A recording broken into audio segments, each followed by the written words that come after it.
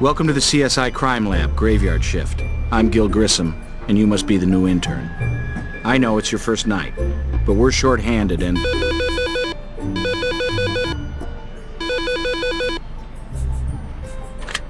Grissom. Yeah, Jim. We're just leaving. We've got a homicide. I know you've got good problem-solving skills or you wouldn't be here. You'll have to jump right in on this crime scene with me. John Webster said, "Death hath 1,000 doors to let out life." Let's find out which one our victim took.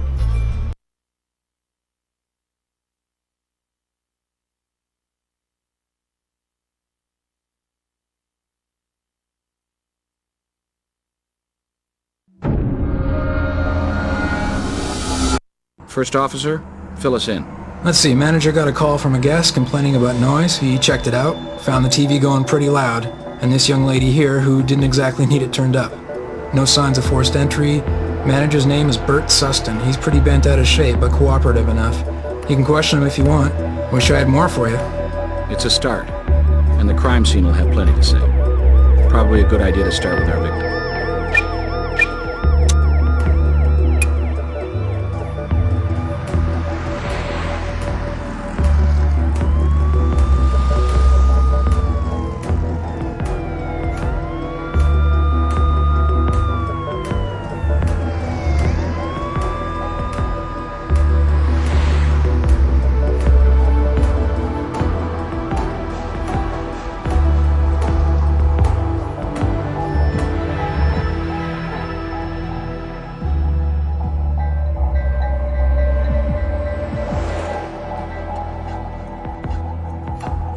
Look at that. There's some bruising on her neck. These marks strongly suggest she was strangled, likely a violent killing. Perhaps there's more we can learn.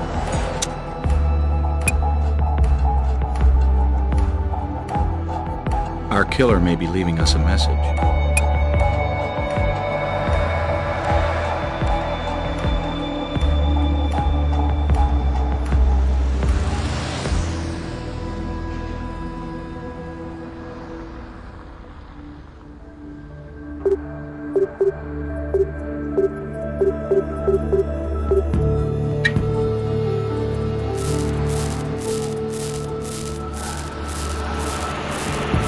We can't use that here.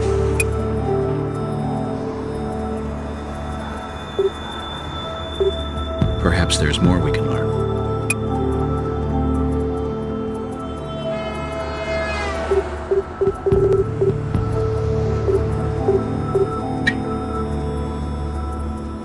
We can't use that here.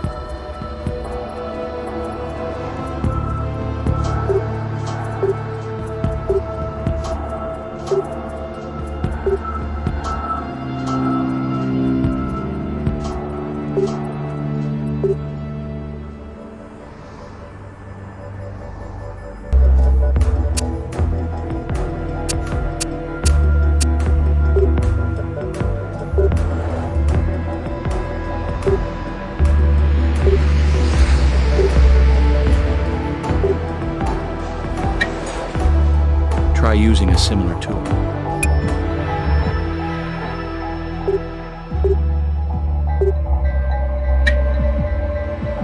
In ancient Greece, families put a coin in the mouths of their late loved ones to pay the ferryman to cross the river Styx. Could be our killer is related to our victim and has a bent for mythology, or maybe this is a final insult.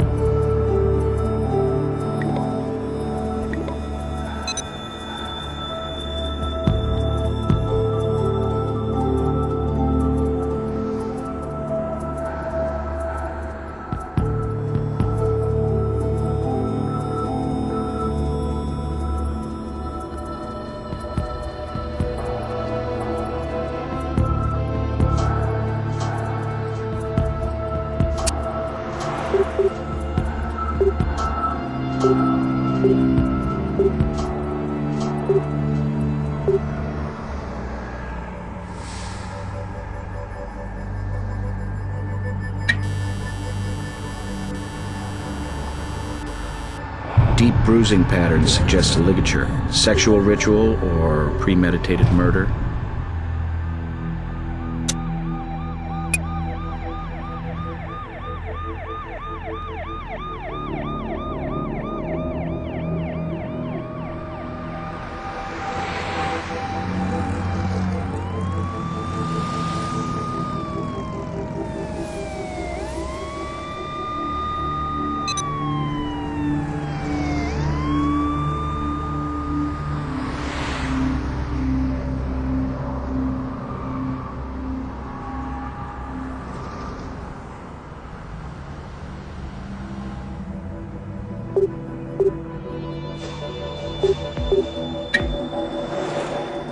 There's no print.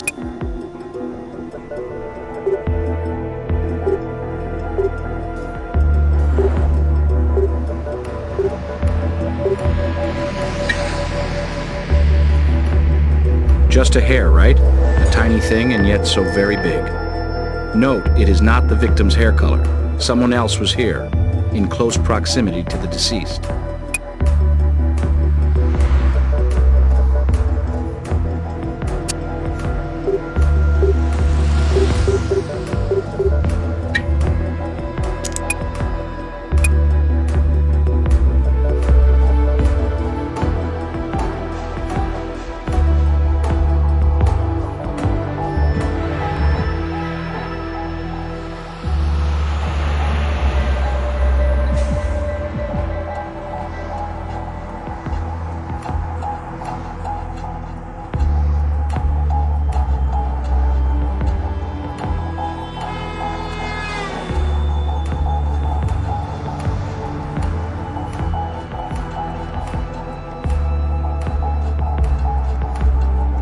Look, I know a girl died and it's a shame, but I got a business to run. Bird Sustin, I manage the hotel. What do you want to know? Showgirl on the strip? Nice enough, never made no trouble. Kind of a regular here, made a half-dozen visits over the past couple of weeks. No credit cards, strictly cash and carry, capiche? If she had company tonight, I don't know who. My business is minding my own business.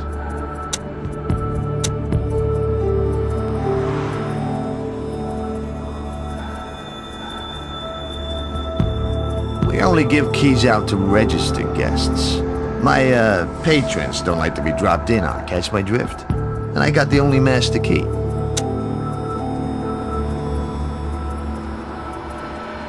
No idea. First name was Kylie. Last, well, that kind of varied. Smith, Jones. Seems I remember her using a different name first time she filled out the checking card.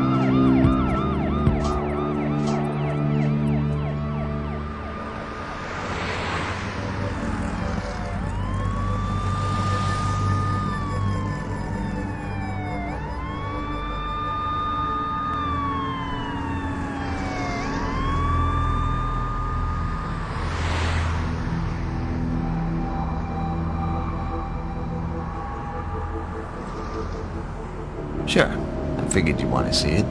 There's an address on it, too.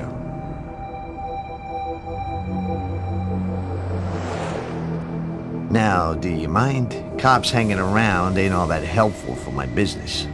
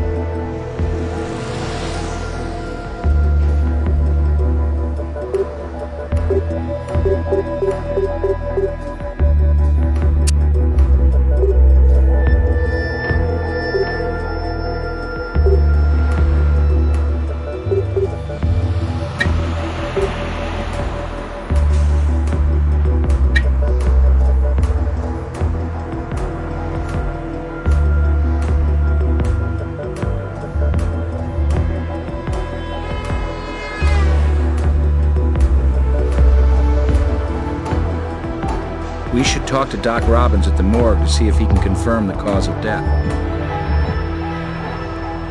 Make sure you've asked the coroner everything about the victim. He may find some extra trace evidence on the body.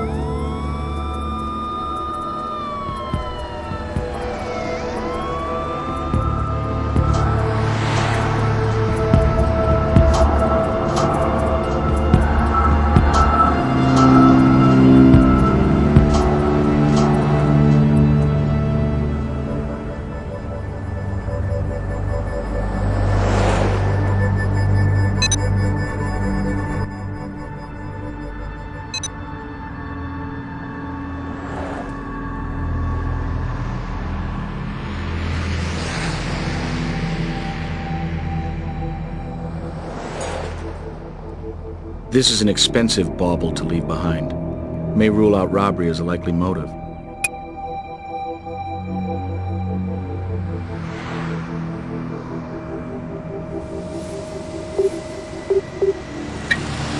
Initials KY engraved on it. This could help us establish Kylie's identity.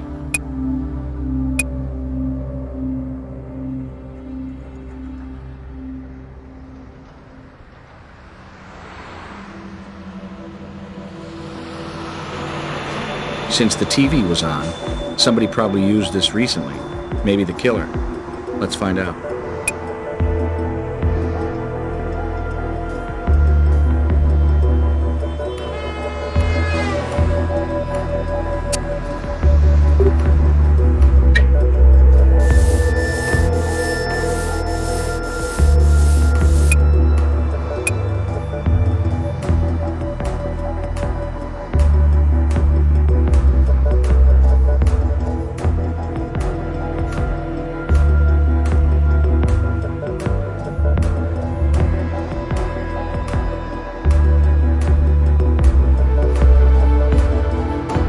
Let's check that TV for prints, too.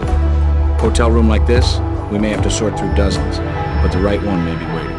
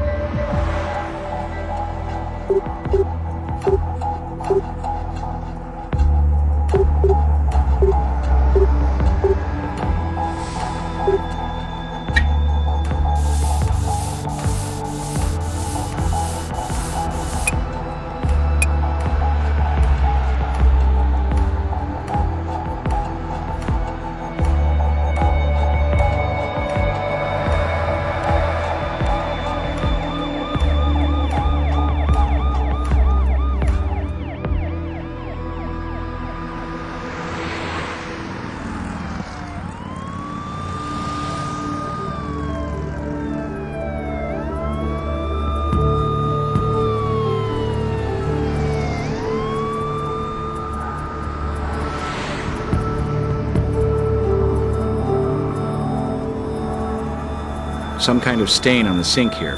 We should try to detect what it is.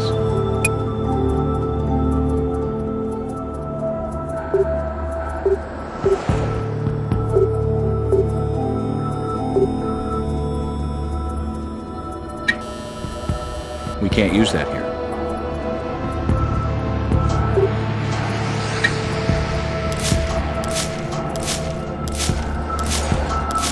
A bloodstain pattern, trying to tell its story. Nice find. If there was a struggle here, then why no obvious blood on the Vic? We should swab it.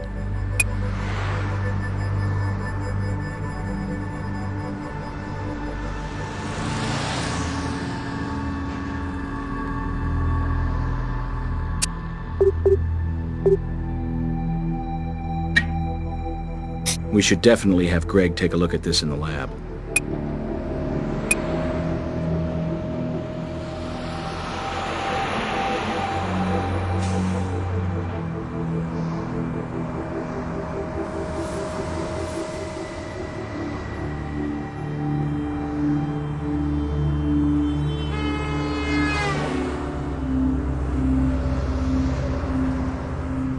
We should talk to Doc Robbins at the morgue to see if he can confirm the cause of death.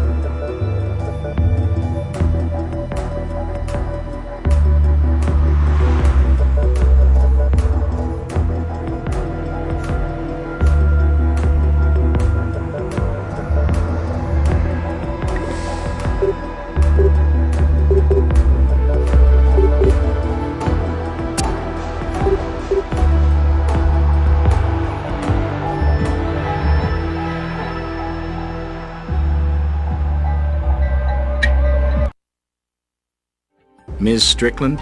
Jenny Strickland? Yes? Gil Grissom, Las Vegas Crime Lab. My assistant and I would like to ask you a few questions. Go ahead. Oh. Oh my god. Is it Karen? It's not Karen who got killed, is it? Maybe we can answer your question, Miss Strickland, if you'll tell us about Karen. My best friend when I was in middle school, Karen Yardstrom.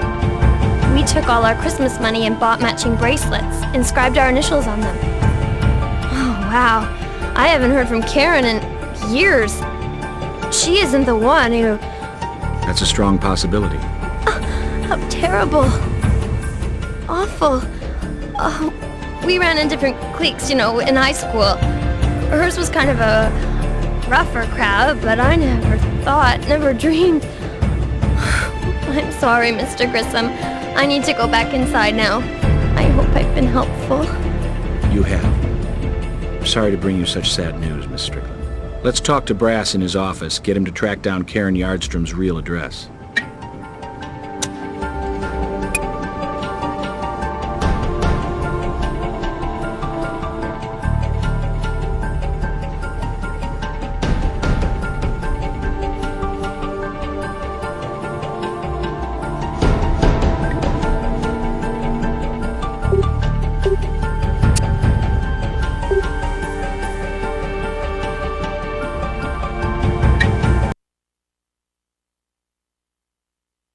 Come on in, and I'm glad to see you. We've been short-handed on the night shift for too long. I'm Captain Jim Brass.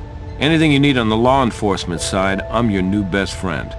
You want somebody brought in for questioning, need a warrant, an arrest? I'll make it happen. So what's up on the hotel killing?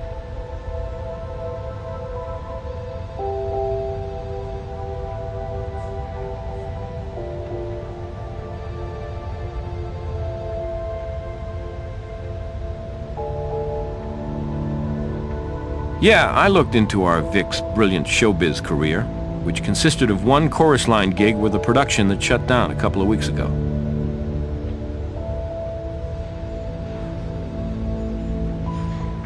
Sure. Seems she lived in the Hamilton apartments. I'll send a unit to open it up for you. Look, we questioned him at the scene. You want to talk to him again, you gotta come up with a good reason. Sheriff Mobley hates it when we harass the locals. It costs him votes.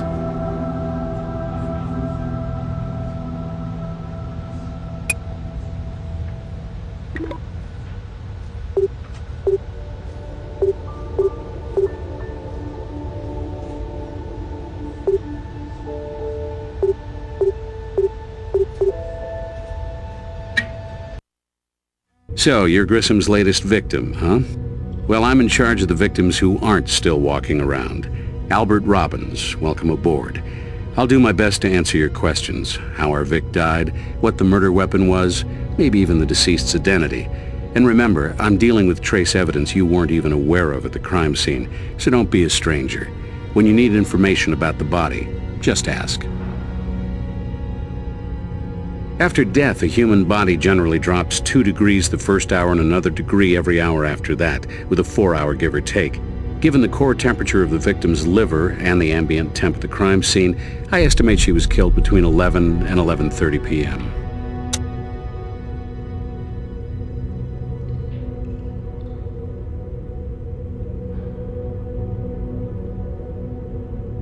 Asphyxia due to strangulation. The hyoid bone, just under the bruising on her neck, was broken. Quick death, anyway.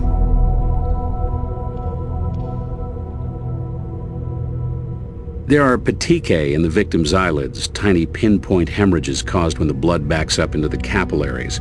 But with an internal injury like this, you won't have much, if any, of the victim's blood at the scene. Any blood you find is more likely the killer's.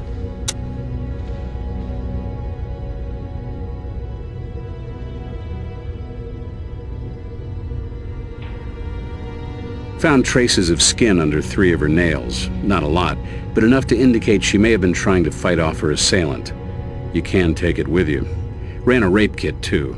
Sexual activity, but no sign of assault.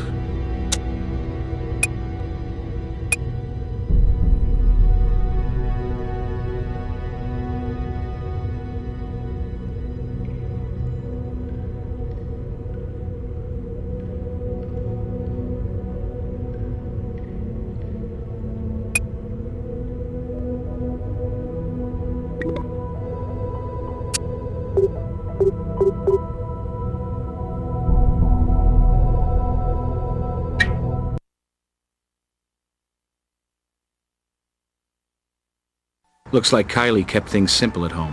Neat, orderly, almost compulsive.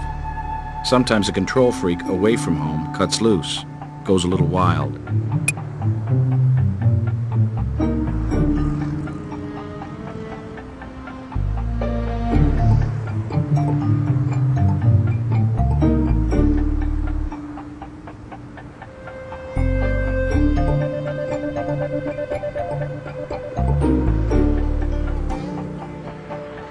Prescription for interferon. It's used in treatment of Hep C infections. Dated yesterday. Kylie may have just found out about her condition.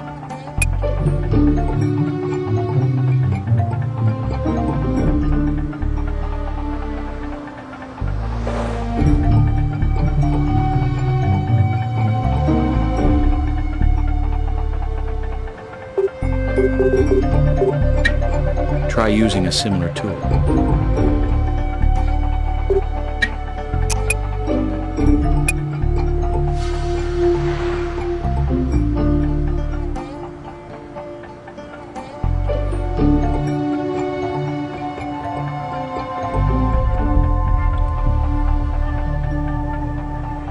Hundreds of years, investigators have examined correspondence and address books for clues. Today, that means checking out a victim's PC. Let's look at her calendar.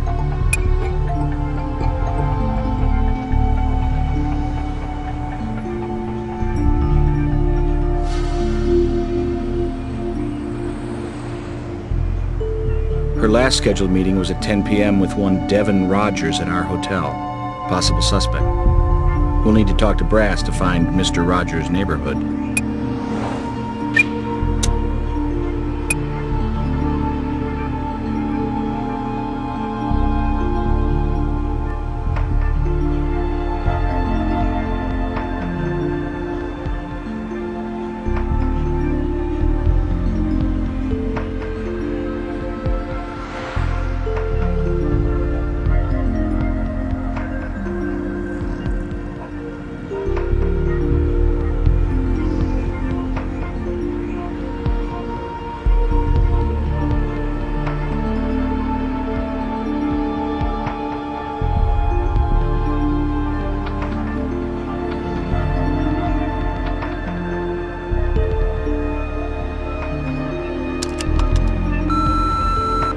Hey, Garvey, it's your buddy Bert. Forget about me. Well, you ain't slipped my mind. Not when you owe me 3 bills for that TV you trashed. Oh, unless, of course, you can think up another way to settle up. You could do that. Seems our hotel manager knew Kylie better than he was letting on. Let's bring this information to Brass.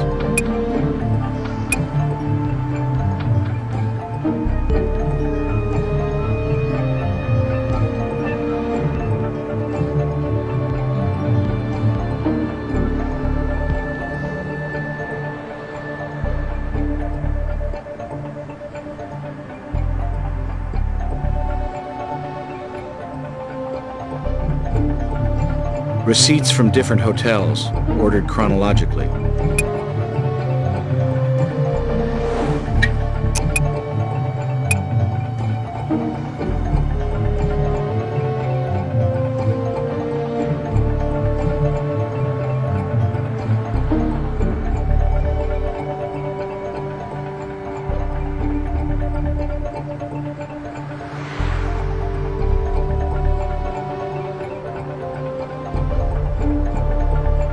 Drag the printout of Kylie's schedule on the search screen of our lab computer and run a search.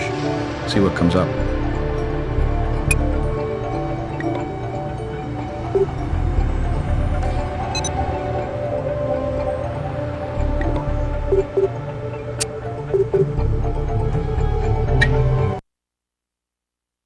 Oh, so you're the new pledge around the CSI frat house. How do you like the initiation so far? Look, I know what it's like to be thrown in the pool and told to swim. I'm here for you. Greg Sanders. Confidentially, I'm the guy who keeps this party hopping.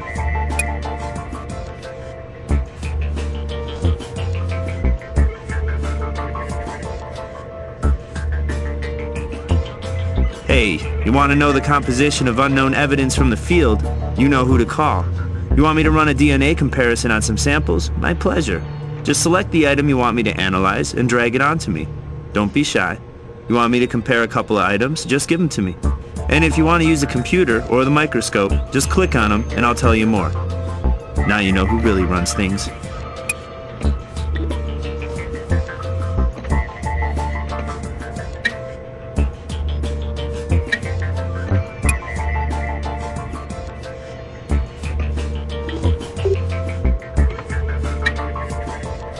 Nothing new to report on that.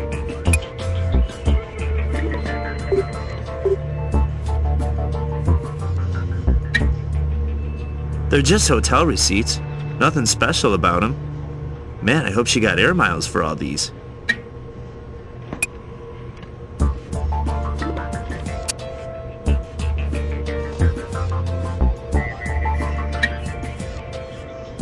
It's a magnetic chromium dioxide audio cassette tape. Nothing special to tell you about it.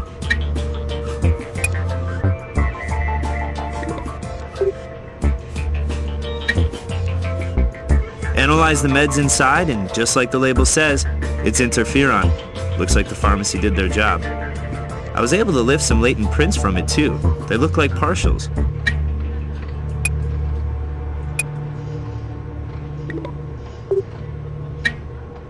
I've done everything I can think of with that.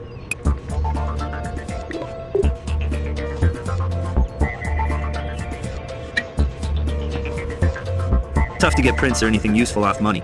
This is no exception. Came up blank. Sorry.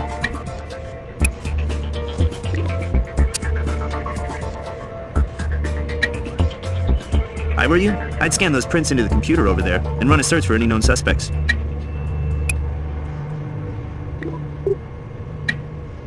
Hey, good news. Found enough DNA for a profile, but comparing it to another sample is where the fun begins.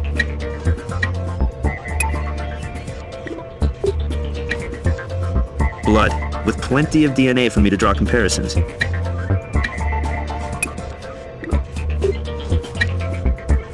I were you, I'd scan those prints into the computer over there and run a search for any known suspects. What you got there is a partial print. Tricky little things, partials. Not enough info to call up a rap sheet in the database.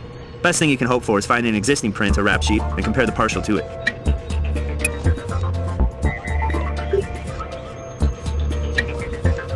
Check that out under the microscope. See if you can match it to a corroborating piece of evidence. Don't be afraid of the microscope. It's your friend too. Want to look at something under it? Just drag any trace evidence onto either side of the lens. To compare two things, drag the second item onto the other available slot. If you find a match, your evidence and case files will update. Sweet, huh?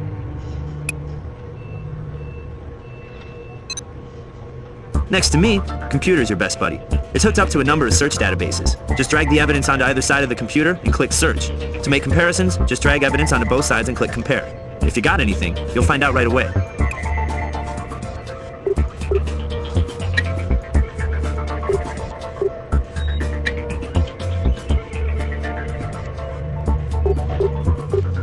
A partial fingerprint. Could still be useful, though. We need to compare it to a full print to establish a match.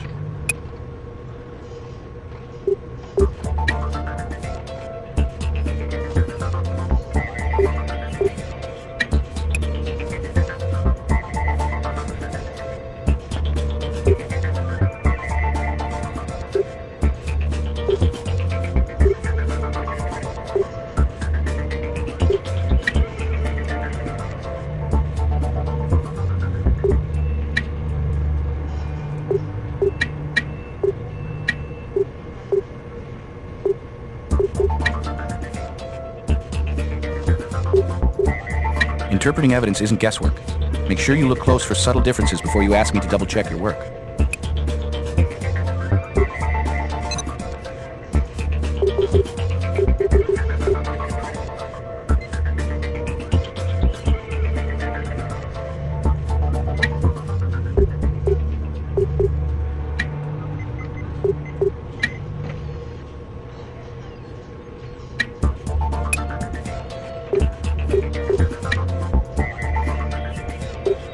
Don't quite have a match there. Check the details when doing the comparison. Only when you're sure should you ask for confirmation. A partial fingerprint.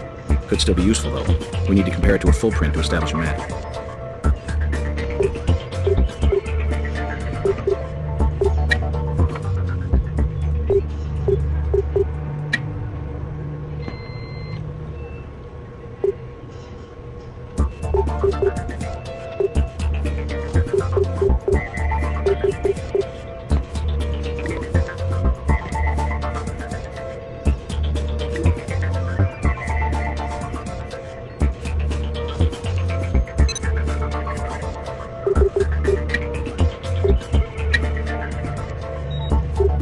Devon, the last person in our victim's date book, has a criminal record.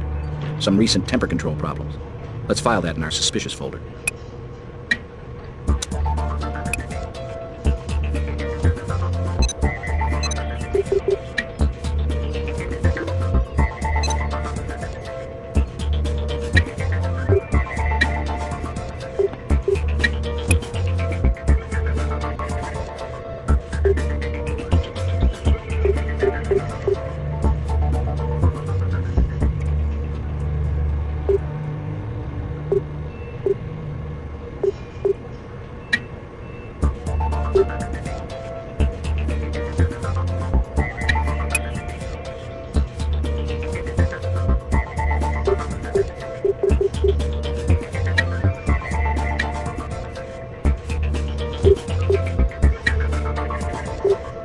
Interpreting evidence isn't guesswork.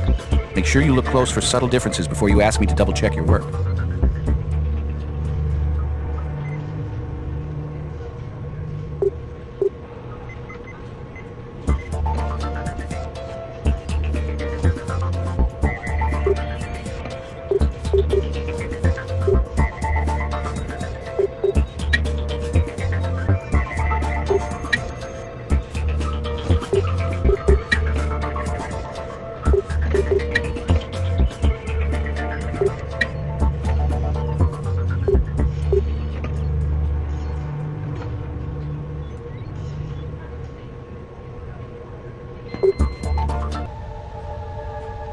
I'd like to tell you we busted the bum, but I'd be lying. And my gut says it's no coincidence she's on a silver tray now.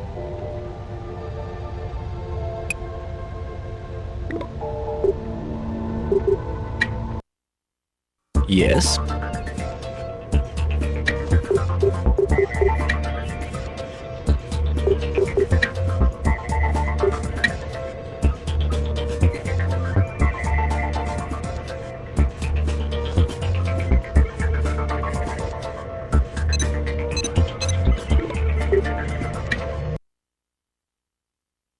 Need something?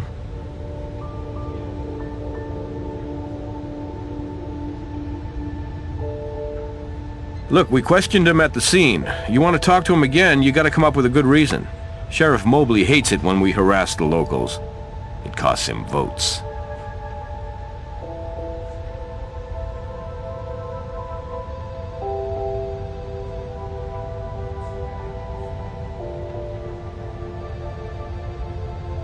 Partial print places him at the scene. Nice.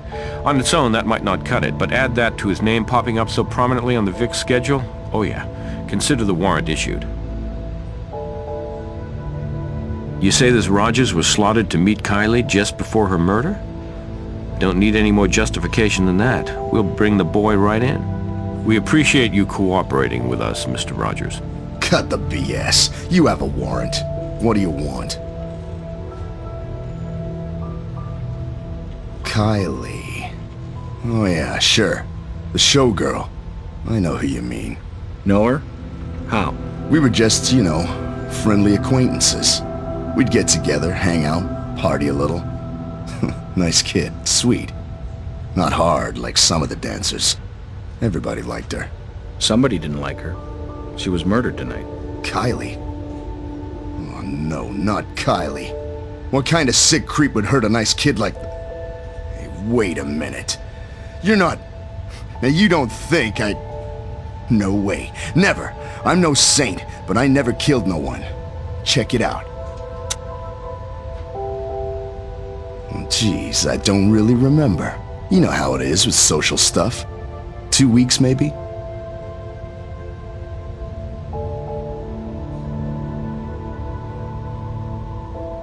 All right, okay, I won't lie to you. I saw her. I saw her tonight. Where? Hotel way down the strip. Champagne Hotel, I think.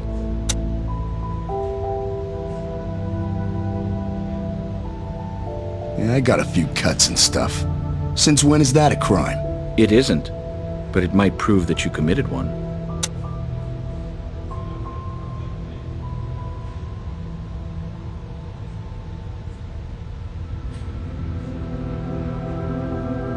Well, I do now. And I ain't too happy about having to get myself checked either.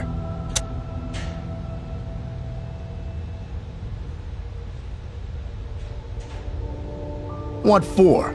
I got a right to know what you wanted for, don't I? I mean, I didn't kill her or anything. But why should I help you guys entrap me? Mr. Rogers, the DNA sample can help clear you. We're trying to eliminate suspects from our list. We have a warrant, sir. You can give it to us, or we can take it. Fine. Our intern here is going to swab some epithelial cells from your mouth and take a hair sample with tweezers. Ow. Take it easy. Couldn't you have been a bit gentler with that thing?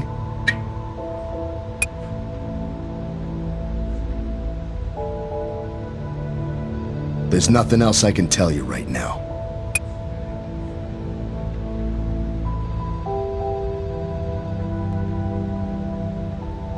There's nothing else I...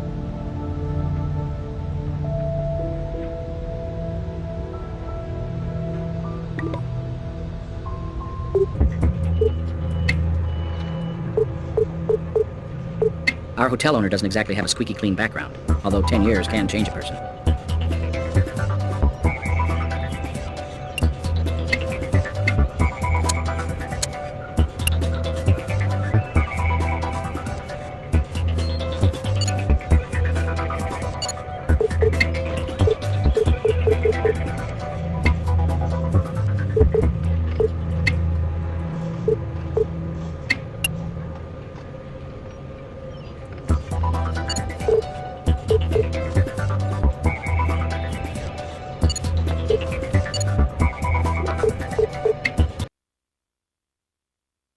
What's up? Okay, this clown lied to us about how well he knew the young woman. Sure, he has legit access to the room. But any way you slice it, I can find a judge who'll give us a warrant. Ah, yeah, well, you have something here. This rap sheet gives us plenty excuse to talk to this charmer again. I'll have him hauled right in. Okay, just for a change of pace, let's try the truth this time. You got no right taking that tone. I'm cooperating, ain't I? I told you before, I got nothing to do with this mess.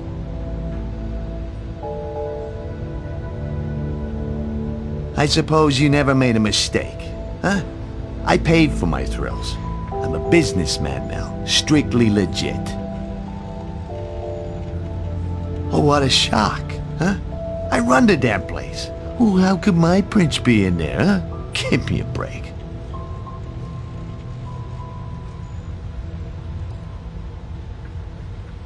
So I knew the girl. Big friggin' whoop. A showgirl. Usually quiet, but she lost it last month. Went all rock act on me, busted up a TV. 300 big ones to replace that sucker. Kid keeps promising to pay me back and nothing. Hell, I wouldn't whack a kid over trivial crap like that. What'd he take me for? Nonetheless, Mr. Sustin, Kylie is dead. Murdered in your hotel. Listen, my place ain't the Ritz, okay? Get the odd rough crowd, so I take my share of bumps and nicks. Comes with the territory.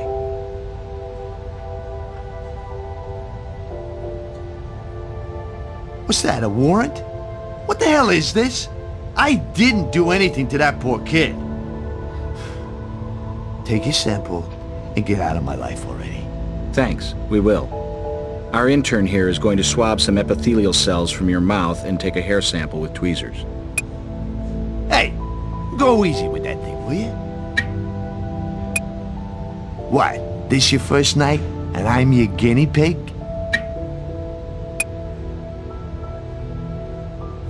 Hey, that's all I gotta say right now. Answer to a corroborating piece of evidence.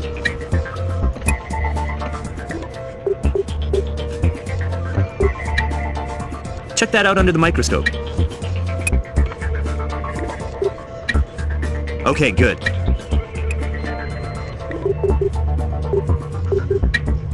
The DNA reference sample from Rogers, but the real story unfolds when I compare it against another sample.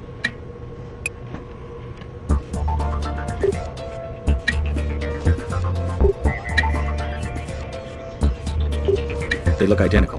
Strong likelihood our Mr. Rogers was in that hotel room around the time of the killing.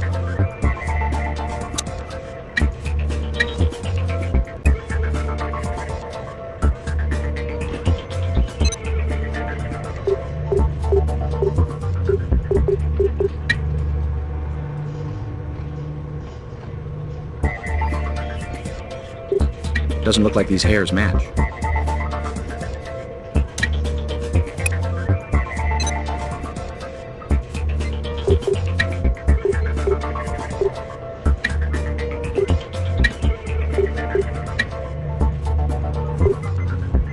Interpreting evidence isn't guesswork.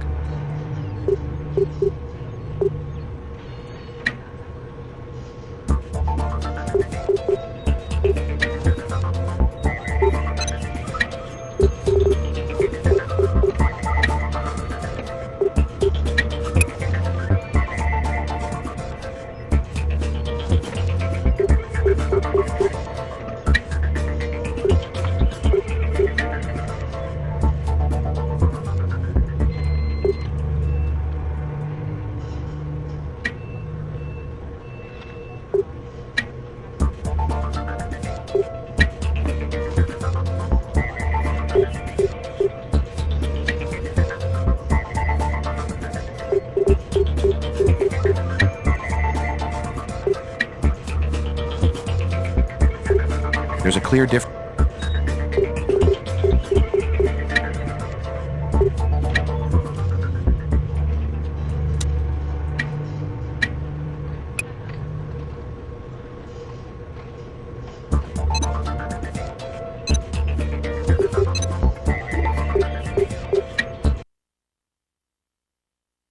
Need something?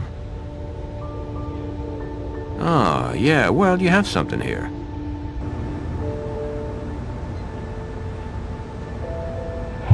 Last rocket scientist to book that room busted the mirror, and guess who cut himself cleaning up the damn mess? I bled on the sink and the new mirror. Then I cleaned up after myself. After all that work, I turned on the tube and watched the news. Work for you?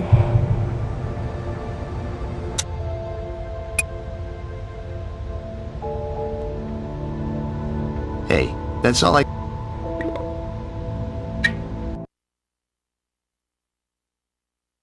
Need something?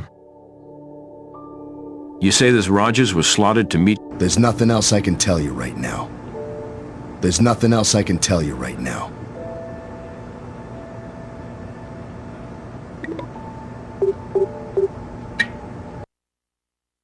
What's up?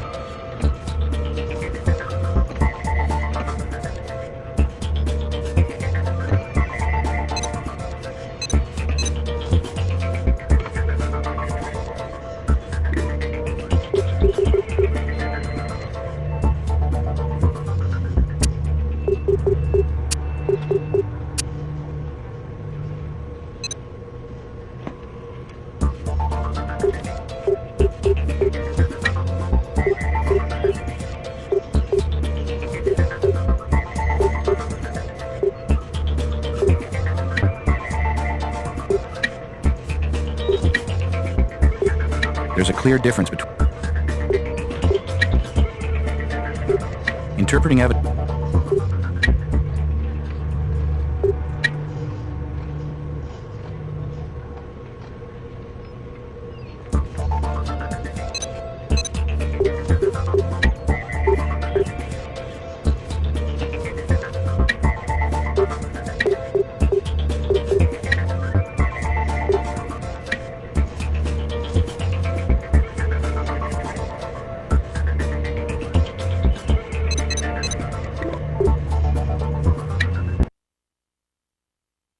What's up?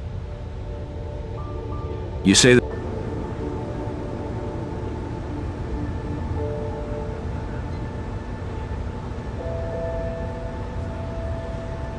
It was? Yeah, I can see that. She liked it rough. Clawed my arm just to get a rise. Now, tell me if this sounds familiar, Mr. Rogers. The day Kylie returned from getting her sobering diagnosis, she did the right thing. She called anyone that she'd had sexual contact with. You asked to meet her at the hotel to talk about it, but your anger came out when she arrived. Kylie scratched you, defending herself, so you forcibly tied her to the bedpost and blindfolded her. The walls in that hotel are paper thin, so you turned up the volume on the television using the remote, which you then pitched to the floor. You tore a strip from the bedsheet, which was when a hair from your head fell into the folds. Then you wrapped the sheet around the woman's throat and finished her off. Your revenge taken, you left, but not before leaving a little tip.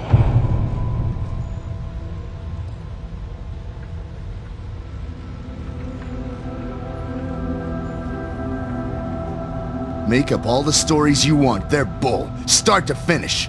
Find yourself some other sucker. In your mind, that young woman killed you. So you killed her. That ain't what happened. She was alive when I left her. I swear it. We'll let a jury decide that, but the evidence says otherwise. It never ends. You did a good job on this case. You found a suspect that meets the requirements for means, motive, and opportunity. That's all we can do. The rest we leave up to the district attorney. Now, let's do your evaluation.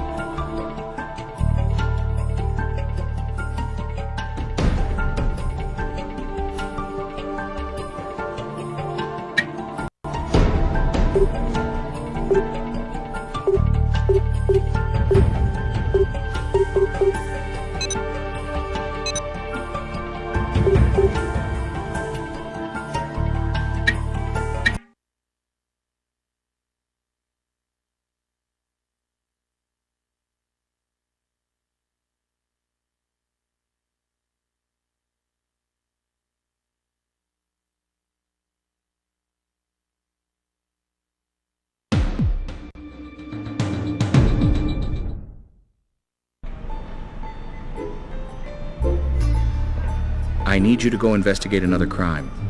Sarah will meet you on the site and give you the details. She's one of our best. You can learn a lot from her.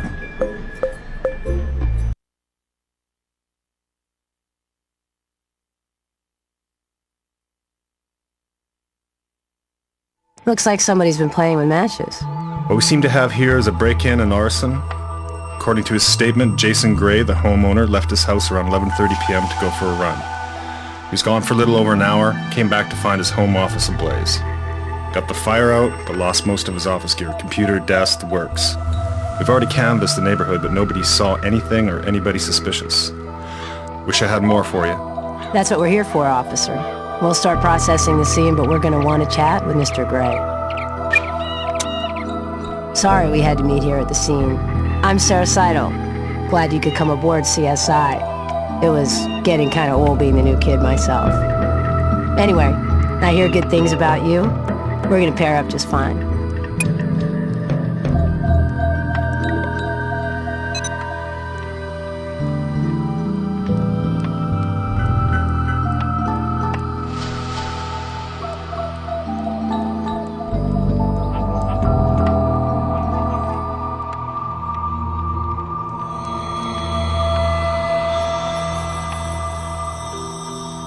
Rag fragments.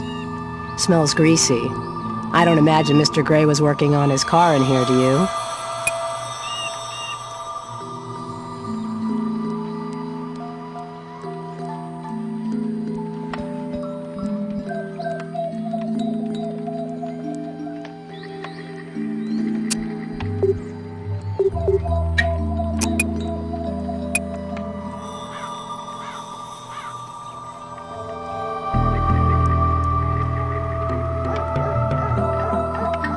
This lighter's an antique, so maybe it's just a collectible, but the cap's been screwed off and it's empty.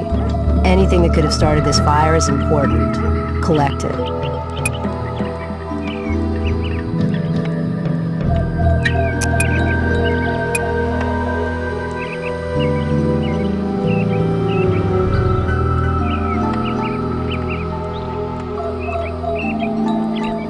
Well, we know the window's broken. What we need to know is how it got that way.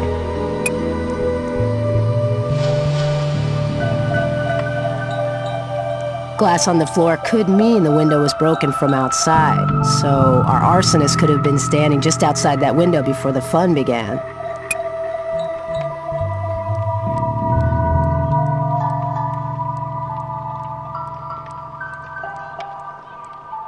Every fire has its share of survivors. This is not one of them.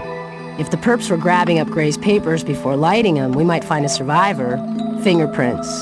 Too fragile to dust, but there's other ways to check for prints.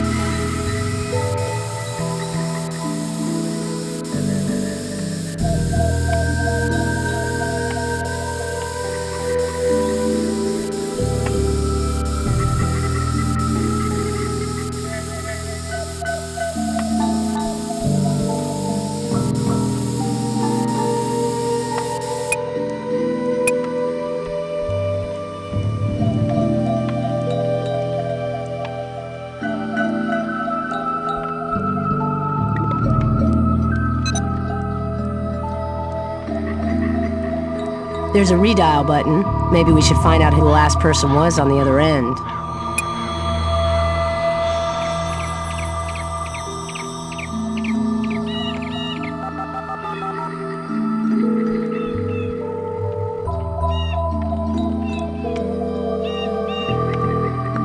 Yeah, leave a message.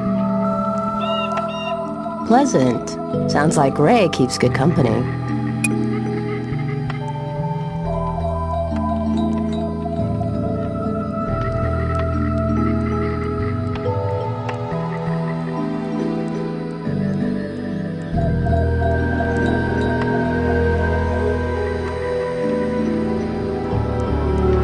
want to test for accelerants, things that started the fire. This looks like a typical burn pattern, lots of charred samples and residual gas in the air.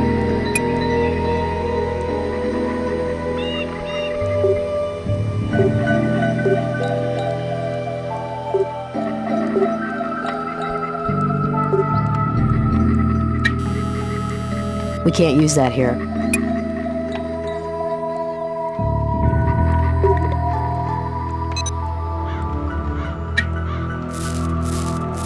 We can't use that here.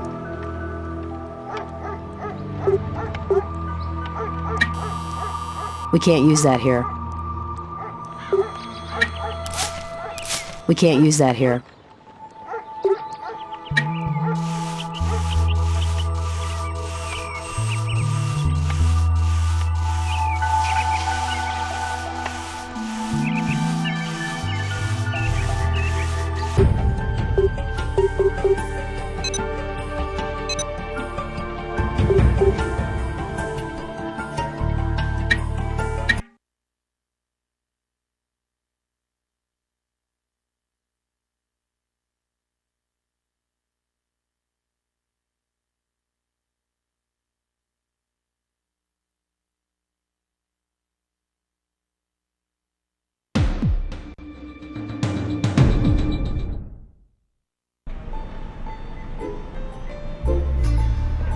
I need you to go investigate another crime. Sarah will meet you on the site and give you the details. She's one of our best. You can learn a lot from her.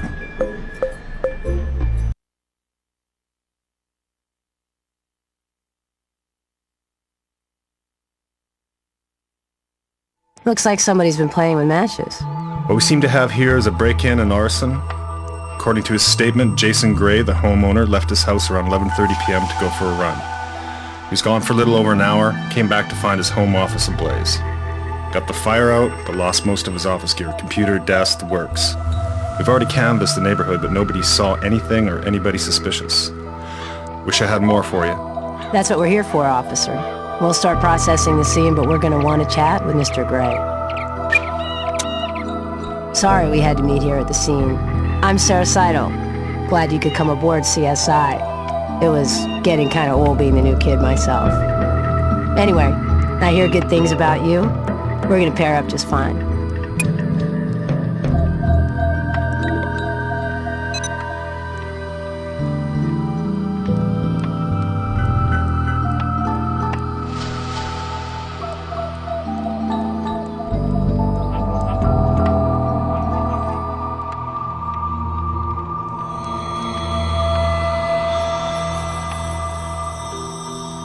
Rag fragments. Smells greasy. I don't imagine Mr. Gray was working on his car in here, do you?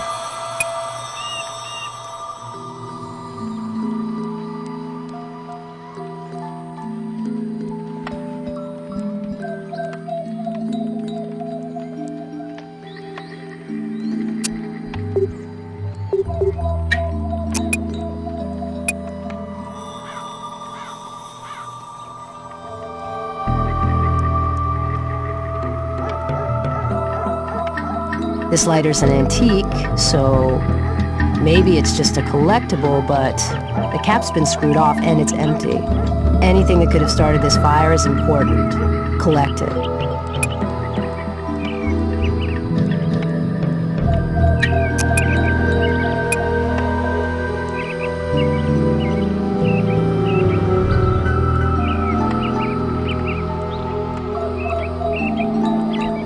Well, we know the window's broken. What we need to know is how it got that way.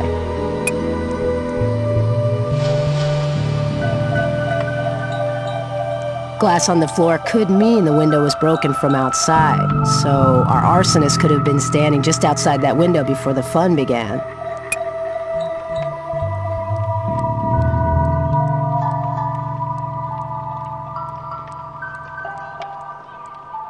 Every fire has its share of survivors. This is not one of them. If the perps were grabbing up Gray's papers before lighting them, we might find a survivor. Fingerprints. Too fragile to dust, but there's other ways to check for prints.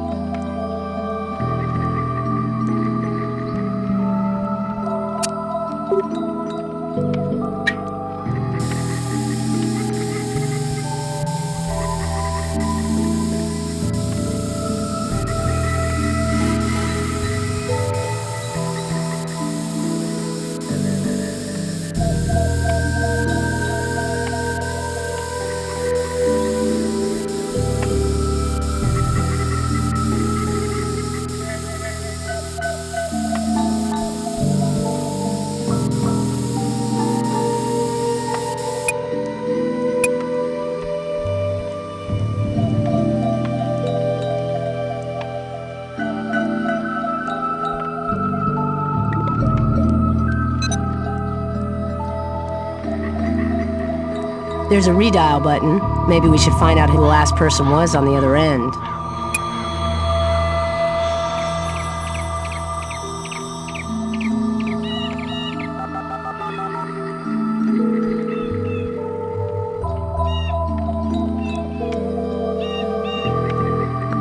Yeah, leave a message. Pleasant. Sounds like Gray keeps good company.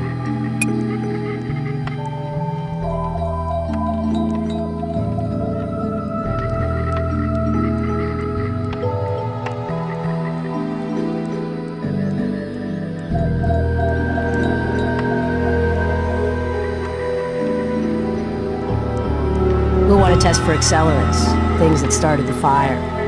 This looks like a typical burn pattern, lots of charred samples and residual gas in the air.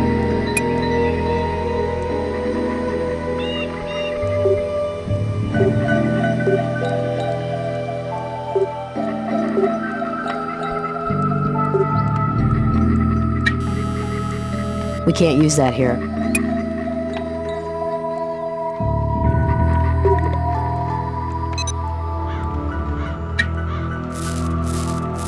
We can't use that here.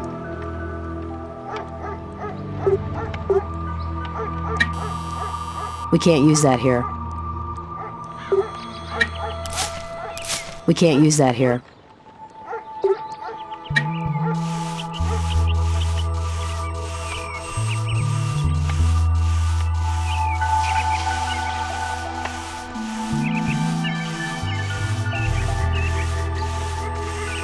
We can't use that here.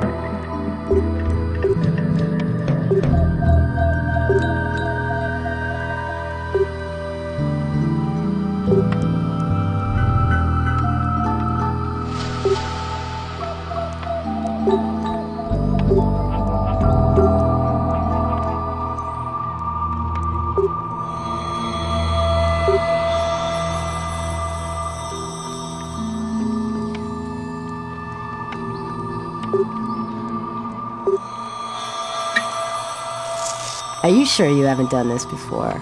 Little luck, Greg will tell us something useful from the sample.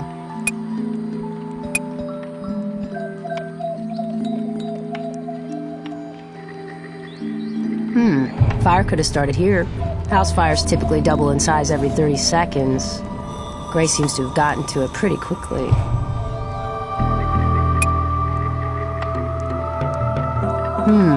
It's colored and rounded. Definitely not window glass.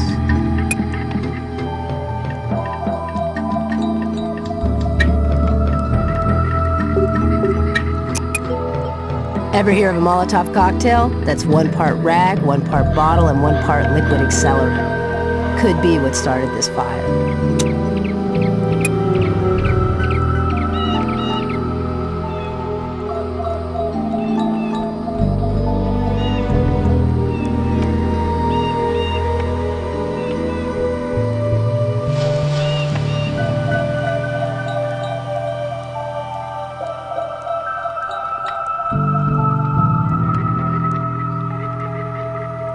Looks like some burned wood scraps.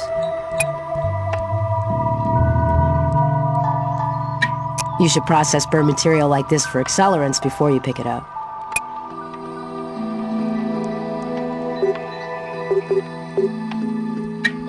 We can't use that here.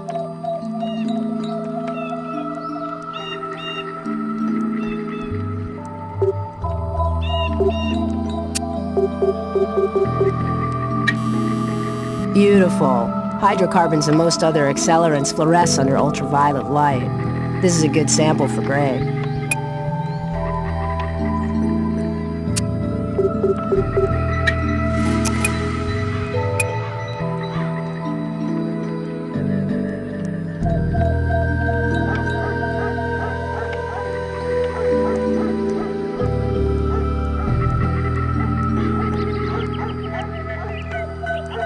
I'm Jason Gray. You the officers who wanted to speak with me? We're with the Las Vegas Crime Lab, Mr. Gray.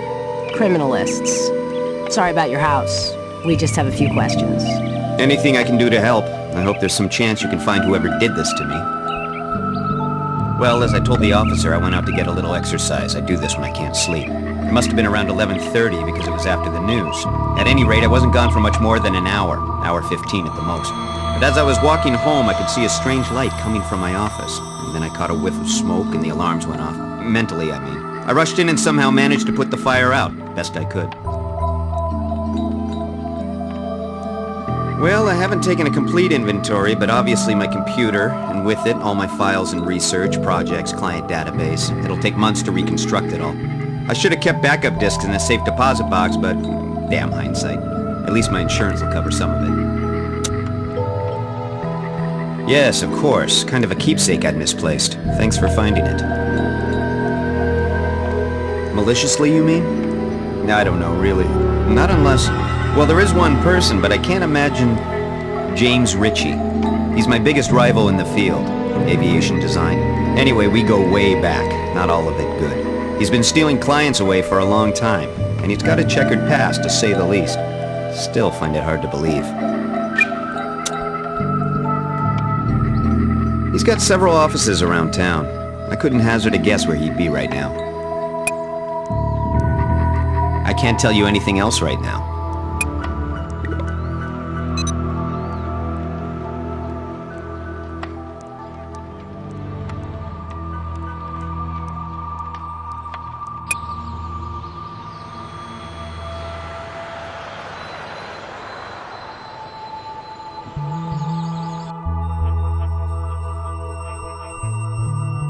Does that look like a shoe print to you?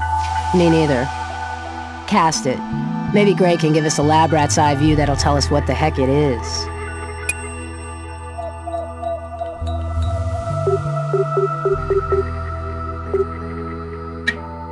Try using a similar tool.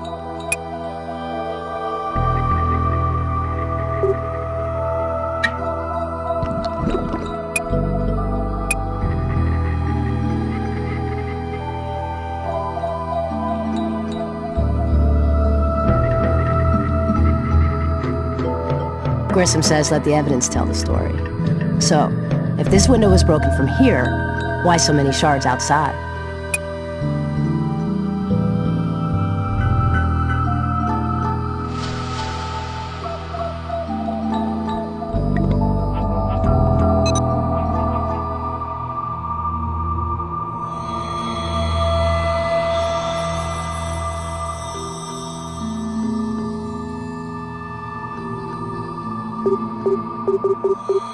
Try using a similar tool.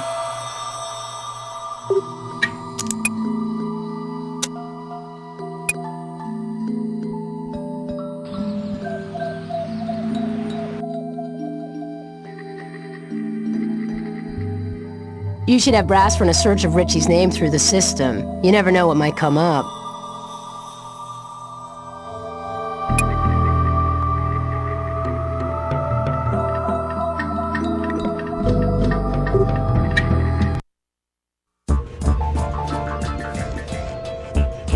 We got an arson case and need some tests run. Well, and it's a pleasure to see you too, Sarah. But I'm starting to feel like this relationship is kind of lopsided. I give, you take. How about I make it up to you by giving you this evidence to analyze for us? Somehow I don't think I'm making my point. So, you got a hot case, huh? Yeah, well, let's have a look.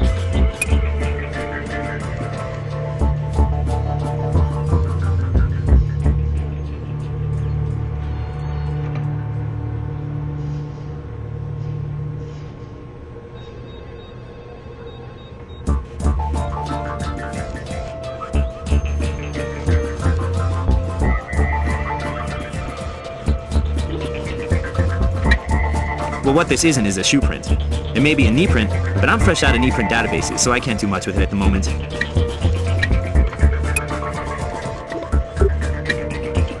You're gonna love this. It's as simple as ABC. A, it's lighter fluid. B, it's not lighter fluid. It's from the fuel oil number 1 family. Or C, it's both.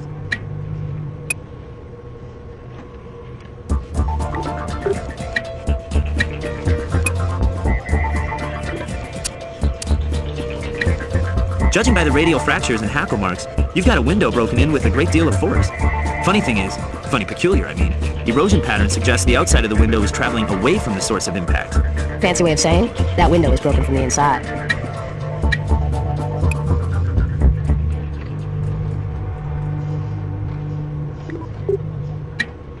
Traces of accelerant. What you have here is lighter fluid.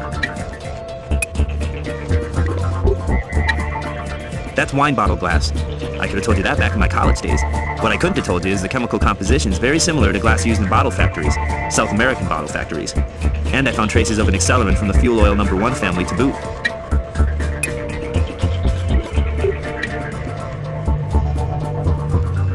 Do I have to tell you it's a lighter? And that it once contained lighter fluid?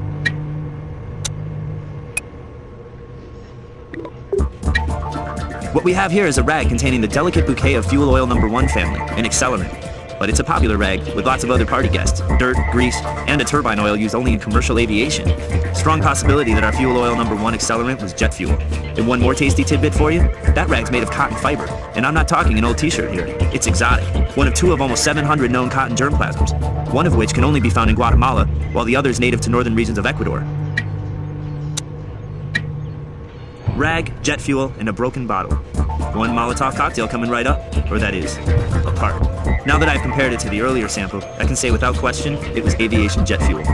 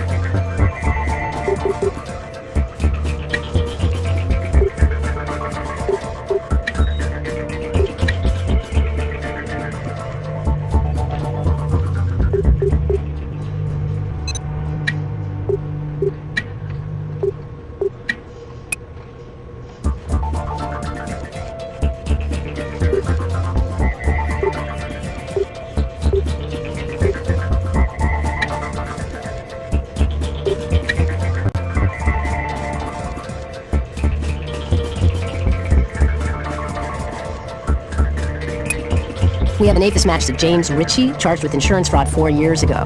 Case was dropped, however.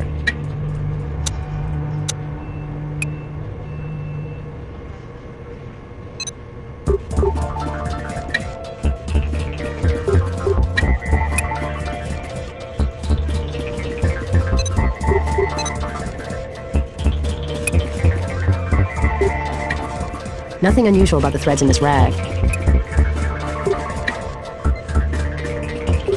Those 2, not a match. Try to be a little more sure before you ask me for confirmation. Study the details, okay?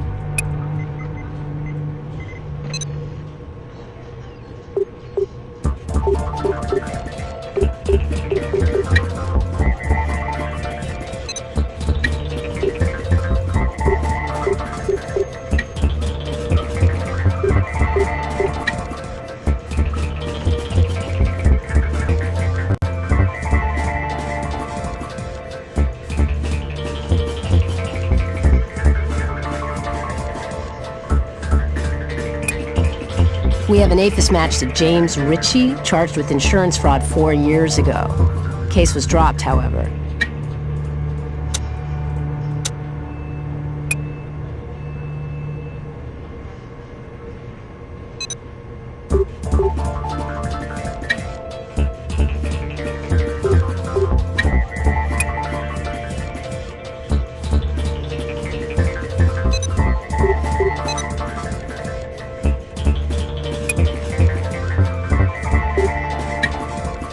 Nothing unusual about the threads in this rag.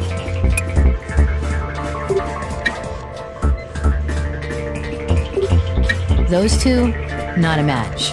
Try to be a little more sure before you ask me for confirmation. Study the details, okay?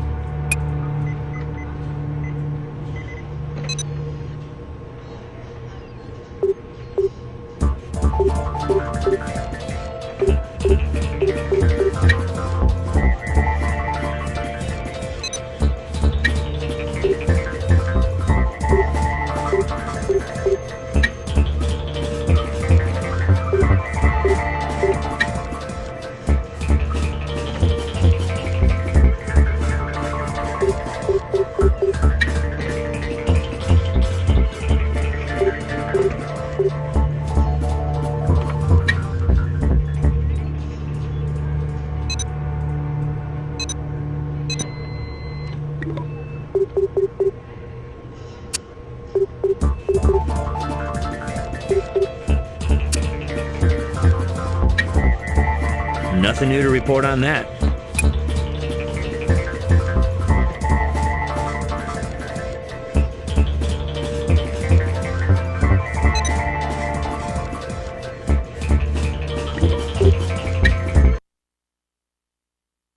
Any breaks in the arson?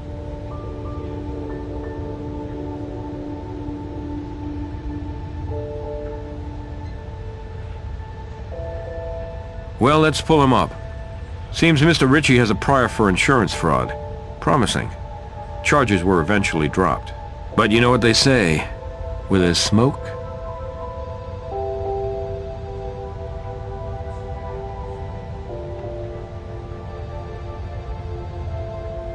his company has a few offices scattered around Vegas, but the downtown branch seems to be the HQ. I'd start there.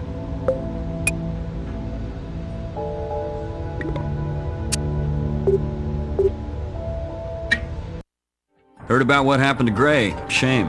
Happy to help. If you can keep it short. I have a meeting in 15 minutes.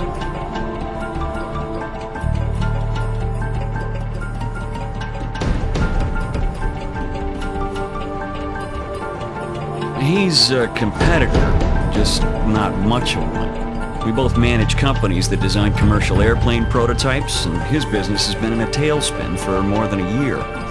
It's not my fault his dissatisfied clients come looking for a home.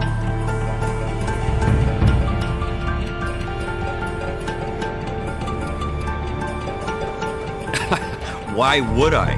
He's barely on my radar. I would say, if anything, Gray feels threatened by yours truly. You know, he even approached me, begging to buy him out a couple of weeks back, as if I wanted what was left of his excuse for a company. I didn't threaten him, I laughed in his damn face.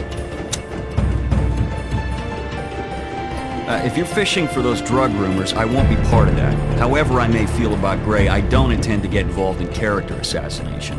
Anyway, what a man does in his private life is his own concern.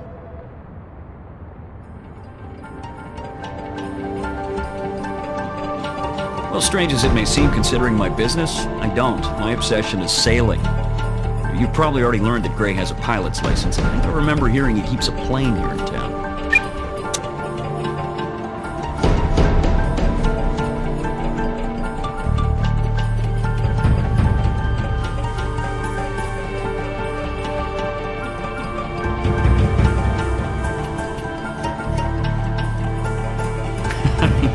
Seriously think I had anything to do with it. Look, I'm not Jason Gray's biggest fan, but I don't go around burning houses down, even when I don't care for somebody.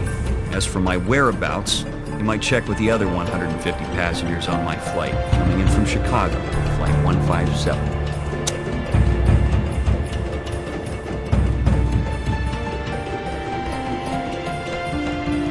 So what?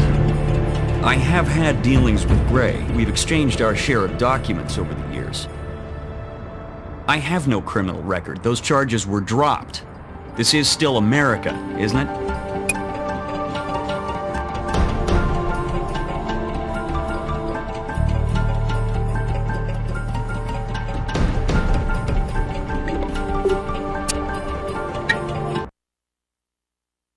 Yeah?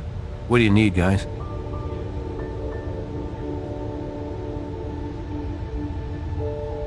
Give me a second. Airline manifest confirms Ritchie was on that flight. Got in at 12:12. We'll just check civil aviation records and see. Corporate Learjet Tango 146, registered to his company. Last place it was hangared was Henderson Executive Airport. See if it's still there.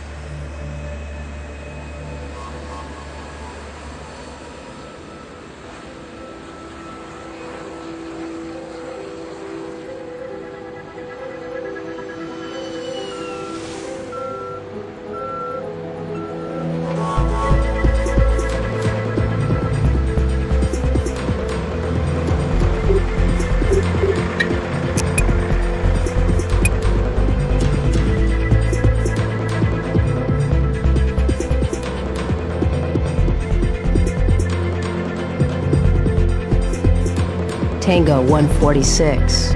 Gray's playing all right.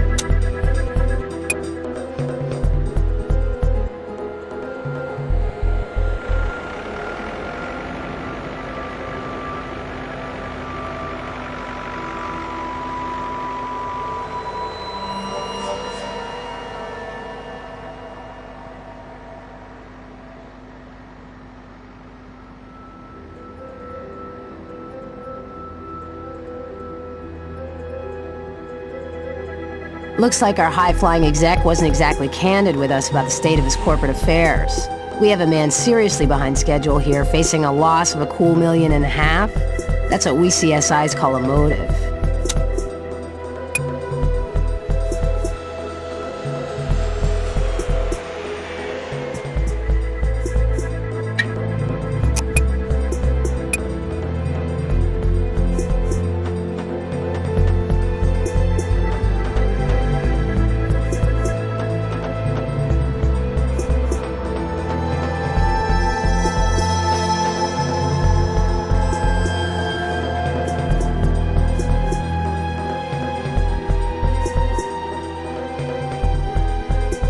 They're locked. Guess we won't be getting in there.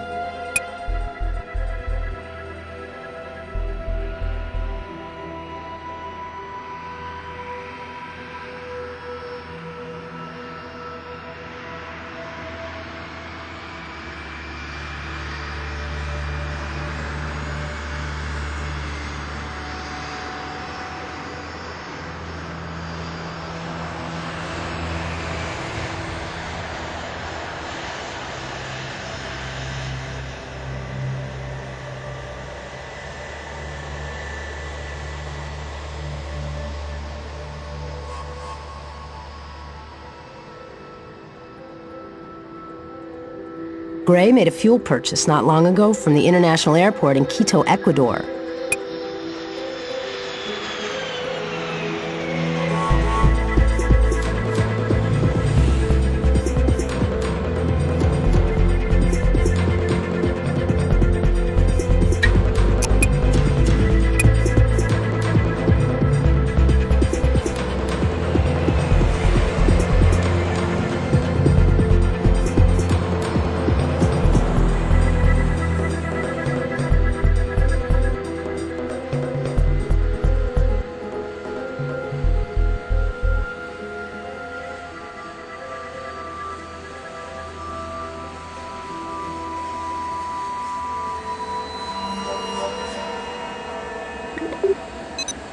Not really.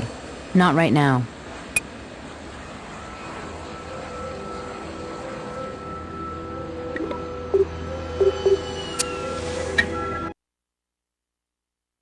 You guys are moving fast on this arson case. Got a new lead?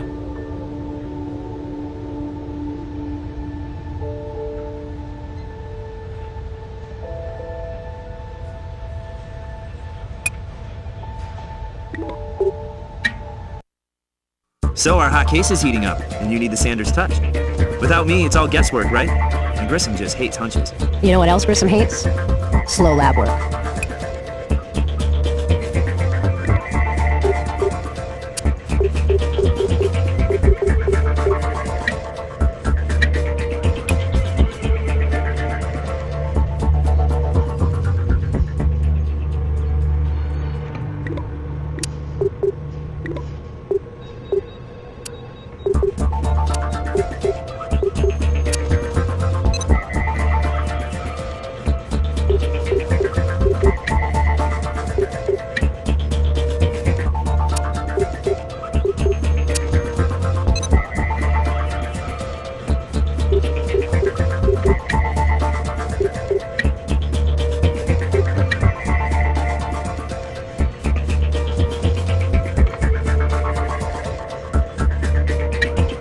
Hanger rag and the fragment from Gray's home share the same rare cotton germplasm. Species is definitely of Ecuadorian origin.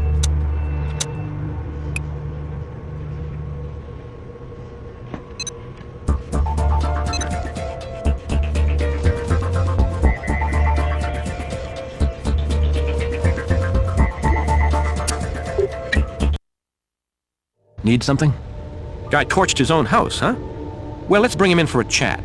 Maybe he's just burning to confess. Mr. Gray, I think you know why you're here. We've gathered considerable evidence indicating that you lied to us about the fire at your home. Need something? Guy torched his own house, huh? Well, let's bring him in for a chat. Maybe he's just burning to confess. Mr. Gray, I think you know why you're here. We've gathered considerable evidence indicating that you lied to us about the fire at your home. Cooperate. Make it easier on us, we'll make it easier on you. I've told you everything I can think of. No intention on my part to be deceptive.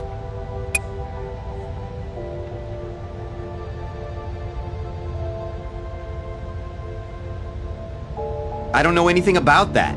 I'm the victim here, you know.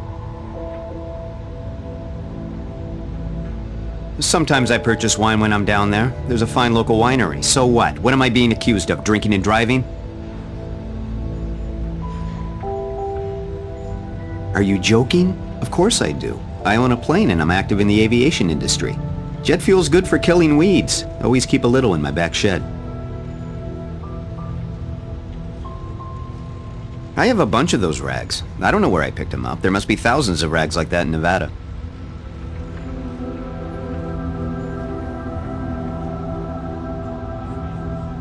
What business is that of yours? My office is a charred ruin. I lose most of my key records and you're nosing into my clients? We have all the evidence we need to make an arrest, Mr. Gray. I just wanted to give you an opportunity to make it easy for both of us. We can do this the hard way. I guess you're right. What's the use? You got the goods on me. You're right. I was way behind on that contract, looking right into the face of financial ruin. It had been building up over the last few weeks. The pressure. But it was spur of the moment. An impulse. I grabbed a rag and that bottle of jet fuel in the shed and smashed it on my office floor. You know, to suggest somebody pitched a Molotov cocktail. I added fuel to the fire, literally. Emptying my lighter on the desk, making sure to douse some letters on top, including one from James Ritchie. I put it out with the fire extinguisher I brought with me from the shed. Then it occurred to me, I ought to make it look more like a break-in, so I busted out a window in the office. But even as I was doing it, I saw the pieces of glass tumbling onto the ground outside and realized I'd screwed up. So I went out and tossed them back in. That's everything, I think. After all that lying, don't you feel better now? Mr. Gray, we didn't secure your shed because it wasn't part of the original crime scene. Could we have your permission to check it now? To confirm your story? You need me to do that?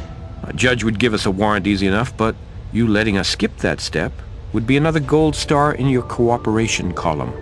That's what I'm trying to do. Cooperate. Go ahead. My house is your house.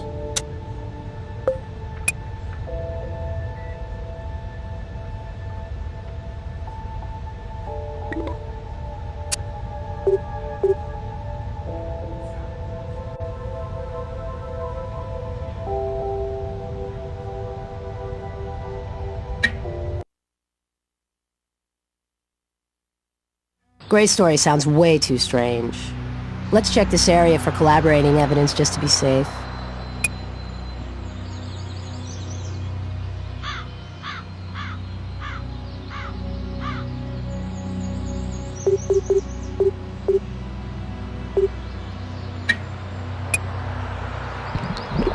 This looks like a deep impression, so it may be recent.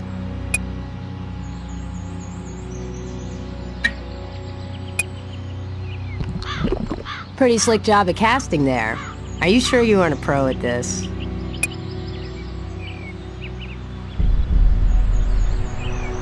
Make sure you check the handle for prints before you touch it.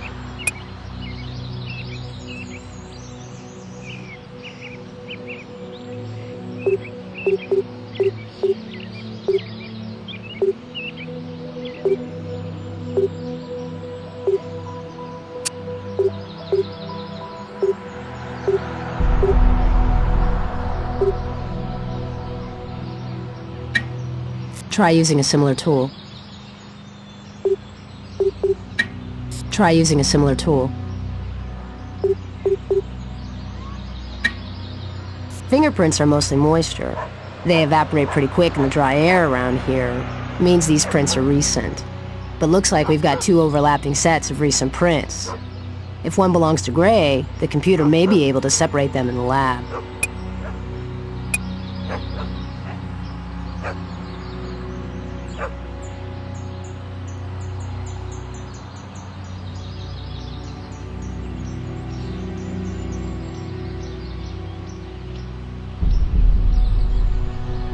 Yuck, that's nasty. Definitely smells like gasoline.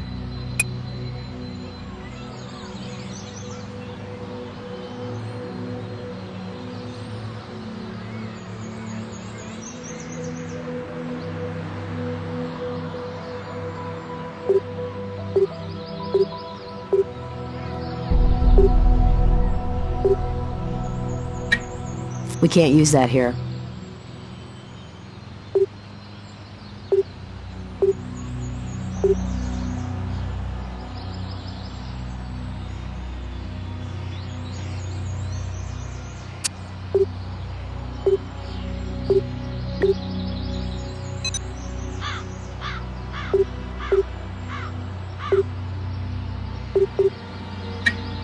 Try using a similar tool.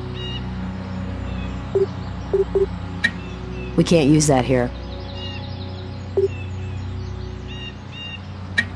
Try using a similar tool.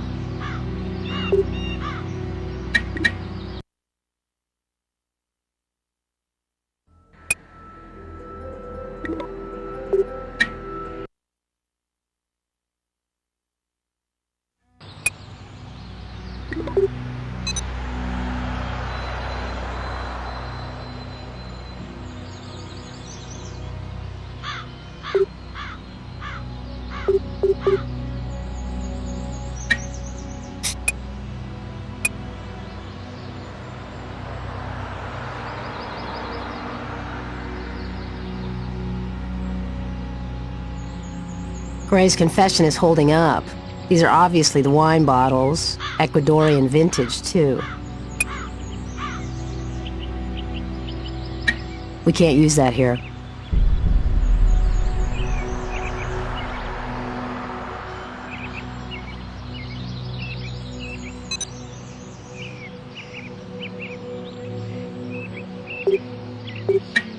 Try using a similar tool.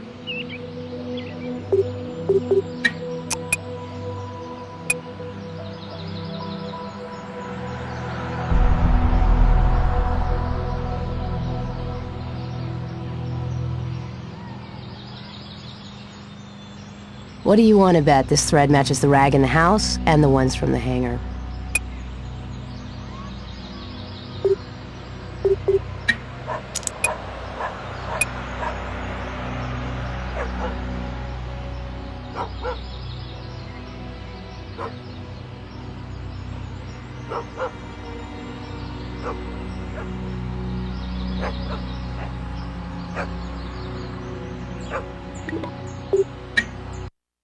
I have nothing else to tell you for the time being.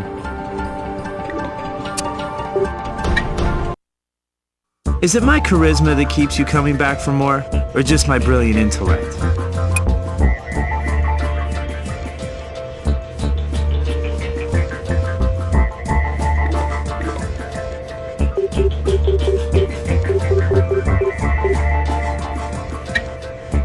I've done everything I can think of with that.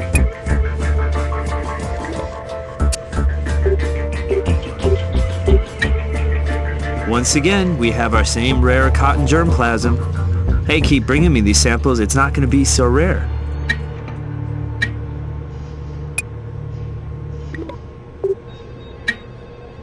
And survey says...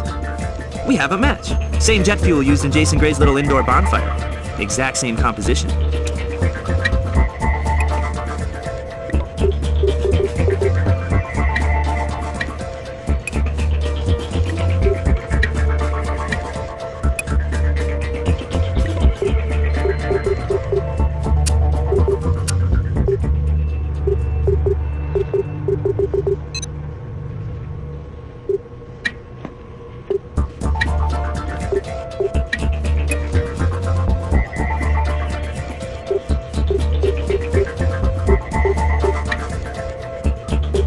These don't match. It's all about the little things, tiny differences between them. You should be sure you've got a match before you ask me for confirmation.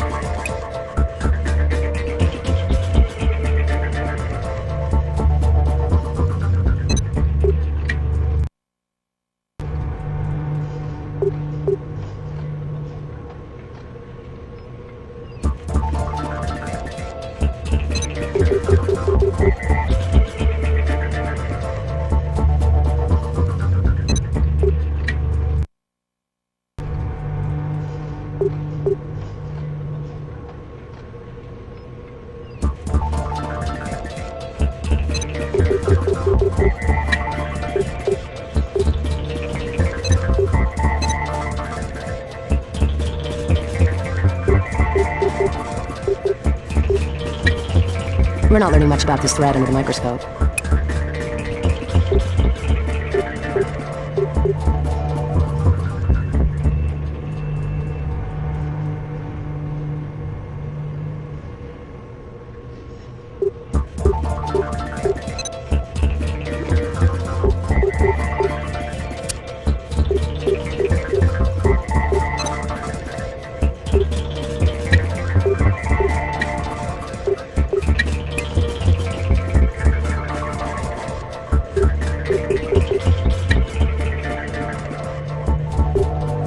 Okay, shoe print came from a size 9 runner, which matches Gray's size.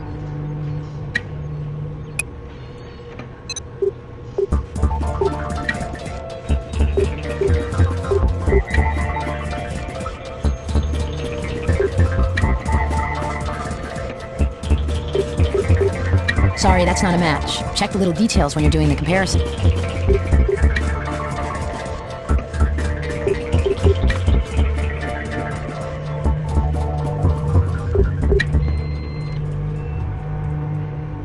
Not quite a match.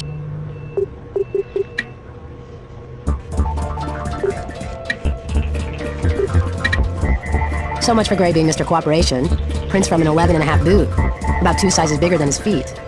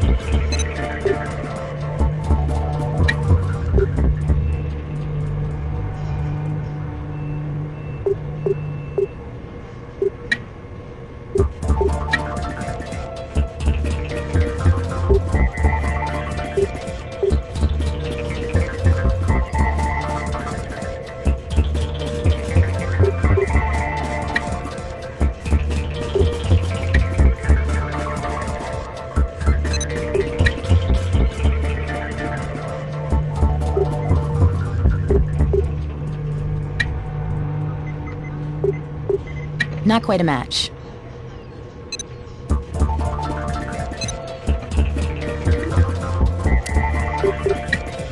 I've done everything I can think of with that. What's up? Yeah, see what he's got to say for himself. I can't tell you anything else right now.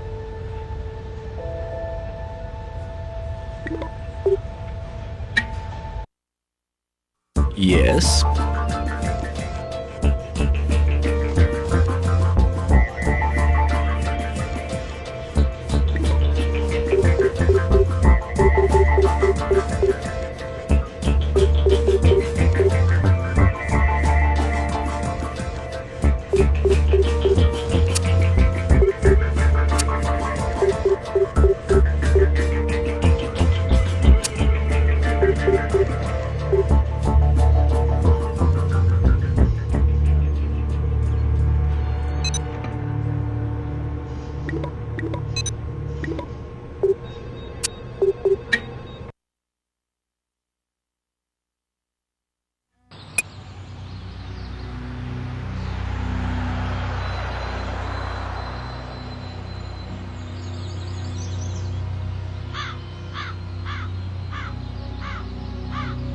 You found 2 sets of prints on Gray's shed door handle.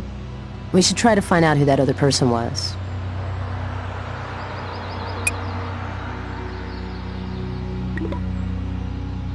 These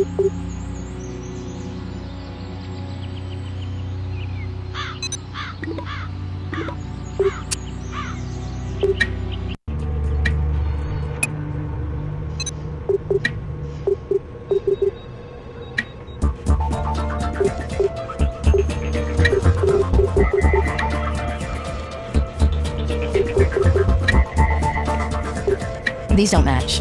It's all about...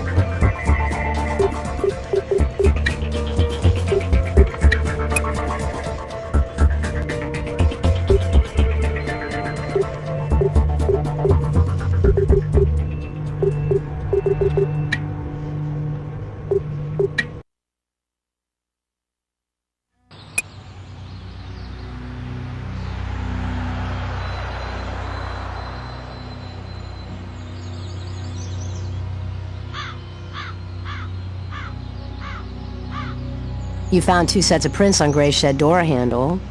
We should try to find out who that other person was.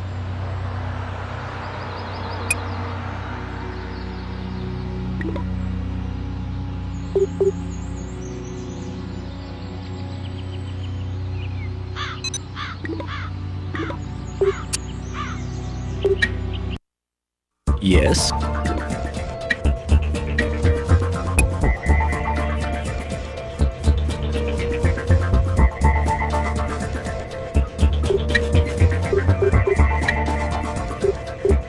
We separated our twins, and both have survived.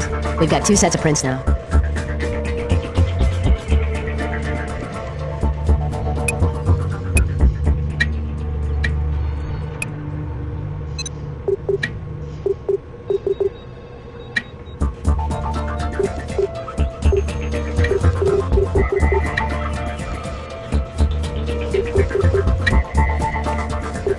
These don't match. It's all about...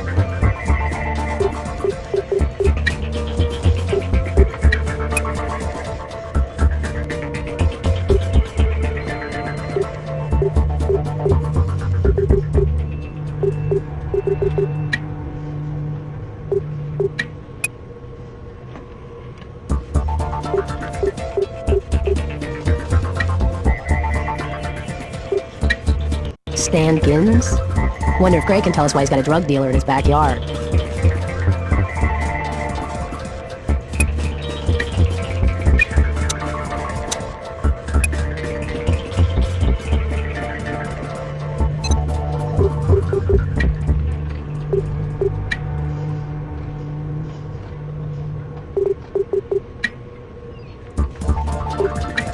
Yep, these are Gray's prints.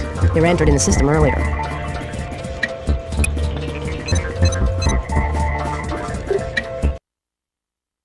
Make me happy. Tell me Gray's confession checks out. Yeah, see what he's got to say for himself. Am I supposed to know? I think you do, and we're gonna prove it. I can't tell you anything else right now. What's up? Good call. Maybe he can tell us why Mr. Gray's confessing and lying at the same time. Mr. Gins, there was a fire at the home of Jason Gray. You've been brought in for questioning on the matter.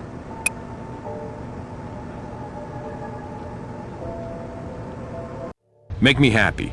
Tell me Gray's confession checks out. Yeah, see what he's got to say for himself.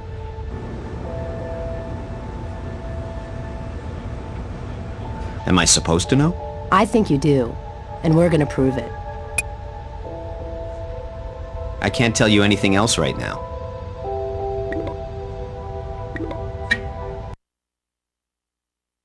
What's up?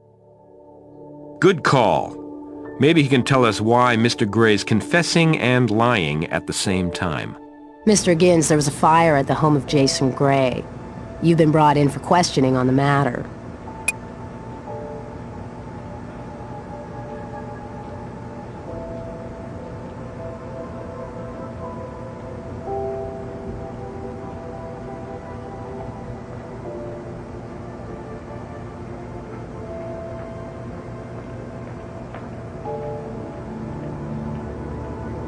We've done some business. What kind of business? That's between me and my client. But I don't know from fires, okay? Out and about. Little walk around the neighborhood. That's still legal, right?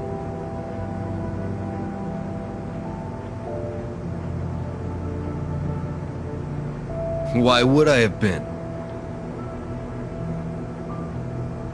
Well, I own a pair of 11.5 feet. You do the math.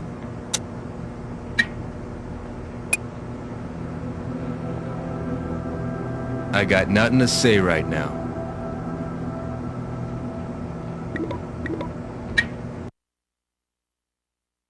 Need something? Yeah, see... You've been lying to us. You see, Mr. Gray, when somebody confesses, trying to help and all, but mixes in a lot of bull, well, we get frustrated. And me personally, I get cranky when I get frustrated. But we're willing to give you a chance to put us in a better mood.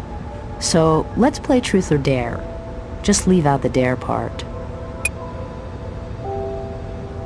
Yeah, name rings a bell. Think maybe he lives in my neighborhood. Don't get to know your neighbors like in the old days. Maybe you need a distinguishing characteristic of Mr. Gins to jog your memory. Like his being a convicted drug dealer, for instance? And Mr. Gins is trying to be cooperative too. He started by telling us you're one of his clients.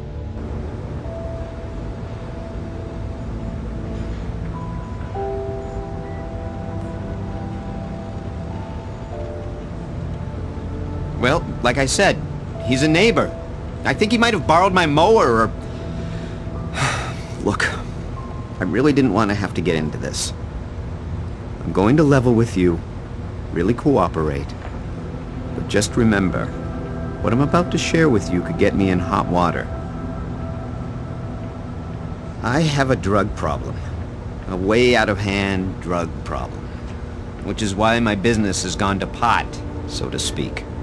Stan Gins is my supplier. Lately, Gins had been showing up at strange hours, and he'd bring his low-life friends along, partying at my place. It's just sickening. On the night of the fire, I made a decision. No more associating with scumbags like Stan Gins, so I fired him. He didn't take it very well. He was really PO'd, bent out of shape. Plus, I'm sure he was high at the time, which didn't help. While I was in my office, Gins must have gone to my shed, looking to see what kind of grief he could give me. There was a knock at the door, and I opened it. And damn if it wasn't Gins, glaring at me, brandishing a blazing Molotov cocktail he'd thrown together. He was out of control. He threw the bottle, smashed my window to fan the flames, and took off. I ran out to my shed and grabbed the fire extinguisher. But then the wheels started turning. I could make the best of this bad situation if I rigged the scene to implicate Richie. I didn't want my drug problem exposed, and at the same time I knew that if I implicated Gins, he'd kill me for sure. I'd be protecting myself and taking a competitor down with me at the same time.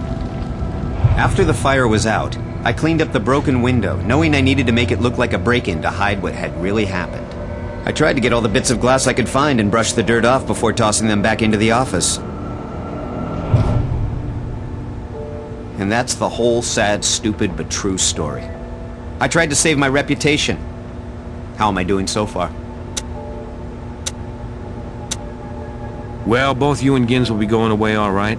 And you do have something in common. Neither one of you can hold on to his clients. We should have another chat with our friendly neighborhood drug dealer.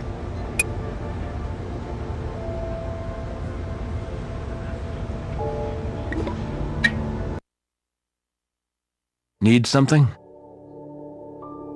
Yes. Listen, you play with drugs, you get high. Play with fire, you get burned. No percentage in the latter.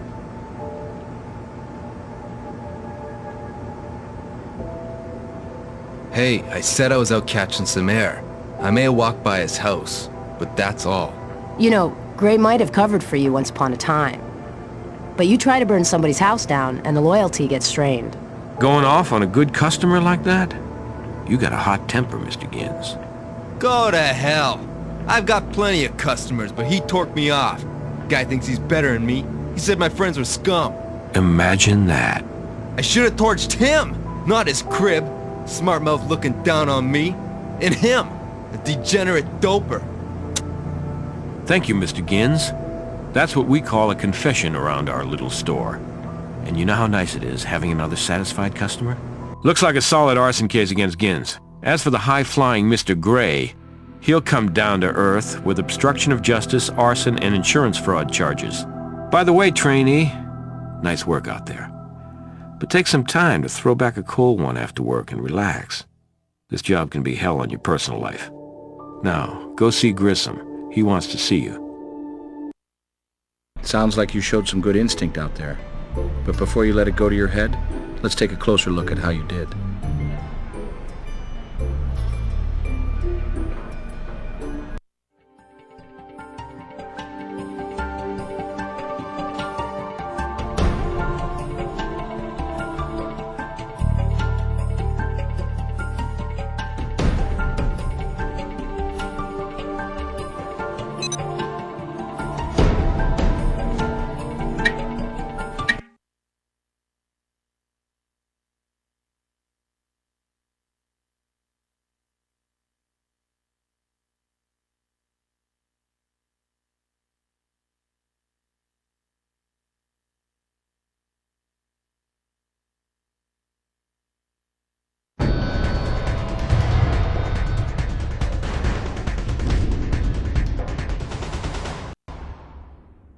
Patrol Officer James Garvey has been murdered. As a new CSI, this is your first cop killing. Unfortunately, it's probably not your last. Work fast and careful. Tropicana Avenue, go.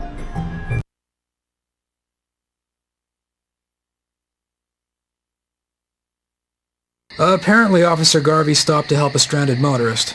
Or someone pretending to be. To serve and protect. And sometimes, this is the reward. We'll never have more important work to do than this. Hey, before we get started, I want to introduce myself. I'm Nick Stokes. I've heard a lot of good things about you from Sarah, so let's work quick to nail this creep.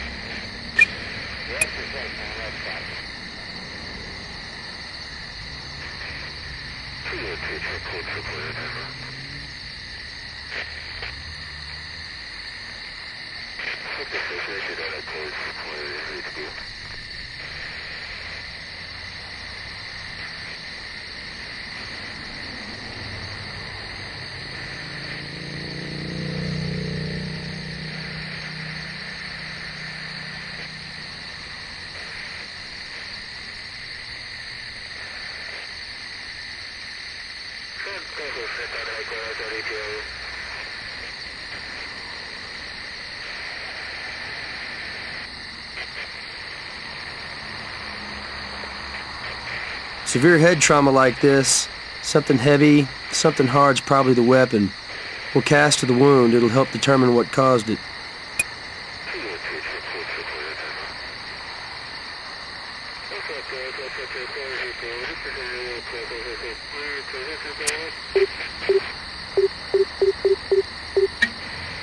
We can't use that here.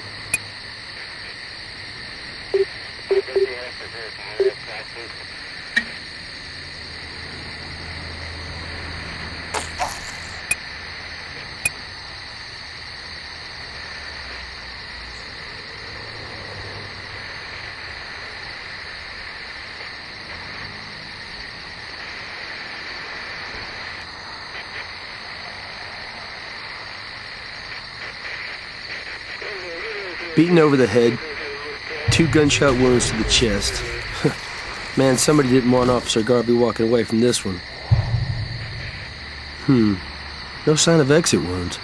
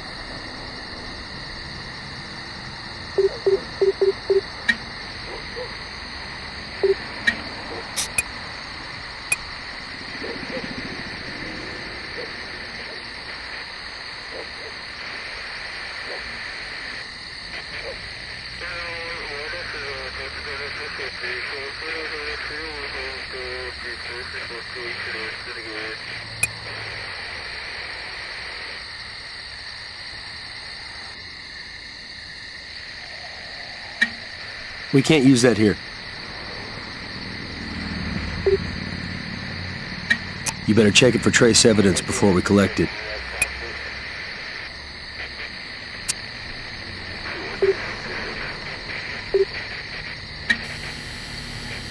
There's nothing special there.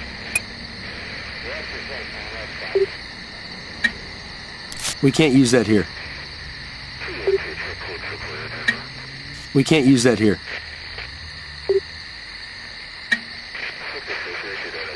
There's nothing special there.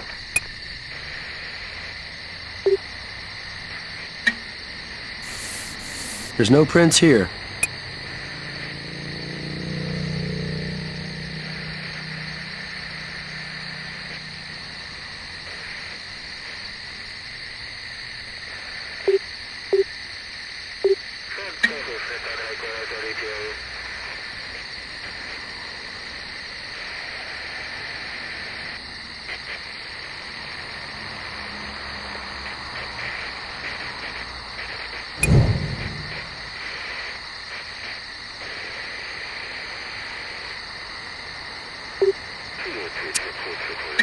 Try using a similar tool.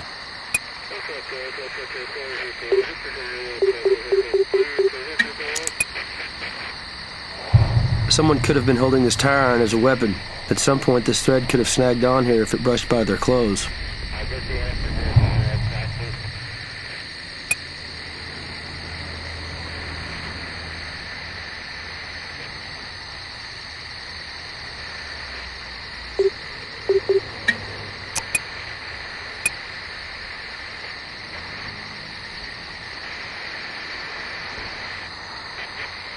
Nothing.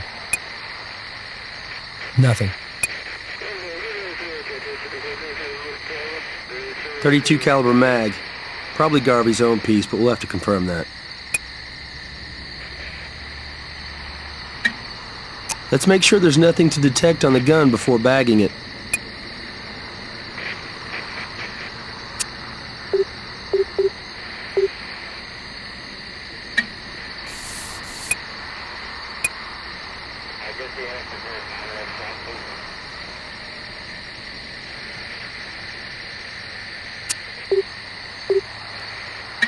All of the rounds are accounted for. I'd say it wasn't fired recently.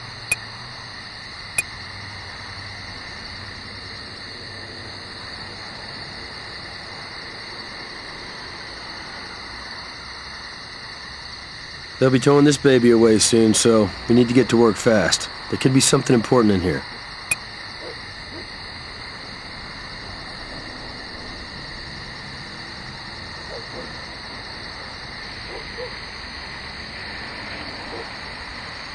This is another cop's ID, Jeffrey Deschamps.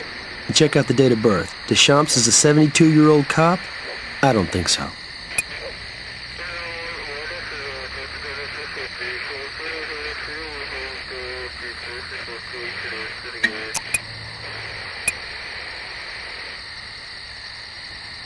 It's blank, but maybe Greg can lift an imprint off it.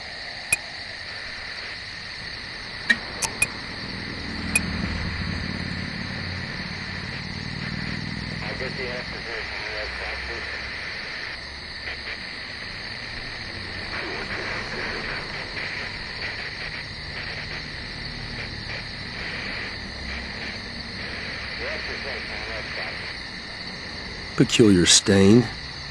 Wiped, maybe? Be nice to know what it is.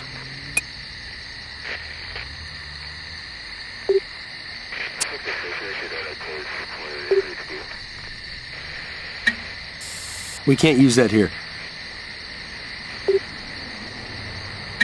There's no prints here.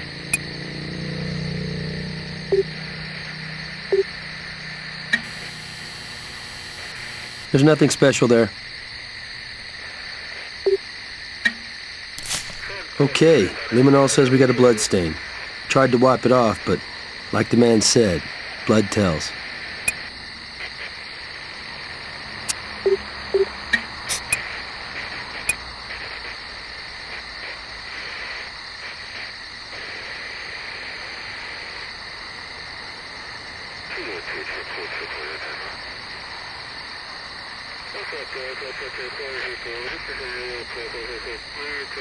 We should run a search on the identification, using the computer in the lab.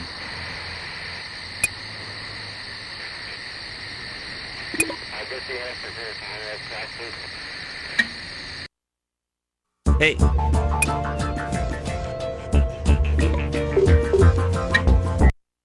Something you want? Pretty recent. There's some early rigor mortis, I'd say no more than 3 or 4 hours ago.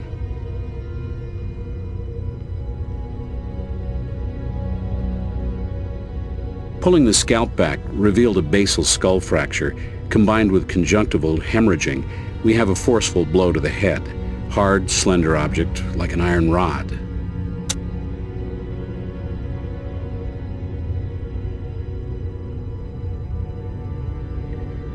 Well, I'd say it's a pretty good match to the skull fracture.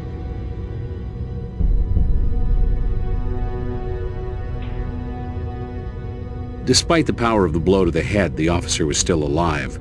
Unconscious maybe, but breathing. The 2 bullets in the chest put a stop to that.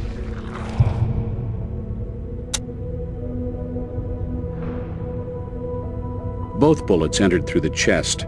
Stippling is consistent with being shot at close to medium range. One struck the left lung and lodged there. Other hit the left second rib, deflected down through the stomach into the upper intestines. We recovered both rounds.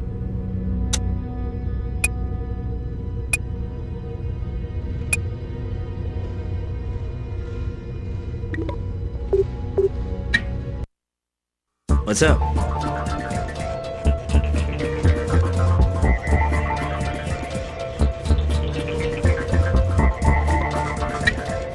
So you figure this blood came from the killer? No, I don't second guess you, Greg. I'd never hear the end of it. Wise move. Oh yeah? We have a boar here, casting no aspersions on present company.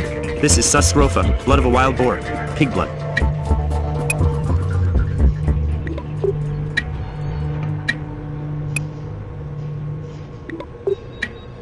Cotton. Red dye present but faded. Got another sample I can compare it to?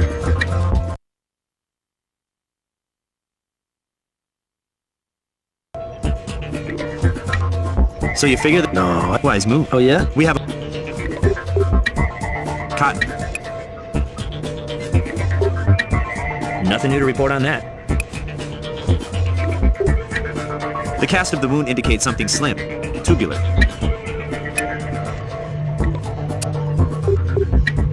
I used an electrostatic detection apparatus to see if the previous page's message made a big impression. Sorta like I do. Here's what came up. Tropicana Avenue, car on roadside, needs assistance. This ID isn't legit. It's a forgery. Pretty good one, too.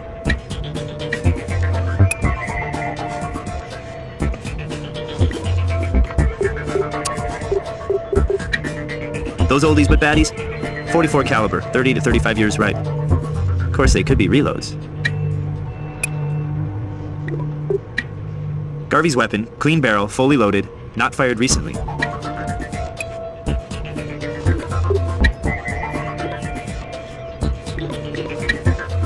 There were a few tiny spatters of blood on the tire iron.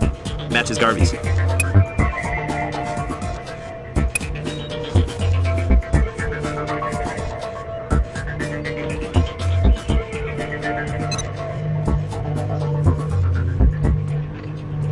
We should run a search on the identification, using the computer in the lab.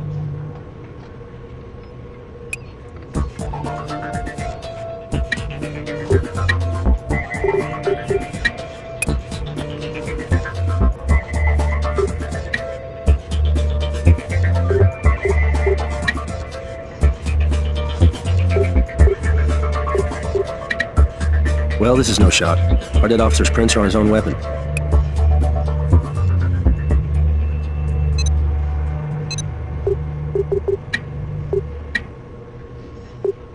I really don't like where this is going.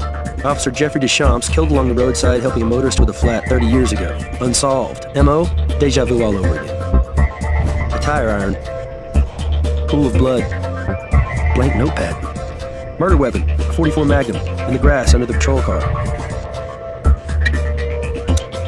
Only upside, it's a lead. We should check the crime scene again, see if there's a gun under where the car was.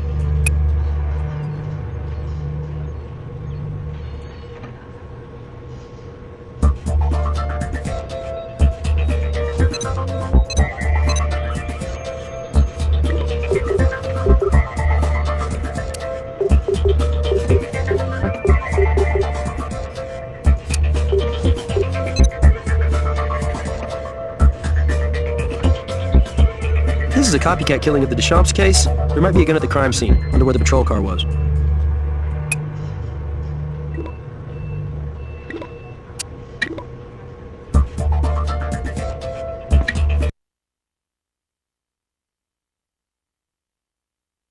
Looks like they towed the patrol car away.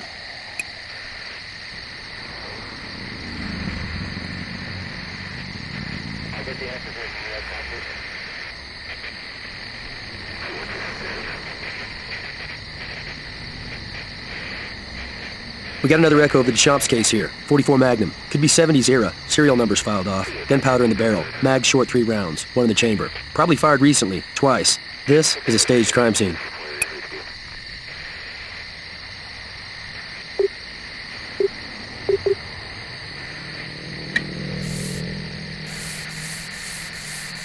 There's no prints here.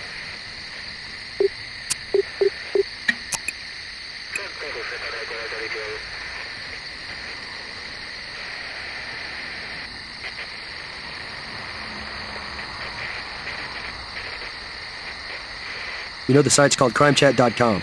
I'm sure Brass can look up the web domain owner for us.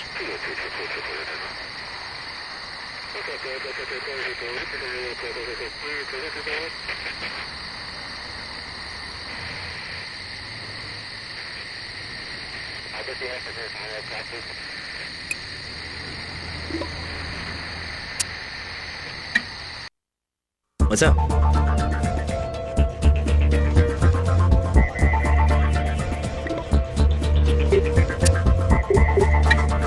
Here's the ballistics report on our late officer's wounds. This 44 mag's a perfect match. You have your murder weapon.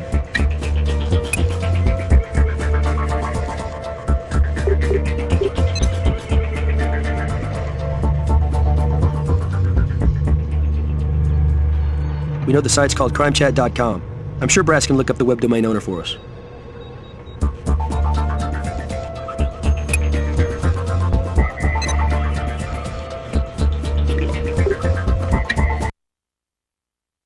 Need something?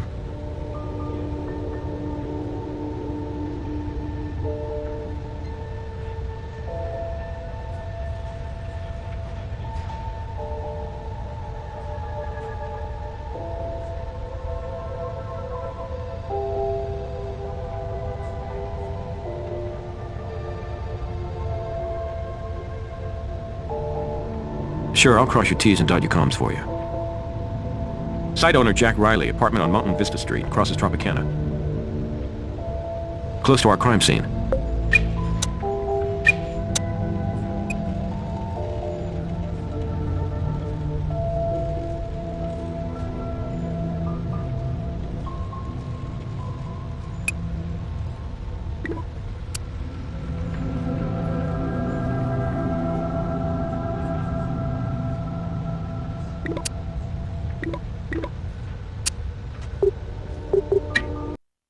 Hey. Nothing.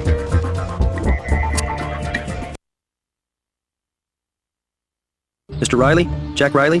That's me. What's up? You're with the Las Vegas Crime Lab? I'd like to ask you a couple of questions about this shooting near your place. Probably about as much as you? Thanks to Sutherland. Maybe even a bit more, since you probably don't study classic unsolved murders like the Deschamps case.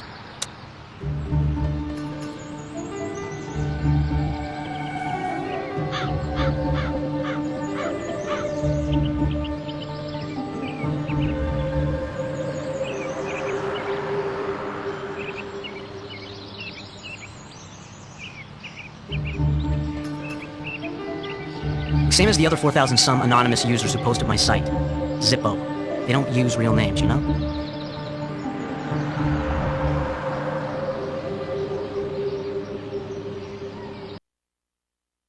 Need something?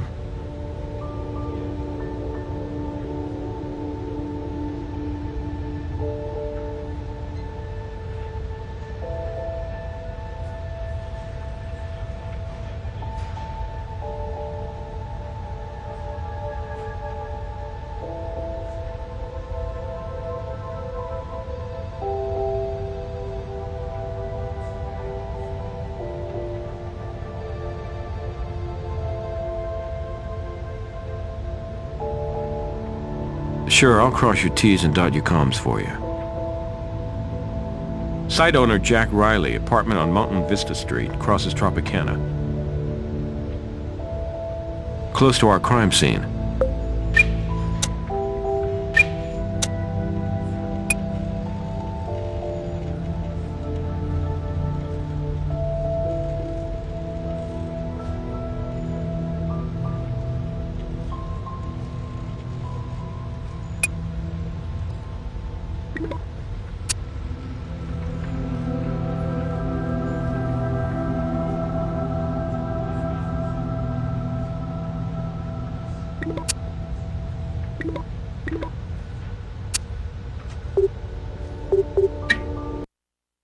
Hey. Nothing.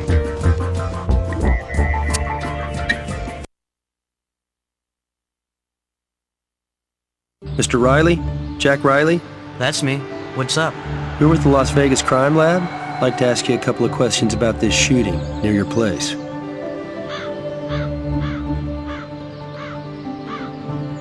Probably about as much as you? Thanks to Sutherland.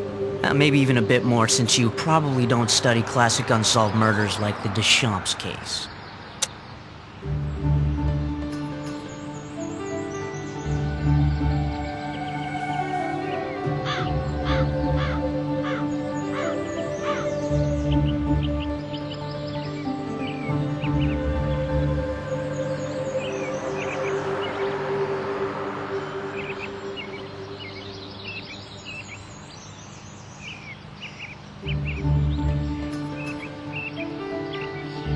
Same as the other 4,000-some anonymous users who post at my site. Zippo. They don't use real names, you know?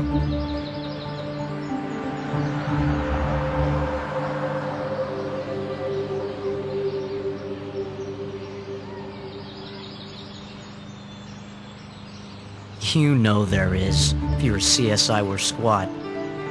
Unique IP addresses identify the computer he was using, but I got privacy issues here with my users. No warrant, no IP address.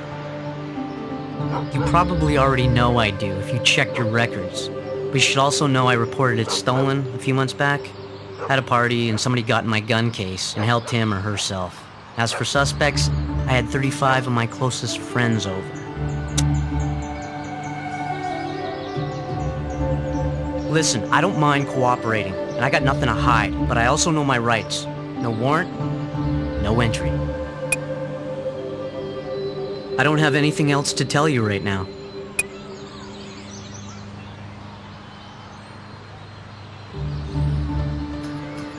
Nothing.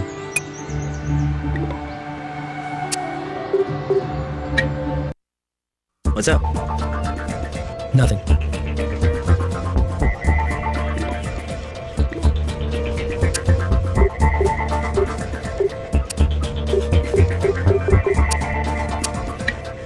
I've done everything I can. Can't think of much more.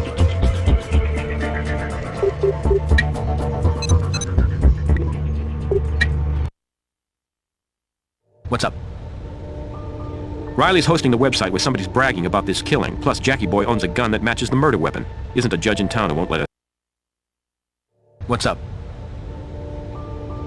Riley's hosting the website where somebody's bragging about this killing, plus Jackie Boy owns a gun that matches the murder weapon. Isn't a judge in town who won't let us check that apartment.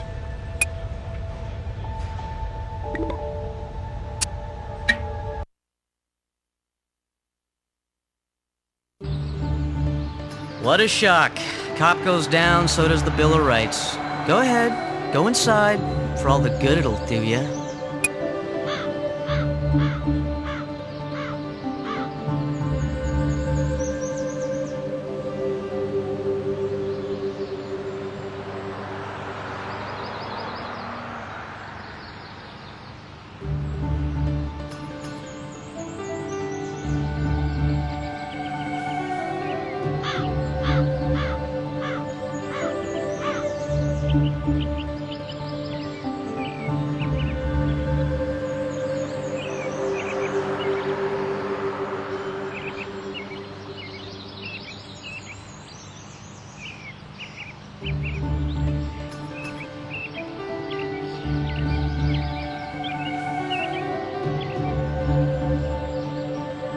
caffeinated hacker fuel.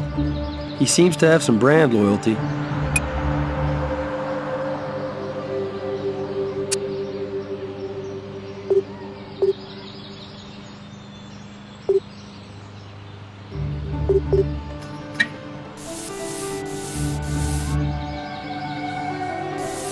Condensation messes with the quality of prints we can lift. Don't know how useful these will be.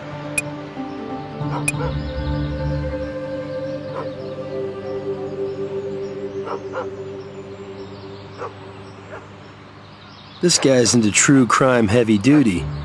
Whoa, here's a book by Edwin H. Sutherland, late great criminologist.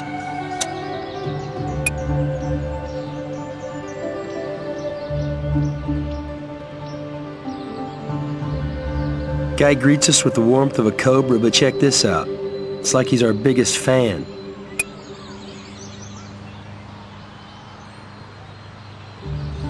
Damn, Sutherland again. Sicko was at the crime scene before we went back and found the murder weapon.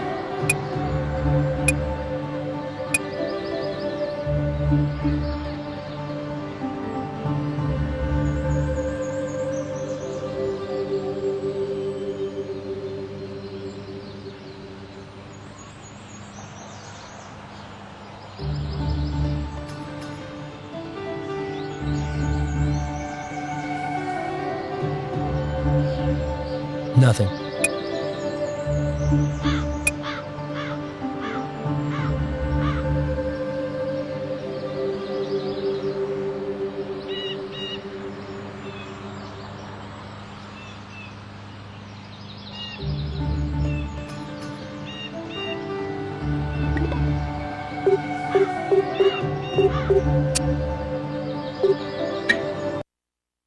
Hey.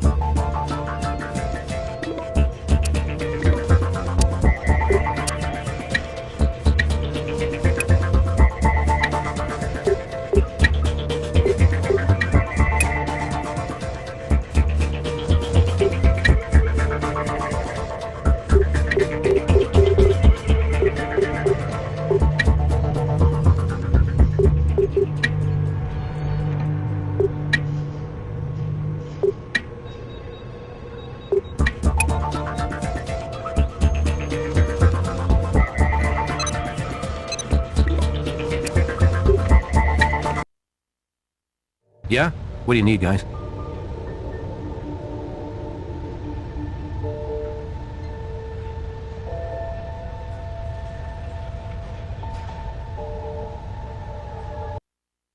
Yeah? What do you need, guys?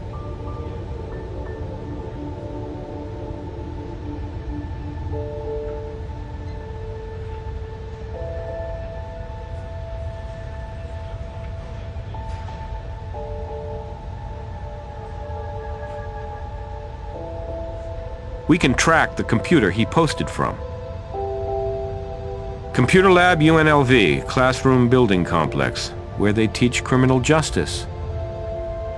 He's hoping we'll be teaching some creep a class in that real soon.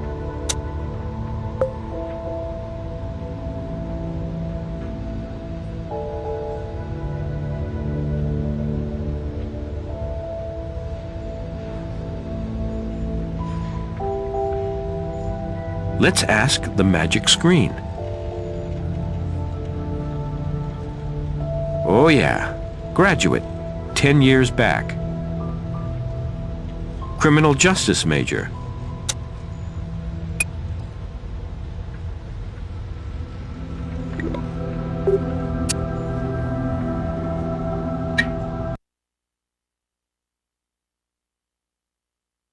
Professor Franklin?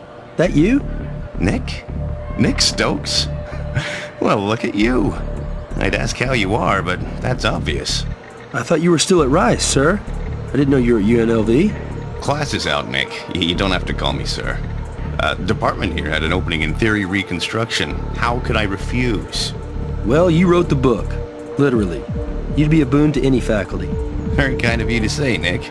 Especially since you're not fishing for a grade. This time. And I understood you to be working in Dallas. CSI Level 1. Problems? No, I could have stayed, but it was time for a change. You know, and the chance to work with Gil Grissom. And to get out of the shadow of a certain Supreme Court justice also named Stokes? Maybe just a little. Have to envy you, my boy. Working in the field, solving real crimes.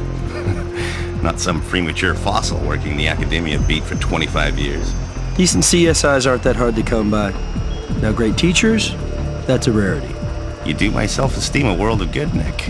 But that's not why you dropped by, is it? I wish. Thing is, we have a cop killing.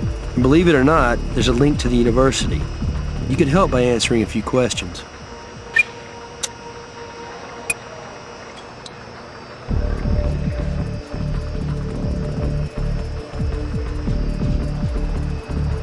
Somebody's not so good at cleaning up after themselves.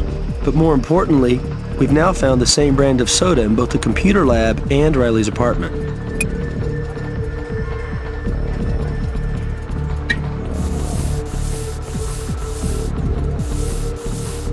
It might be hard to get good prints from a can, but it's worth a shot.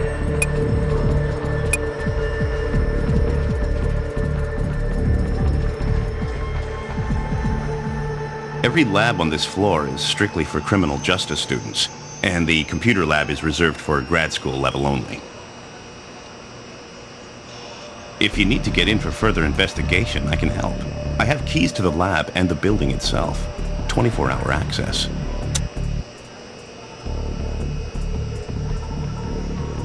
A little surprised you'd have to ask that question. That was my first big success. I wrote the book about that great unsolved case. Do you need my help?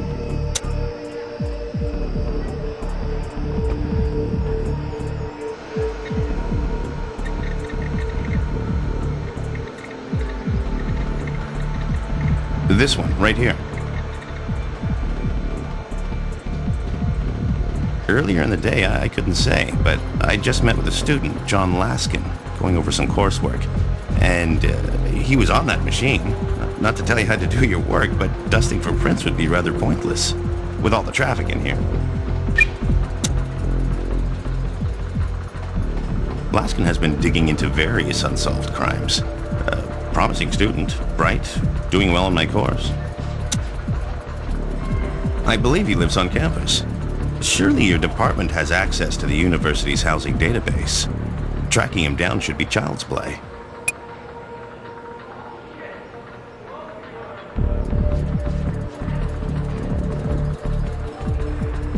I can't tell you anything else at this moment.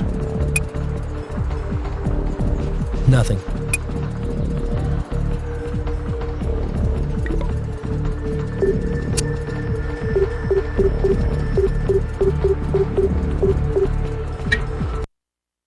What's up?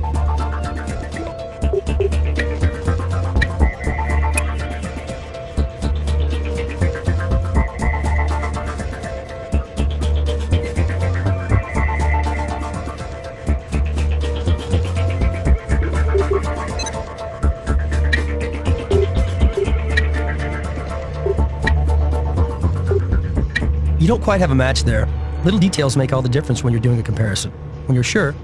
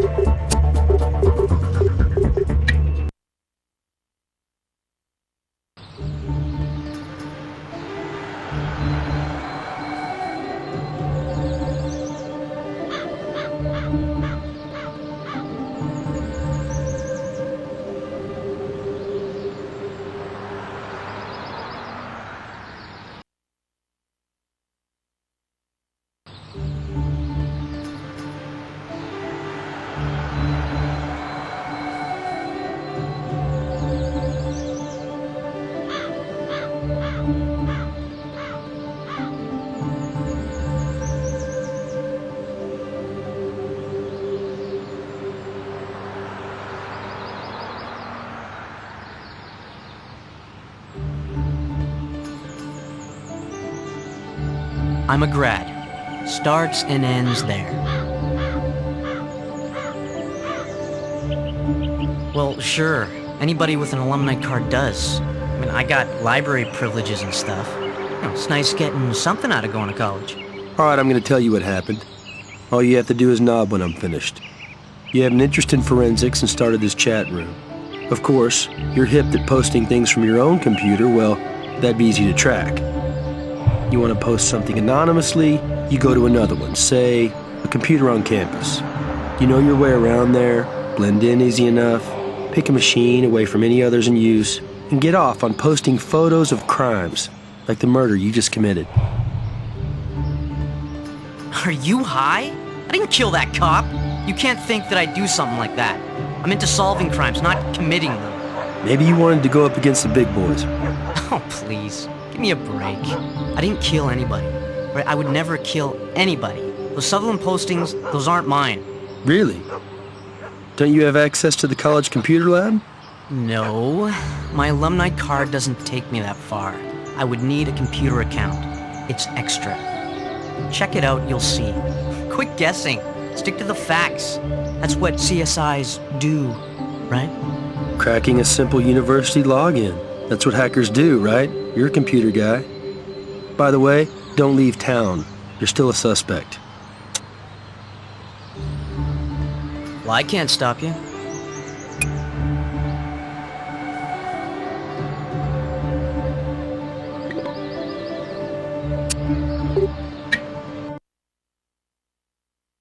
What's up?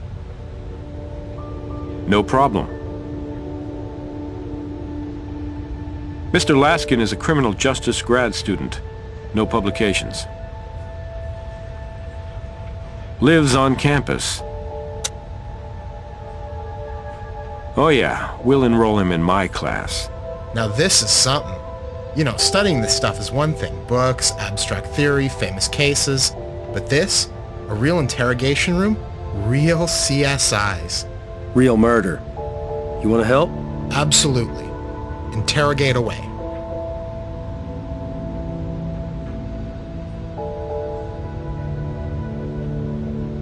Hey, it sounds dry, but it's fascinating stuff.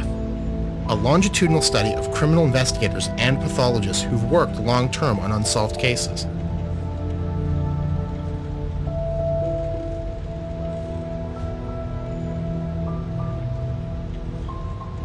Oh yeah, that's a classic. Unsolved for 30 years, you know. Can't imagine chasing a case for that long.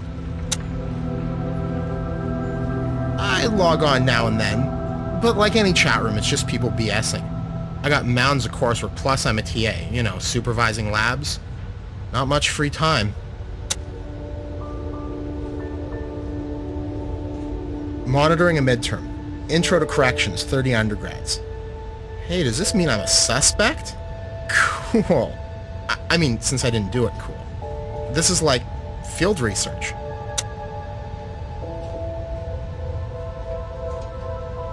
No. Why? You find threads or something? Well, sure, no prob, but just be careful. I'm just a guy scratching by on a partial scholarship.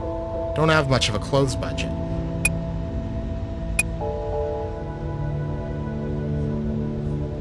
Sorry, I wish I could tell you more.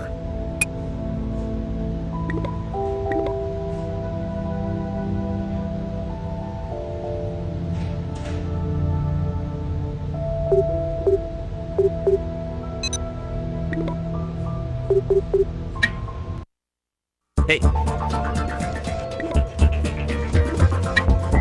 Using the microspectrophotometer, we get a fiber match on your red thread, but not a color match. Similar sweater though, probably an older one. Email from Brass. Sutherland is chatting again. Every cop in town's heading over to UNLV try and catch him in the act, including you guys. Go already.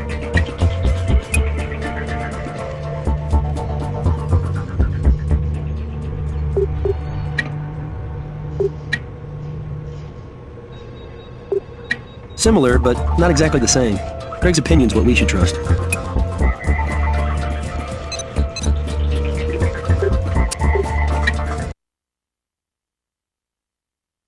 Damn. Well, he was here. We're here now. So let's process this place like a crime scene.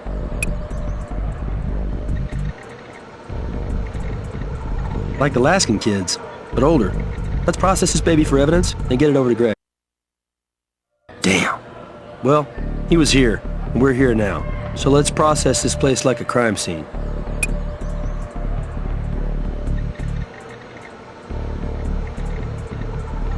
Like the Laskin kids, but older. Let's process this baby for evidence, then get it over to Greg.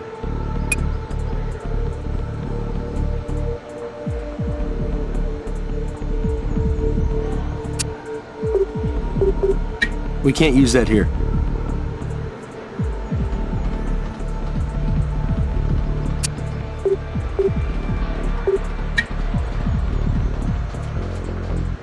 Little white flakes. Probably dandruff from the owner.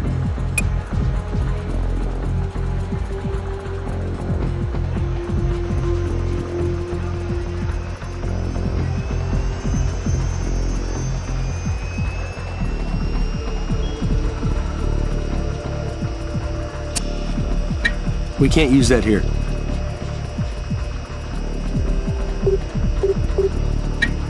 We can't use that here.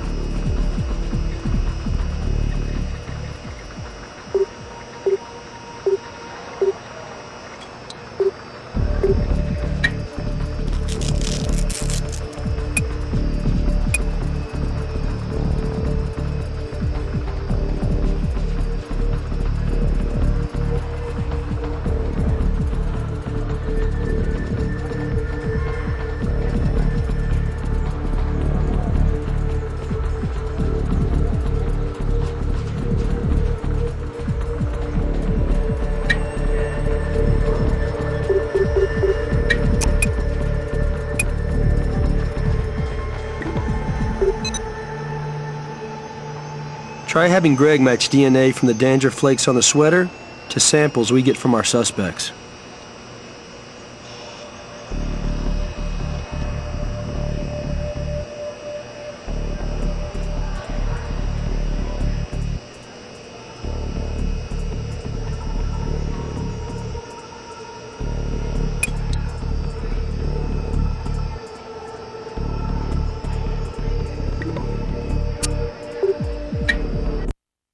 Yes?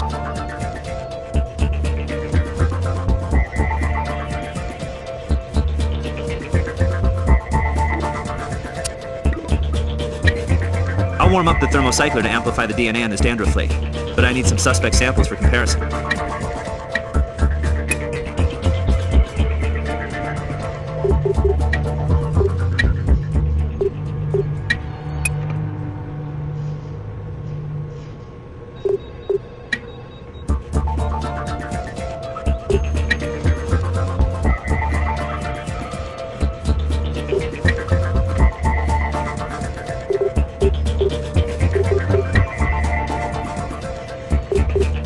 You should be sure you've got a map.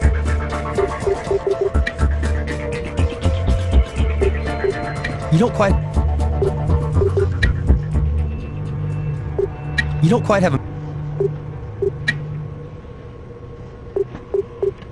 You don't quite have a...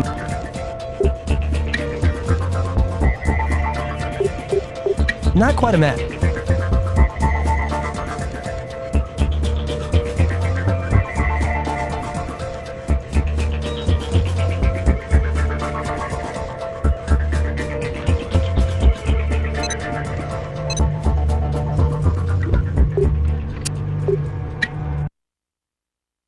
Need something?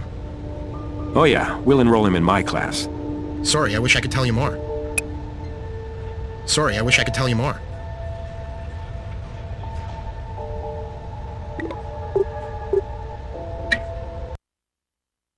Need something?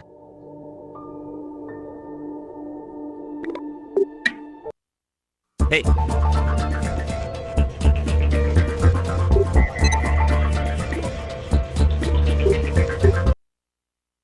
Need something? Oh yeah, we'll enroll him in my class. Sorry, I wish I could tell you more. Sorry, I wish I could tell you more.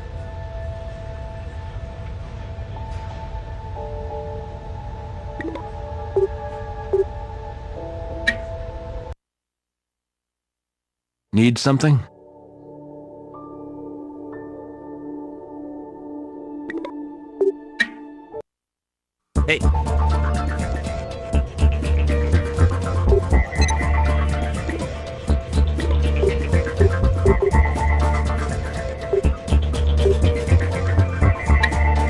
Can't think of much.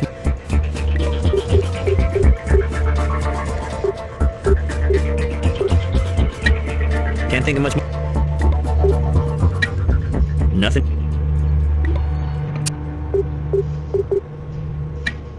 I've done everything I can think of with that. Nothing new.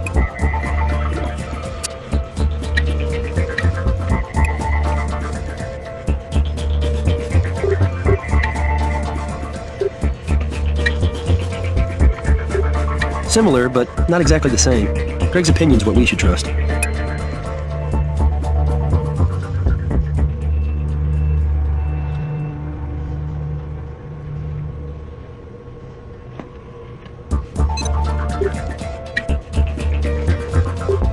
Now this sample does match the thread on the tire iron. Find the guy who used to be inside the sweater. You got yourself a link to the crime scene.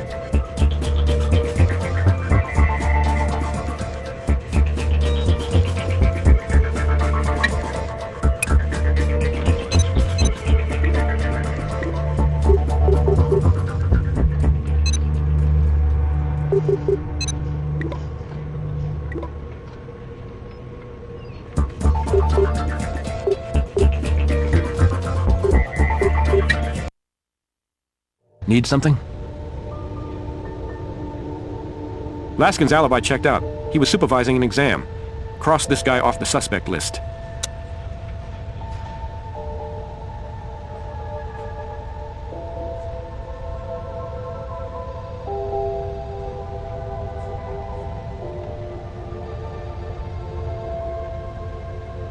We got plenty on him for a warrant. Go to his place and get your sample.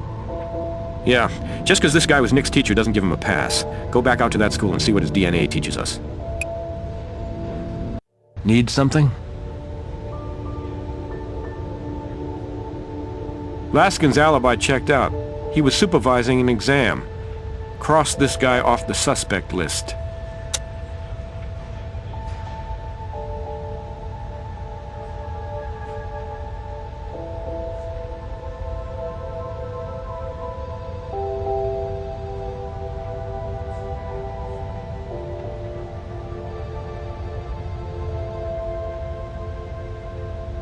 We got plenty on him for a warrant.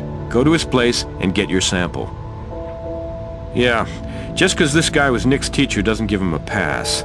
Go back out to that school and see what his DNA teaches us.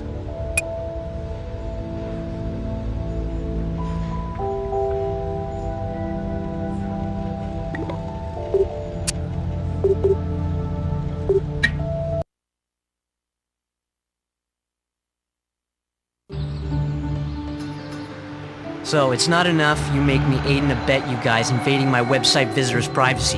You gotta invade the inside of my mouth too?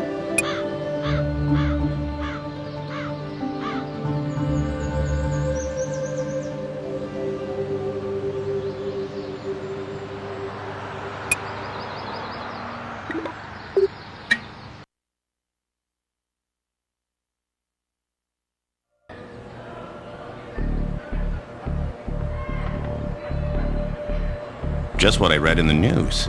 My phone has been ringing off the hook.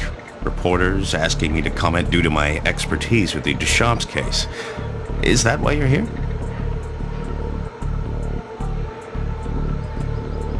Well, in my office, marking some papers. Can anyone substantiate that? A teaching assistant, maybe? A fellow professor that dropped by? No. I go to my office at that hour specifically for solitude. I was quite alone. For what reason? Surely I'm not a suspect in your investigation.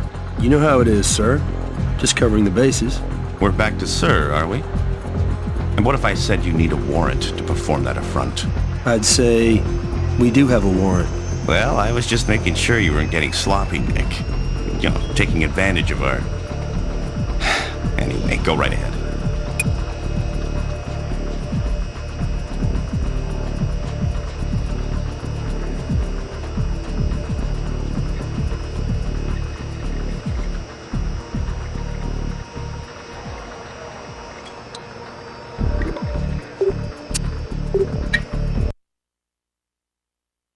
What's up?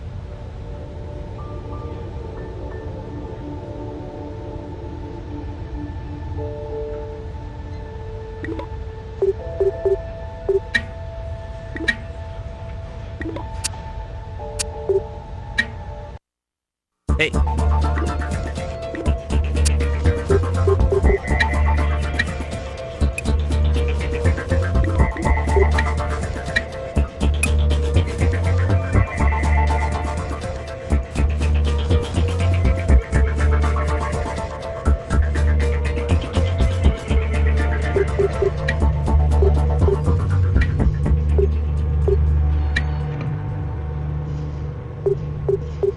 I compared Riley's DNA to the dandruff flake. That flake is not your guy.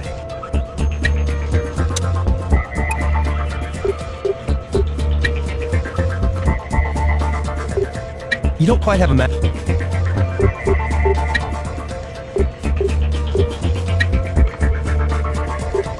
The professor's DNA markers match the dandruff sample.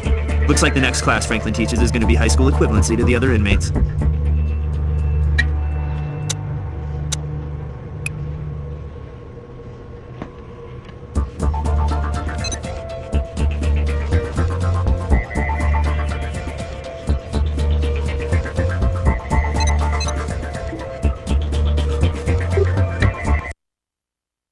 Need something? The prof's DNA matches the dandruff on the sweater. Sweater fiber matches the thread snagged on the tire iron. No more playing hooky from justice for this creep. Let's get him. Finally, I'm being asked to consult on this case, being the expert and all. Frankly, I'd expected you to call sooner, but I'm happy to help you now. Sure. Consult with us on this cop killing. Consider the evidence. Which all points in your direction, Professor. Need something? The prof's DNA matches the dandruff on the sweater. Sweater fiber matches the thread snagged on the tire iron. No more playing hooky from justice for this creep. Let's get him. Finally, I'm being asked to consult on this case, being the expert and all. Frankly, I'd expected you to call sooner, but I'm happy to help you now. Sure. Consult with us on this cop killing. Consider the evidence. Which all points in your direction, Professor.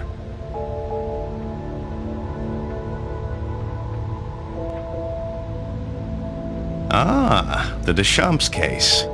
A true classic in the annals of unsolved crimes.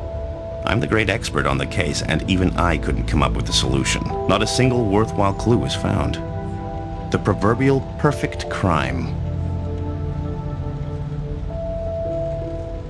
I believe that's mine. Getting a little long in the tooth, but then who among us isn't? Throw it away if you like. We'll bag it instead. Whatever for.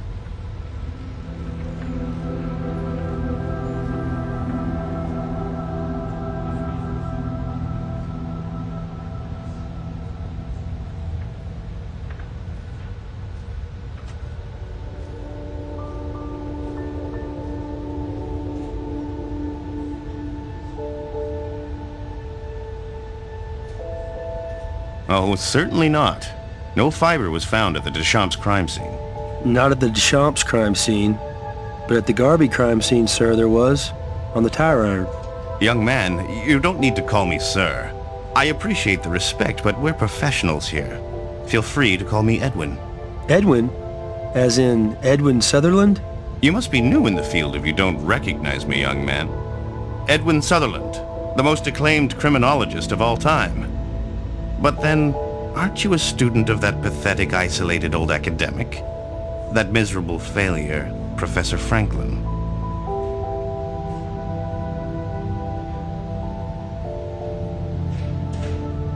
Oh, this officer who was killed recently. You'd like me to consult on the case? I must admit I've been giving it some thought. Why don't you share those thoughts with us, Professor Sutherland? Glad to, young man. You see, this homicide is quite similar to the classic Deschamps killing. And I must admit, your mentor, Professor Franklin, did some respectable research on that case, for a man of such average capabilities and limited intellect. Or did he? You see, your perpetrator was recreating the Deschamps murder, undoubtedly.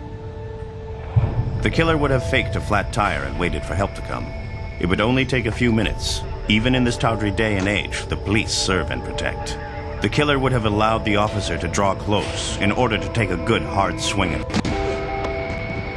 But apparently he didn't notice a tiny thread snagging on the tire iron, the incriminating clue. When he was down, he finished him with a couple of quick rounds to the chest. Fast. Relatively painless.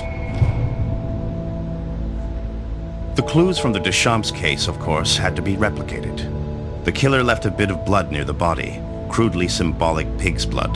Gun under the car, few pages off the notepad. I made sure this was clear by publishing my findings on that quaint crimechat.com. But one must wonder how he would have so intimately known the details surrounding the original crime. Could he have been responsible for both?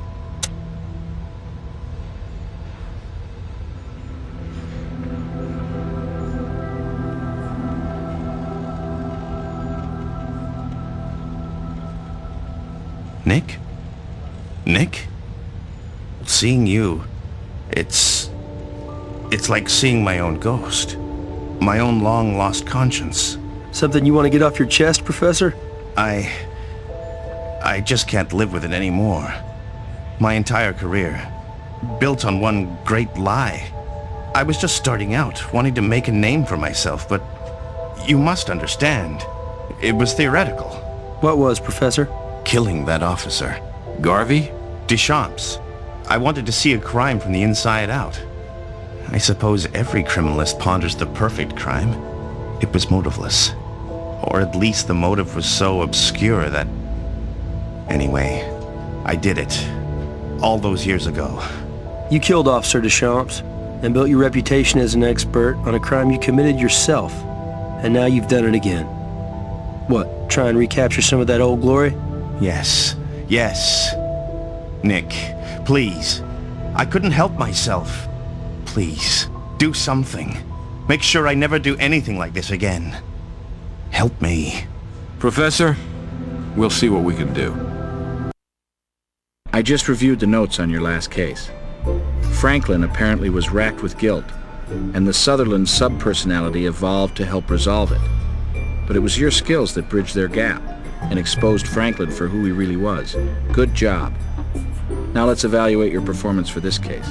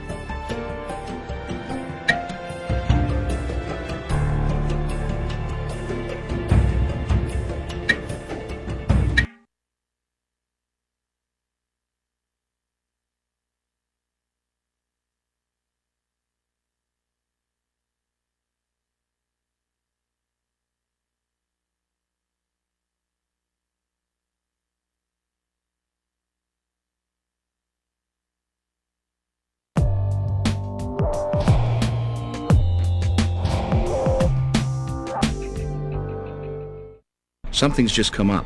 We've received a strange call and I want you to check it out. Warwick Brown's the best we have in audio-visual analysis, and this gives you an opportunity to work at his side and benefit from his experience. He's in the lab right now.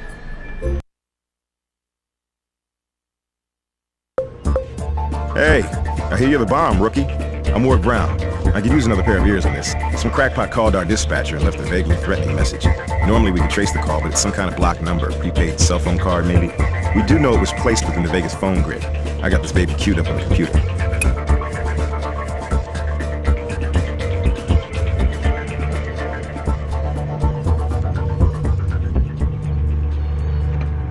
That's all we need right now.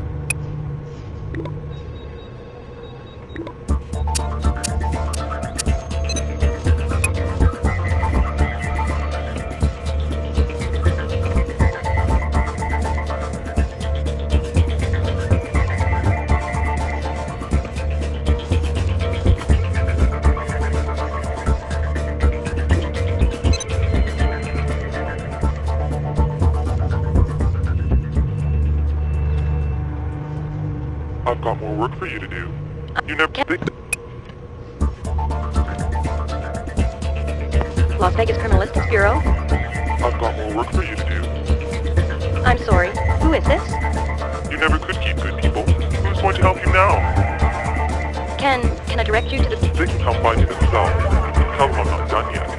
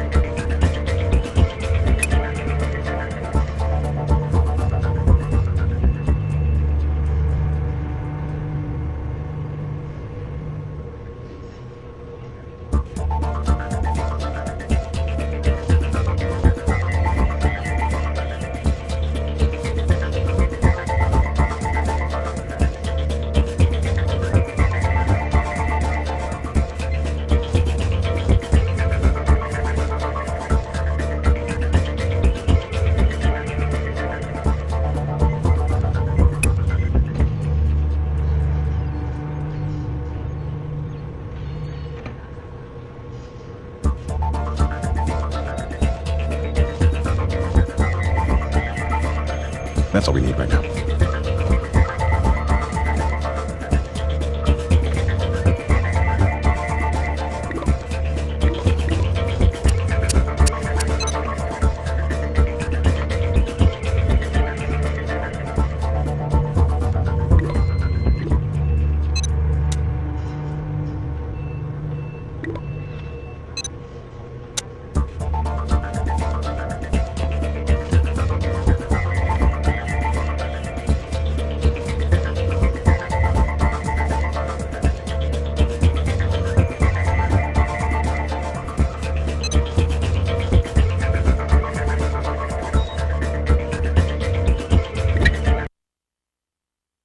Work this case hard and...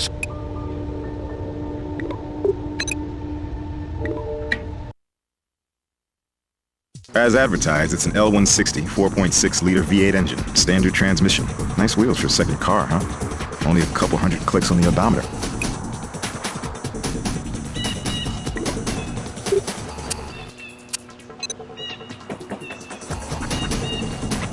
That's all we need right now.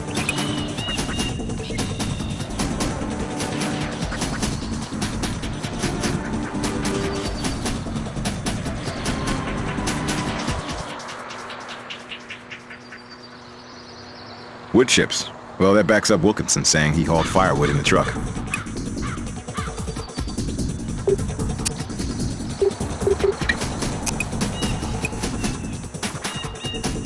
Receipt for firewood. Remember the good old days when you chopped your own? No date on it, but the order was phoned in. If need be, we can ask Brass to pull phone records for us and find exactly when the good doc called in the order.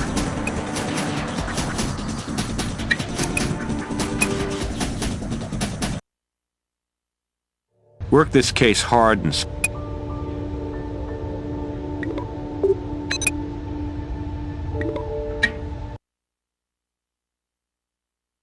As advertised, it's an L160 4.6 liter V8 engine, standard transmission. Nice wheels for a second car, huh? Only a couple hundred clicks on the odometer.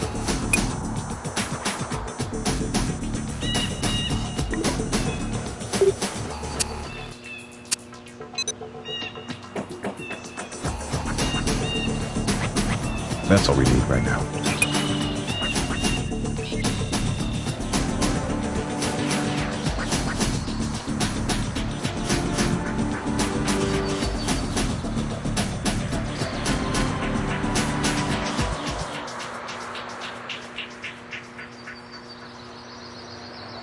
Wood chips.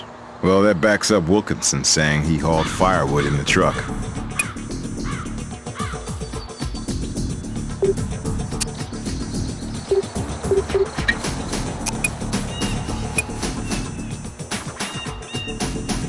Receipt for firewood.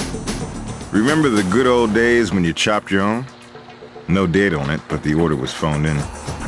If need be, we can ask Brass to pull phone records for us and find exactly when the good doc called in the order.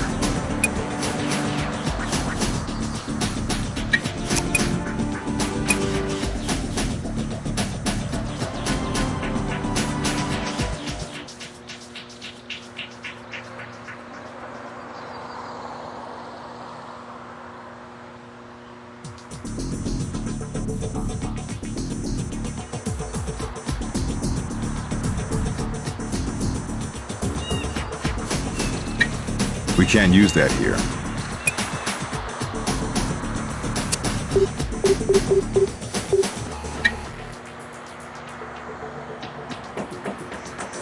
There's nothing special there.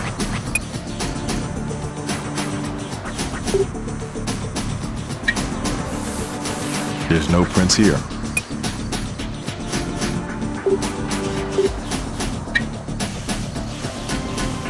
We can't use that here.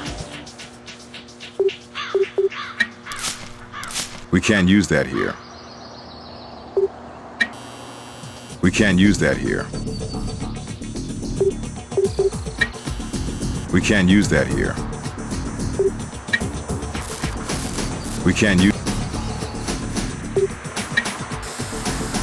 We can't use that here. There's no prints here.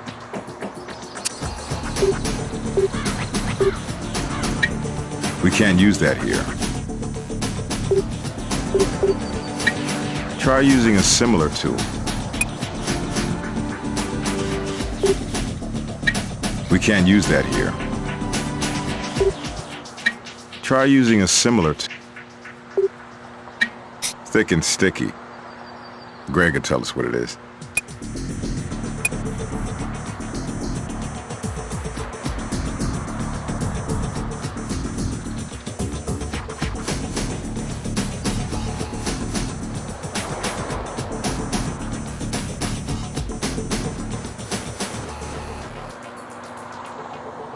That's all we need right now.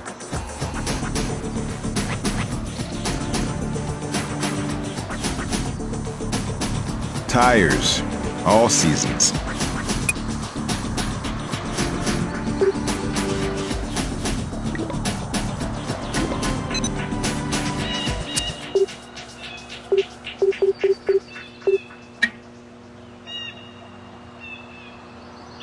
There's nothing special there.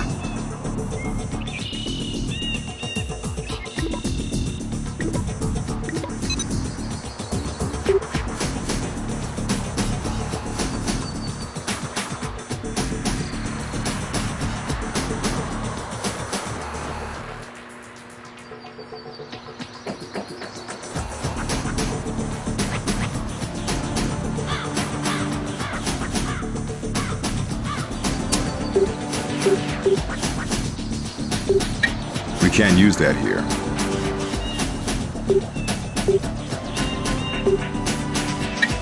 We can't use that.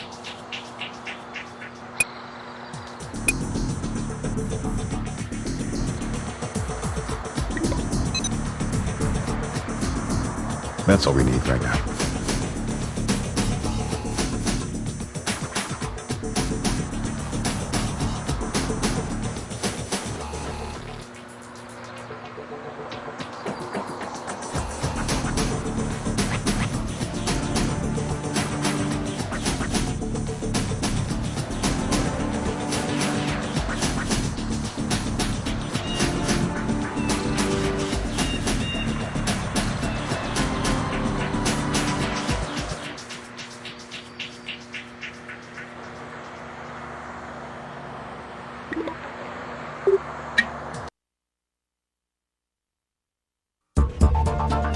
That's all we need right now.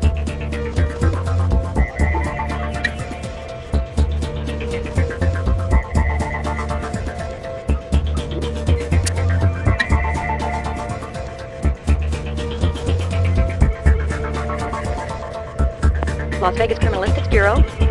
I've got more work for you to do. I'm sorry. Who is this? You never could keep good people. Who's going to help you now? Can I direct you to the... They can come find me themselves. Tell them I'm not done yet.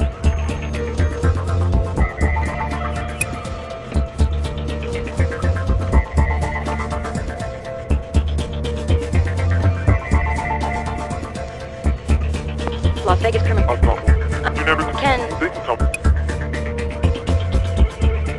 You never could keep good people. Who's going to help you now? Hey, what's up with that?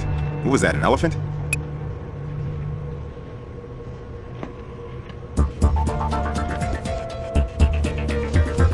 They can come find me themselves. Tell them I'm not done yet. Okay, you got your crowd of people, bells and electronic whistles. That'd be a casino. Recognize the melody right away. Okay, here's where you don't have to be as smart as Grissom.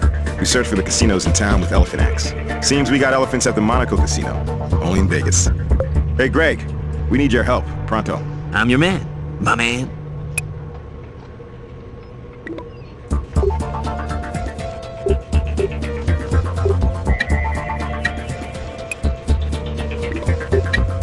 Definitely red oak sap. I should have something to compare it to.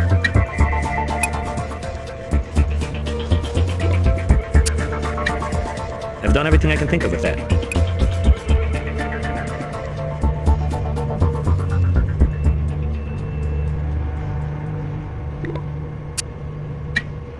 Little bits of oak, dried apparently. Firewood.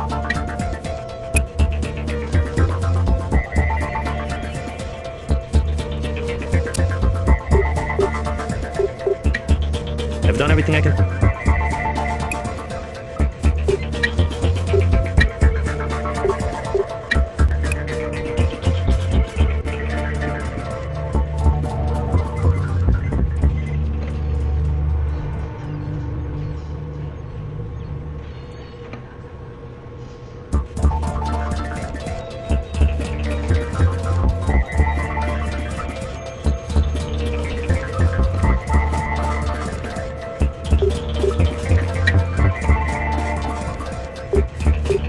Devil's in the details, they say, and these don't make it a match. You should...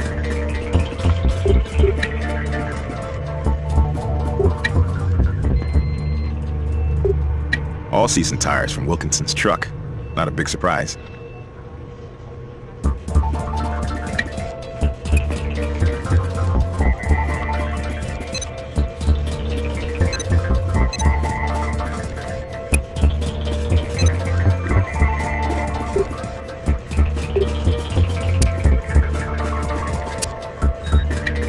I've done everything I can.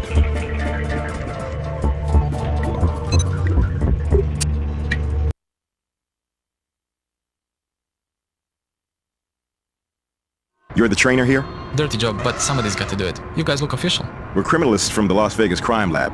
Our dispatcher caught a threatening call we think may have been made at the casino, here and back.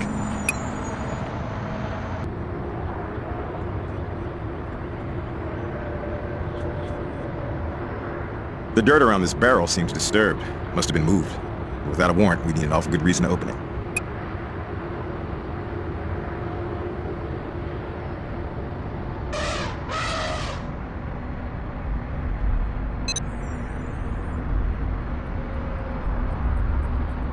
We can't use that here.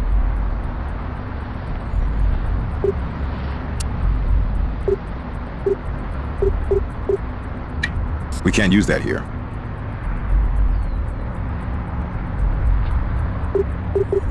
There's no prints here. We can't use that here.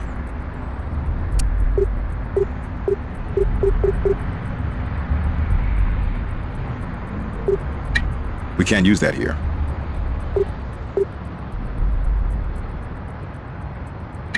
We can't use that here. We can't use that here. You're the trainer here? Dirty job, but somebody's got to do it. You guys look official. We're criminalists from the Las Vegas crime lab. Our dispatcher caught a threatening call we think may have been made at the casino, here and back.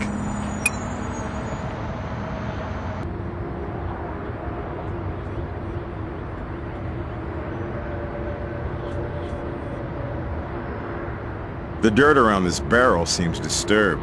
Must have been moved. But without a warrant, we need an awful good reason to open it.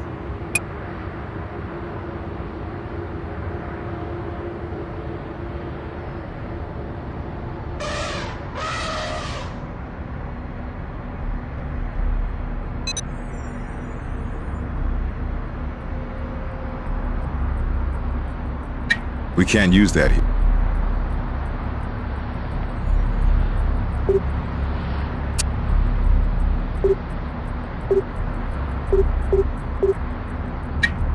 We can't use that here.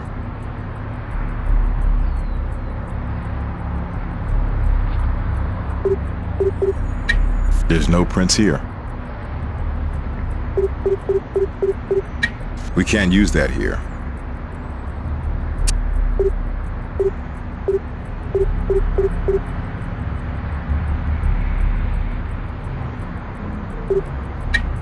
We can't use that here.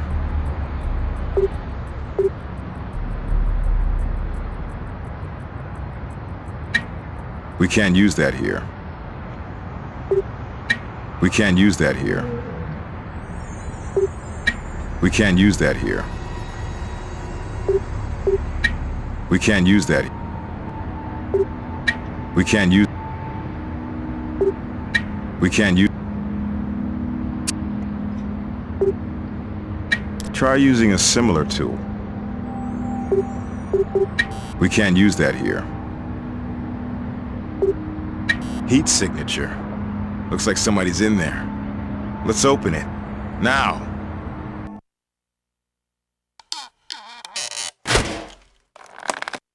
Oh, damn. This is not good. Looks like our caller just graduated from prankster to murderer.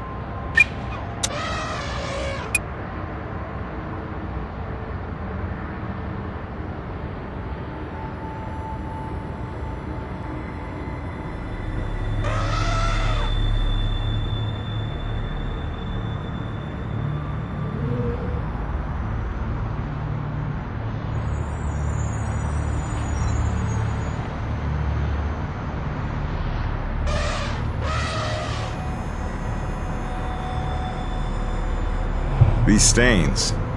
Could be she picked them up from something inside the barrel. But they also could have gotten there when she first hit the ground. Or maybe she was dragged, pulled along, through the dirt, or whatever else she was lying in.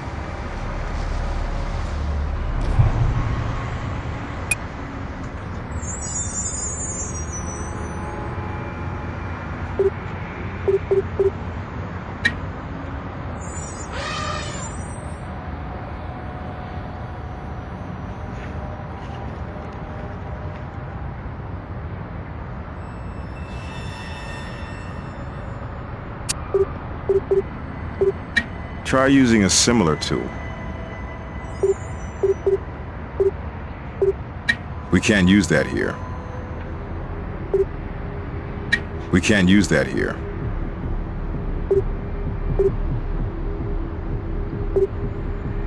Try using a similar. We can't use that. This stain looks like soil.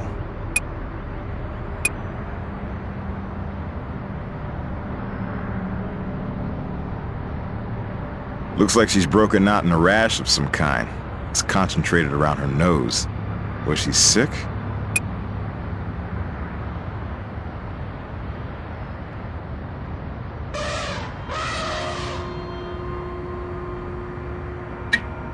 We can't use.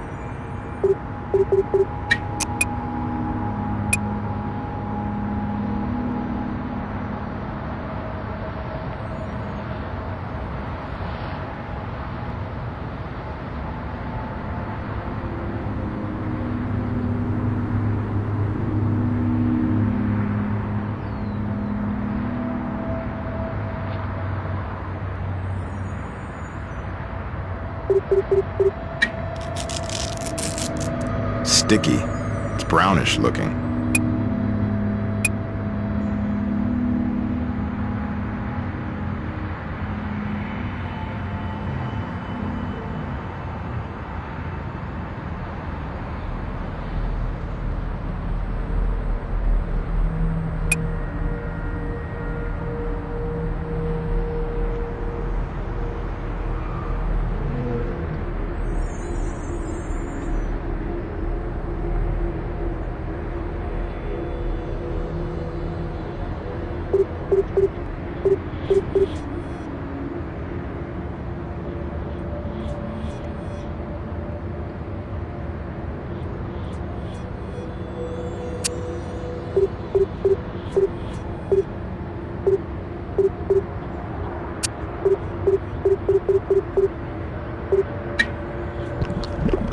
Well, somebody was in a hurry. This may be a long shot, but my gut says we ought to cast this. It's not complete. Might have been smudged by foot traffic.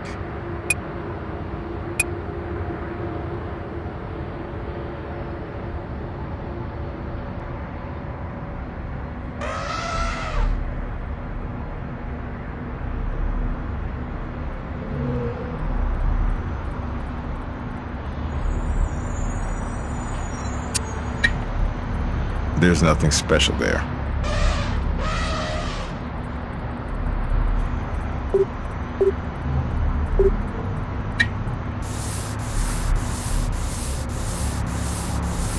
This is doubtful. If our caller used this, we could have traced it. But if Gris was here, he'd say, be thorough. So, we'll be thorough.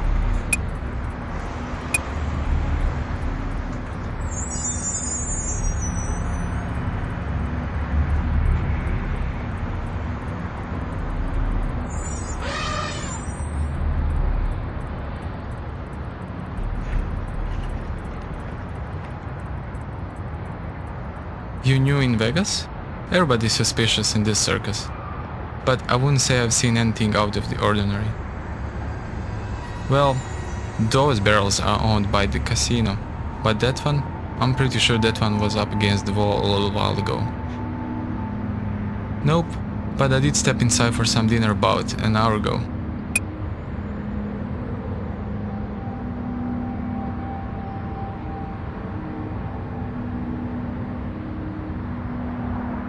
Dumbo is not saying much. He's about as helpful as his trainer was.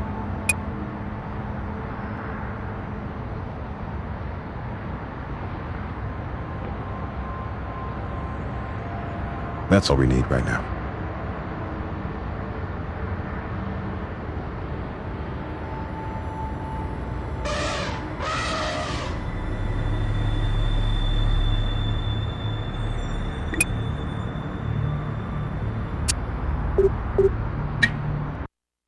Ah, good. Hoping to talk to the two of you. Just finished my examination of your victim. Recent, but hard to figure out from body temp since the barrel could have trapped heat. No rigor mortis yet, so it must have been within the last 6 hours. Cardiac arrest due to severe anaphylactic shock. Bee sting allergy or similar anyway. No signs of an insect sting, but it hit her respiratory system hard.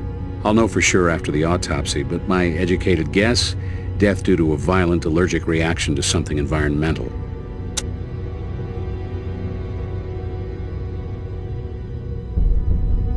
Hay fever. Pulled her records after I saw the swelling, the redness around her sinus region. Did a nasal swab. Pollen present.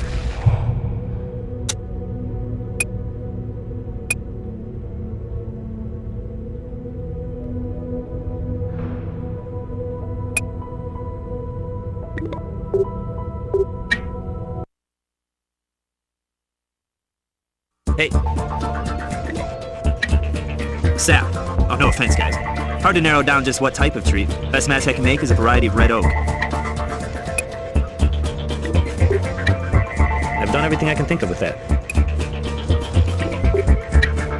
Dirt's some kind of plant soil. Different from the kind you'd find in an elephant pen.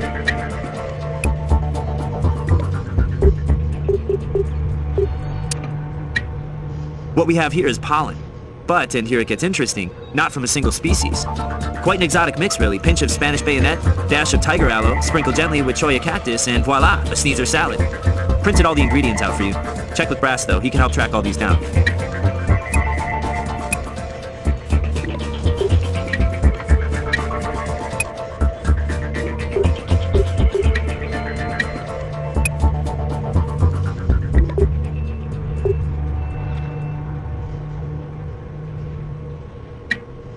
This is your everyday, run-of-the-mill red oak sap. Now, the sap you brought from the truck matches the sap on the Vic's clothes. Very likely she was in the back of the pickup.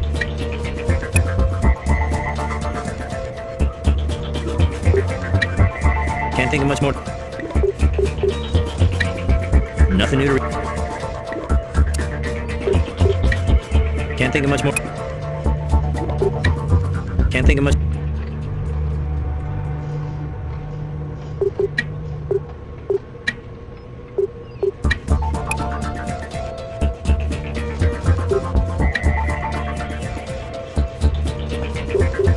Not quite a match. Make sure you look very closely for subtle details between them. Interpreting evidence isn't guesswork, you know.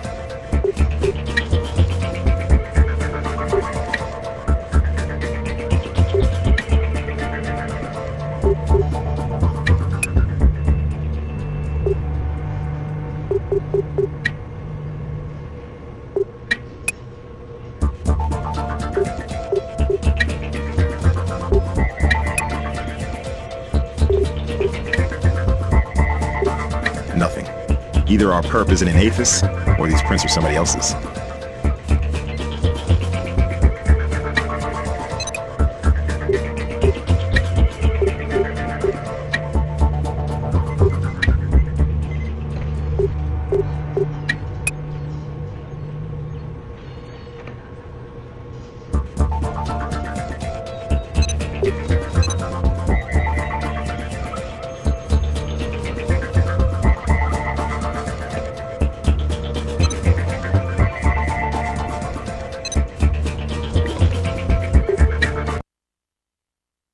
What's up? It's not so much who she was, as who her father is. Carlo Benedetti. She was Sophia Benedetti. Daddy's a major Vegas player, and I'm not talking slot machines. 3 casinos on the Strip, including the Monaco, 2 more downtown, a regional airline, and that's just Nevada. Right now he's in Singapore closing a deal. Numbers the mayor and our governor among his closest friends. So, you know, no pressure, guys. Last night, Sophia never showed up for a fundraising dinner. I got people out interviewing her friends, see what we can turn. Let you know if we get anything but a handful of air. Don't hold your breath. She lived with her parents, and we're already getting pressed by the family and his honor's office to keep this one under the radar and out of the papers. You give me a good reason, I'll get you in there. Otherwise, sorry. Blackfoot Daisy, Madagascar, Periwinkle. Not many indigenous to Nevada on this list. Sophia was reported missing yesterday, so it's not possible she could have traveled recently to all of the location sources of these species. You're looking for a garden? Try the Desert Demonstration Gardens. Without... What's up? It's not so much who she was, as who her father is. Carlo Benedetti. She was Sophia Benedetti. Daddy's a major Vegas player, and I'm not talking slot machines. 3 casinos on the Strip, including the Monaco, 2 more downtown, a regional airline, and that's just Nevada. Right now he's in Singapore closing a deal. Numbers the mayor and our governor among his closest friends. So, you know, no pressure, guys. Last night, Sophia never showed up for a fundraising dinner. I got people out interviewing her friends, see what we can turn. Let you know if we get anything but a handful of air. Don't hold your breath. She lived with her parents, and we're already getting pressed by the family and his honor's office to keep this one under the radar and out of the papers. You give me a good reason, I'll get you in there. Otherwise, sorry. Blackfoot Daisy, Madagascar, Periwinkle. Not many indigenous to Nevada on this list. Sophia was reported missing yesterday, so it's not possible she could have traveled recently to all of the location sources of these species. You're looking for a garden? Try the Desert Demonstration Gardens. Without evidence that the doctor's truck was used in the murder, we can't pull his phone records.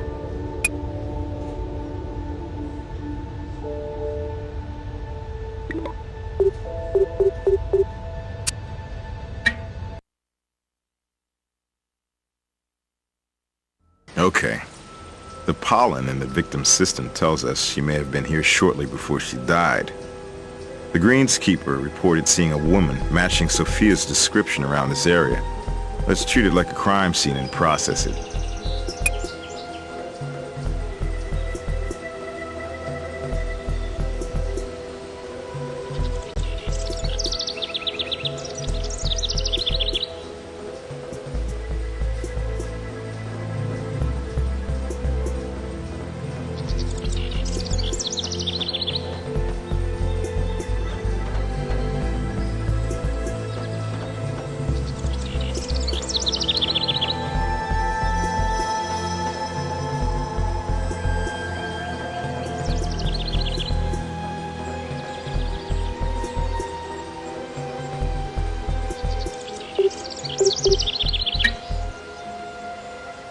Small hair. But we could just be looking at someone's garbage.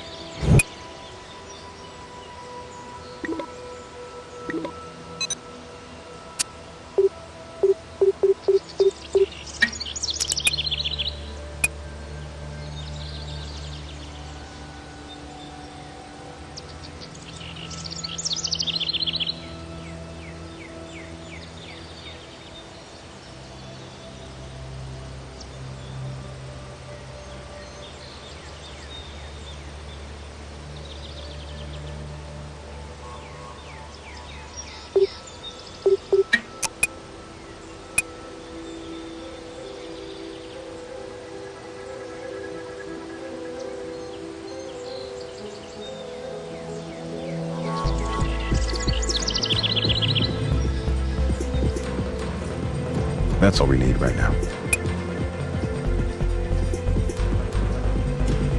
That's all we need right now.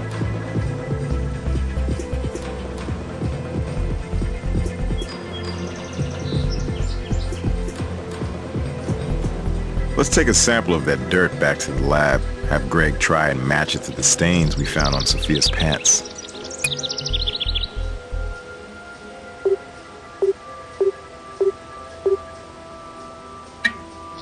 We can't use that here.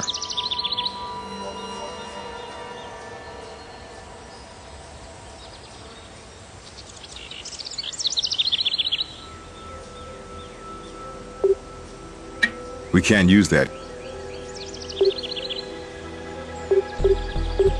Try using a...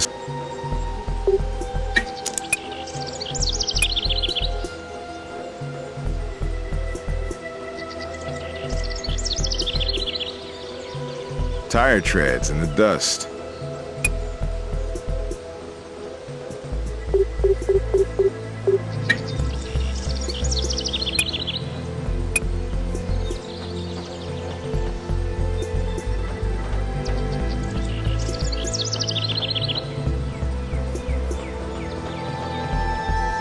Grass is flattened here, consistent with someone lying on it recently.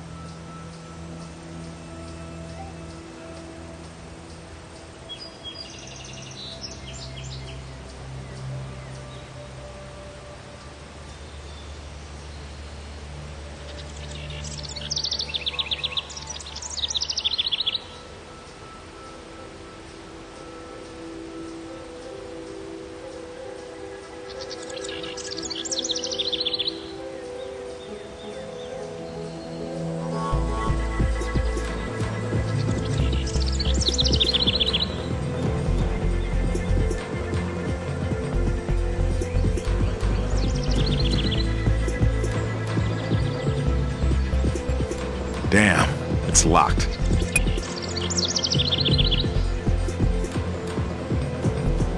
That's all we need right now.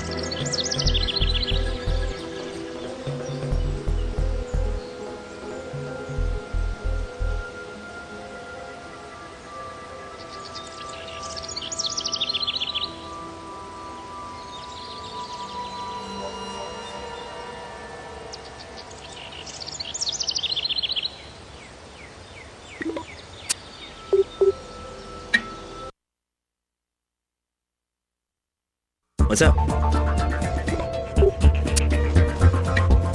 What we have here, children, is soil. Perfect for our prickly pal, the cactus plant. Now prepare to adore me even more than you already do, for I have matched the sample from the garden to the dirt on the Vic's pants. As used tissue goes, this one's fresh. Nasal discharge clear and yellow. Means not a cold. Allergy sufferer, most likely. But I found something else. White powder traces. Drugs? We're not talking coke.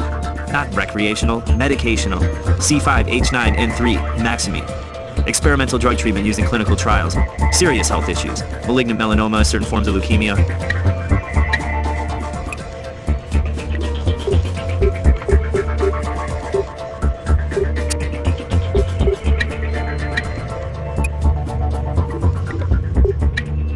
Luckily, the follicle was fairly complete, though I needed the thermocycler to amp the DNA. But I got a stronger sample now. On the other hand, a coded search came up bupkis, and I'm waiting for Doc Robbins to send over the VIX DNA to do a comparison. Want to help speed things up? Go over and get that sample from the morgue.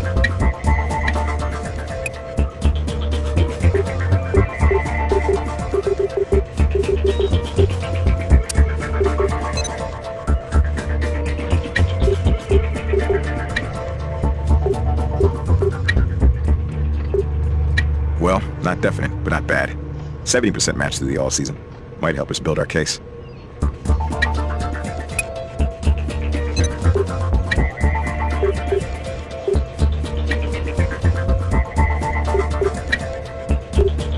It's a perfect match to the tracks in the garden. The doc, or the doc's truck, that is, has spent some time here recently.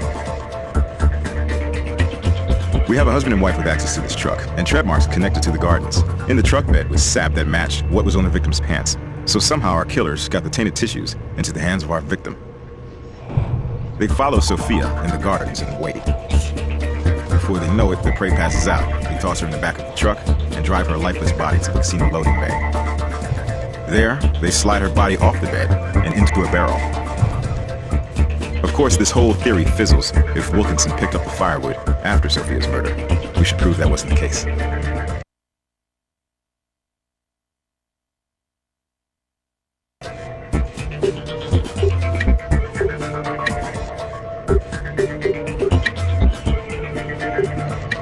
Devil's in the details, they say, and these don't make it a match. You should make sure you've got a match before you ask me for confirmation.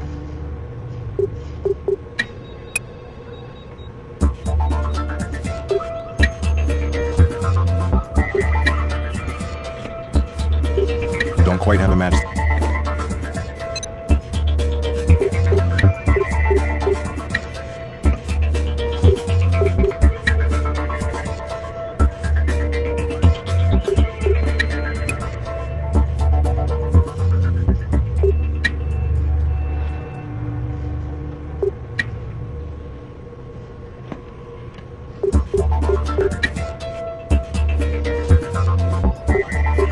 Not quite a match.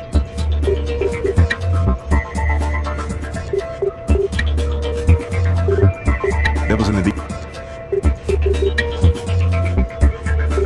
Not quite a match.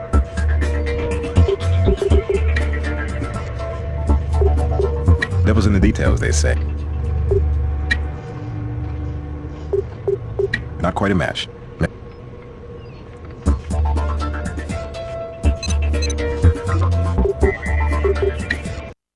Something you want? Timing is everything. I was just preparing one. Here you go. Cancer? Certainly not. This was a very healthy young woman, apart from her allergies. First, Maxamine's a trade name. What you mean is histamine dichloride. It can be hard to detect that drug. We all naturally have histamines in our systems. In this case, however, our victim's levels were off the charts, which would have made her hypersensitive to certain allergic environments. A stroll through a garden could have killed her. Histamine dichloride is still an experimental treatment for cancer. Only pharmacists and patients in clinical trials would even have access to it.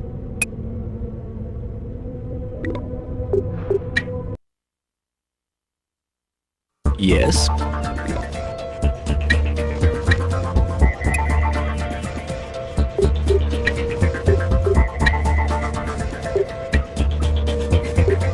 The tissue is definitely the victim's. Her DNA matches the mucus.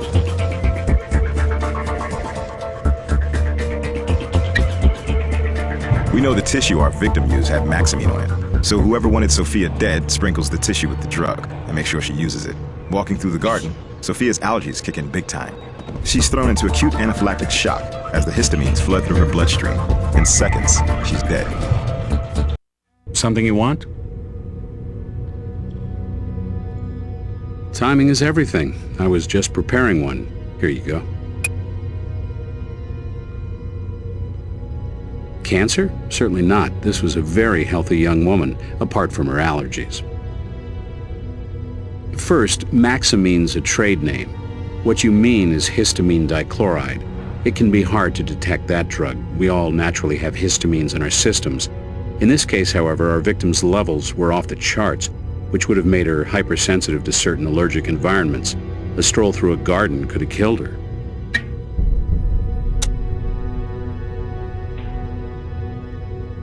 Histamine dichloride is still an experimental treatment for cancer. Only pharmacists and patients in clinical trials would even have access to it.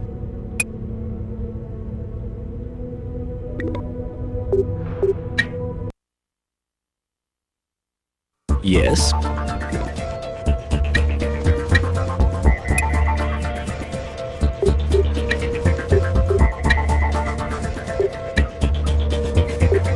The tissue is definitely the victim's. Her DNA matches the mucus.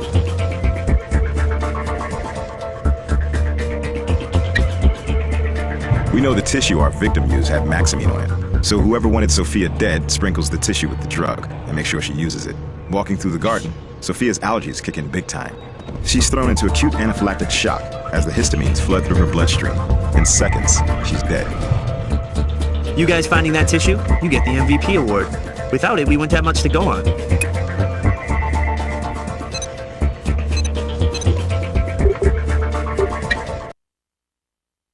Need something? Not that pops up. That drug is in phase 2. Only a few small test groups around the country. Just one, on Town Center Drive in Summerlin. Need something?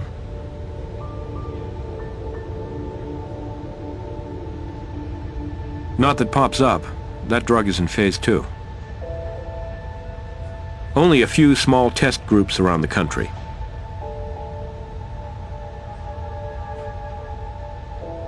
Just one, on Town Center Drive in Summerlin.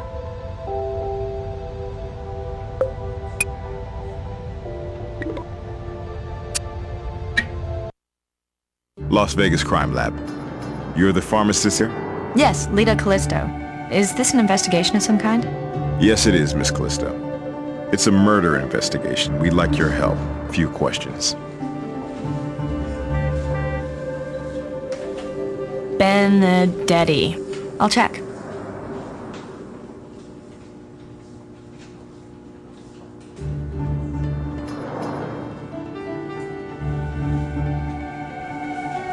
Nope. We don't have that name on file. On the other hand, she could be one of our over-the-counter customers. Big part of our business. Maxamine. I'm not familiar with that, but I'll take a look.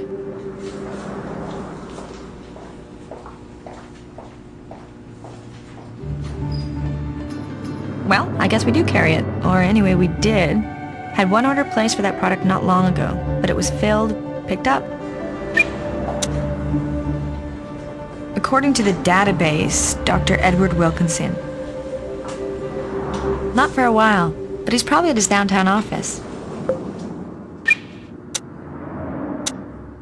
Anything else? I have to finish some work. I get off soon. Hope I was of some help.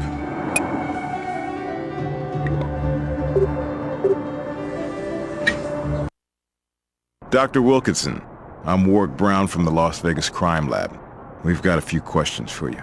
Always glad to cooperate with the police, but you'll have to move it along. I have patients waiting. Maxamine? I'm a GP, not an oncologist. What use would I have for Maxamine? I knew her, yes, in that she was a patient. You do understand, of course, that medical information is privileged. Do you have a court-issued subpoena? Otherwise, I'm not free to discuss my patient's medical history. My second car is a pickup, L160 model, about a month old. You know, I'm not sure how to answer that. There are 2 spare sets, and my wife keeps one for emergencies. But the other one, about a week ago, I noticed it was missing from my keychain. Maybe it fell off. It must be in the house somewhere.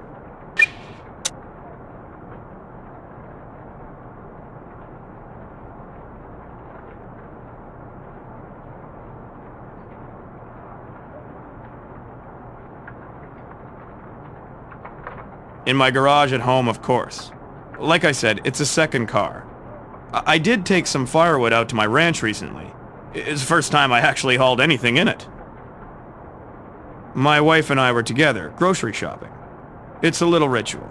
Every week, something we do as a couple. I suppose she can back that up? Ask her. She should be at home right now. Be my guest.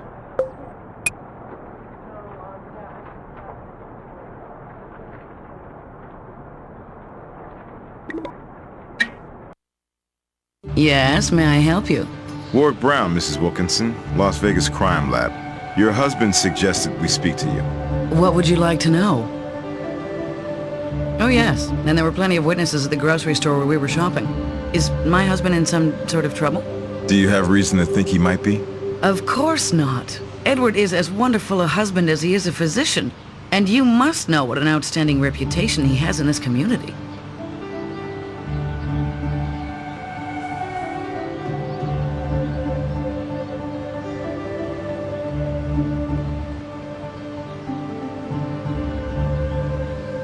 If you mean, has Edward ever violated doctor-patient confidentiality? Absolutely not.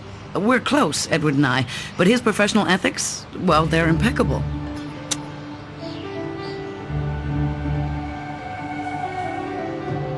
I have nothing to say where that little tramp is concerned. That little tramp, Mrs. Wilkinson, has been murdered. That's why we're here.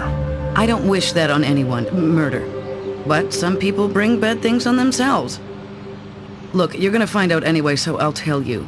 She tried to come between Edward and me. She was a spoiled brat who thought she could have any man she wanted.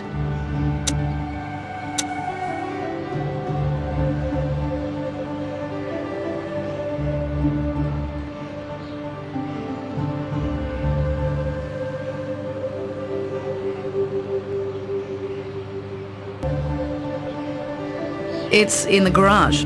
Go ahead and look. You don't need a warrant. No one here's done anything.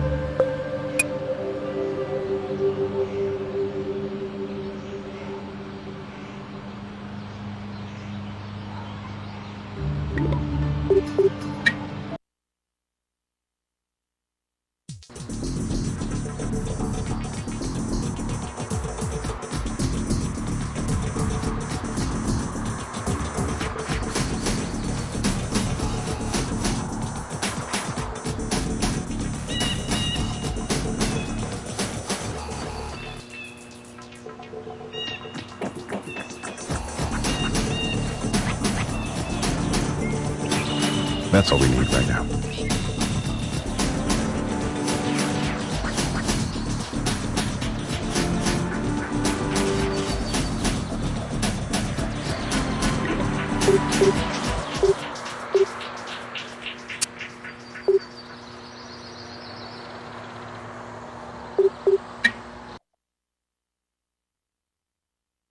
Yes.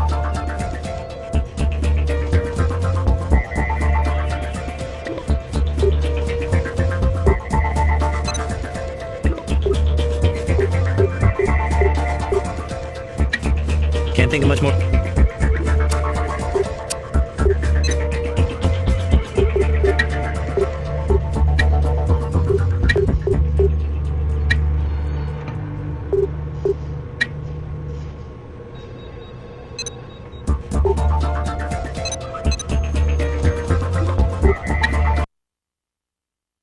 What's up? We have access to Wilkinson's patient database, so just give me a second. That would be a yes. He's been her personal physician for over a year. No surgery. What's up?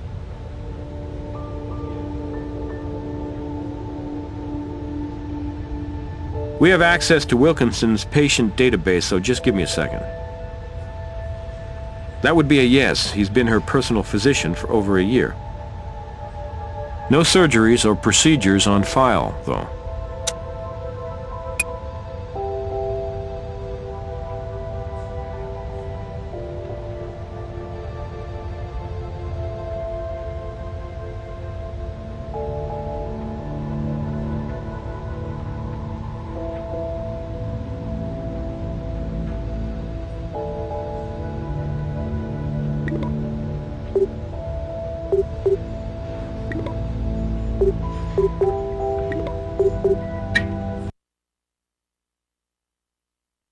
Hey.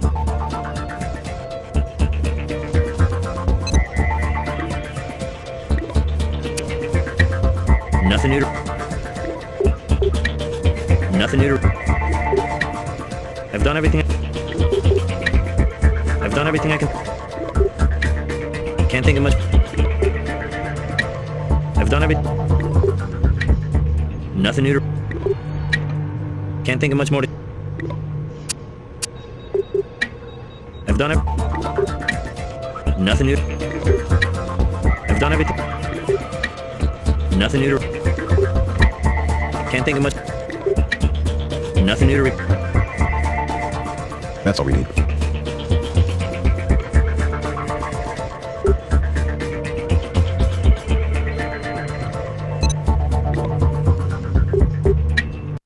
Something you want? What's up?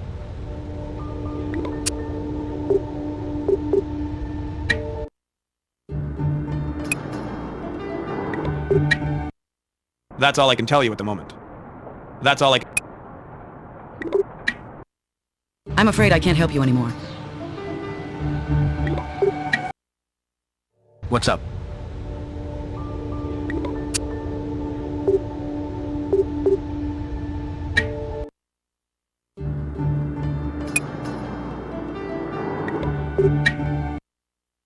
That's all I can tell you at the moment. That's all I can... I'm afraid I can't help you anymore.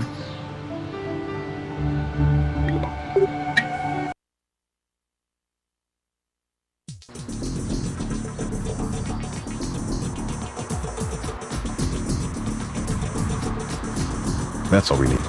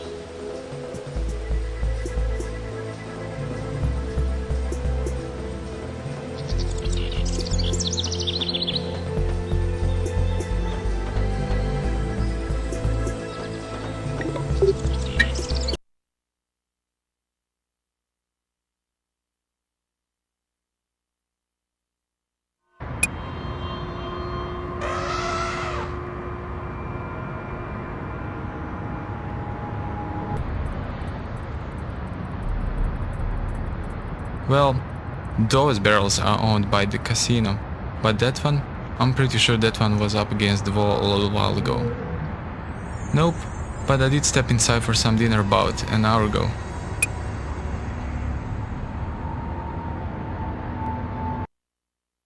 As advertised, it's an L160 4.6 liter V8 engine, standard transmission. Nice wheels for a second car, huh? Only a couple hundred clicks on the odometer.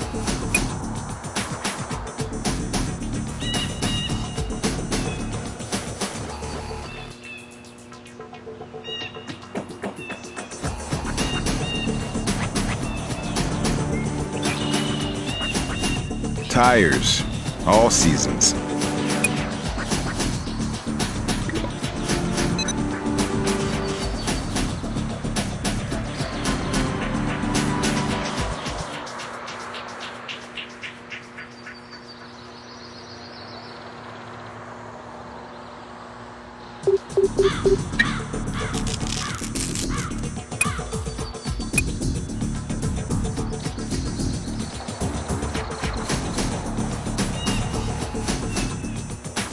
Wood chips. Well, that backs up Wilkinson saying he hauled firewood in the truck.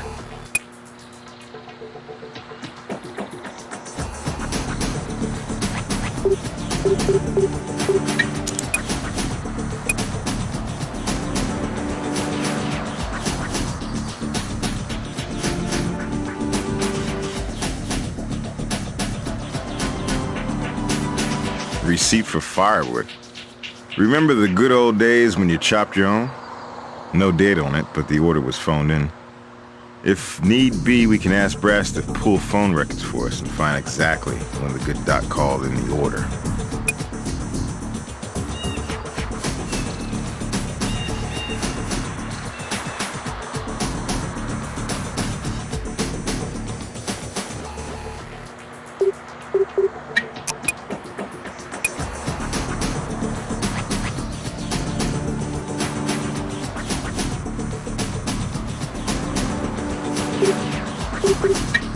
Thick and sticky. Greg will tell us what it is.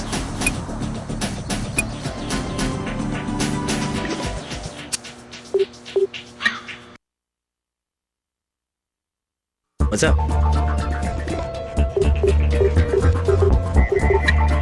This is your everyday, run-of-the-mill red oak sap.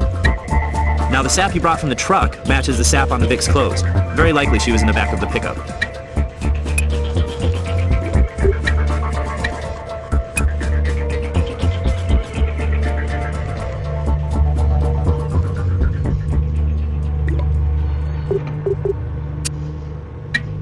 Nothing new to report on that.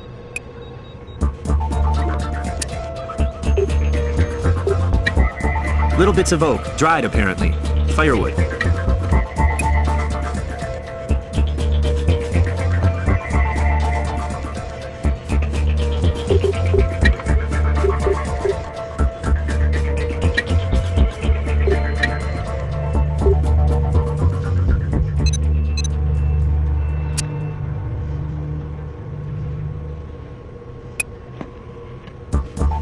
Have you fully analyzed the hair and tissue you found?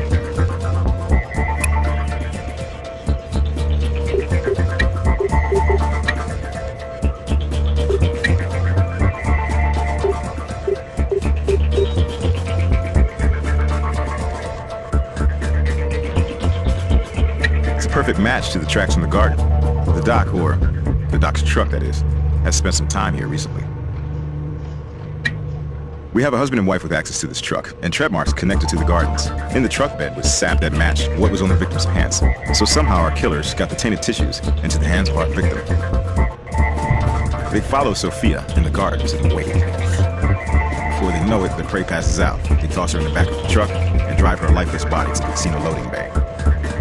There, they slide her body off the bed and into a barrel. Of course, this whole theory fizzles if Wilkinson picked up the firewood after Sophia's murder. We should prove that wasn't the case.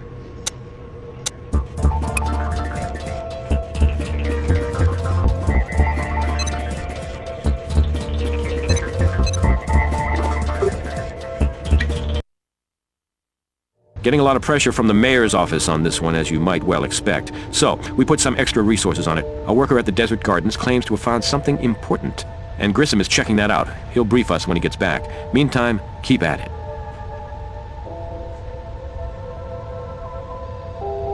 Let me pull his cell phone records and see. He called for that order 3 days ago. But wait, just 1 minute. He was placing several calls a day to that pharmacy for a while there. That pharmacist and Wilkinson may not be telling all just yet.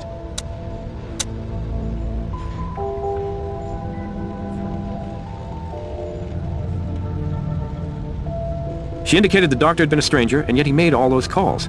Let's give her a chance to explain herself. Getting a lot of pressure from the mayor's office on this one, as you might well expect. So, we put some extra resources on it. A worker at the Desert Gardens claims to have found something important, and Grissom is checking that out. He'll brief us when he gets back. Meantime, keep at it.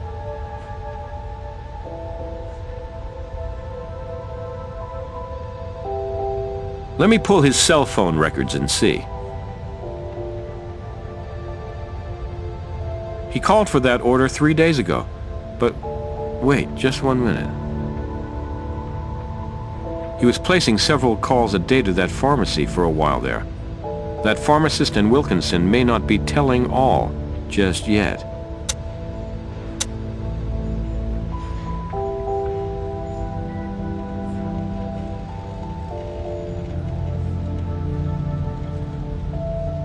She indicated the doctor had been a stranger, and yet he made all those calls.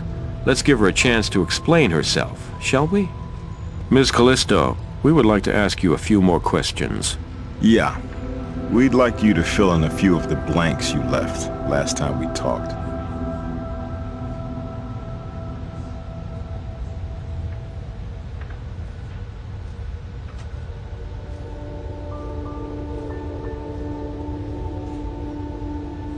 No, but I was before last week when he got paranoid about his wife finding out.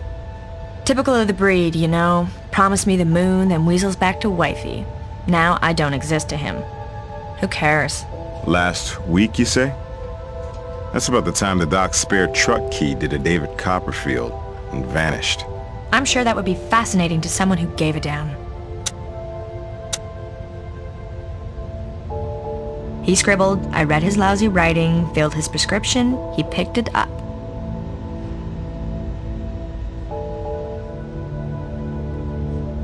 I saw it parked outside the hospital last week. Nothing unusual about it? It's a pickup truck. It wasn't the Rose Bowl float.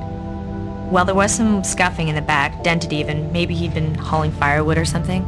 Interesting you should bring that up. And I'm sure you'll tell me why. Dr. Wilkinson ordered that load of firewood 2 days ago.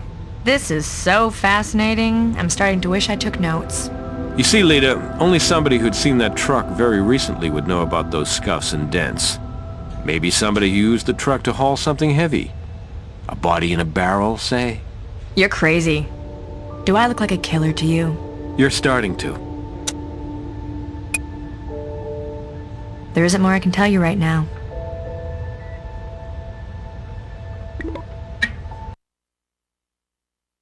Need something?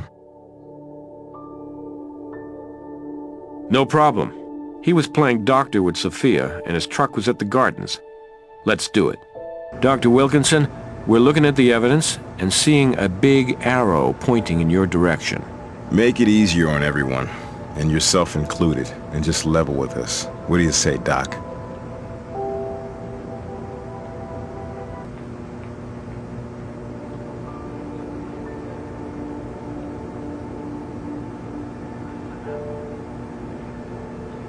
She was a beautiful young woman and she flattered me.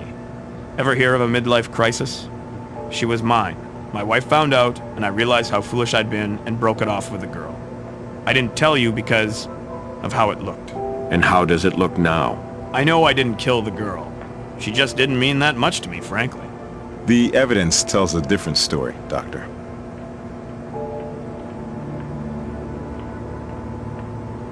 You know about that, do you? Okay, so I have a roving eye, and maybe the rest roves along too sometimes. That doesn't mean I killed anybody. But, look, keep this from my wife, would you?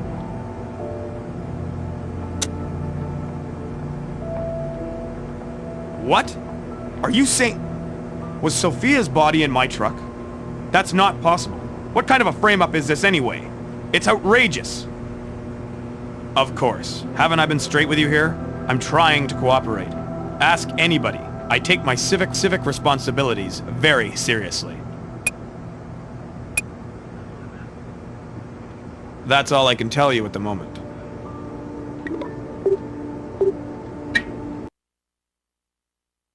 Yeah?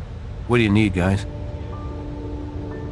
Well, she had access to this truck. She didn't love the victim, and didn't seem terribly surprised about the murder. A judge will okay bringing her in.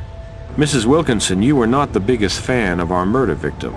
And the details of the crime indicate you may have been involved in the murder. What an outrageous, ludicrous spectacle you people are making of yourselves.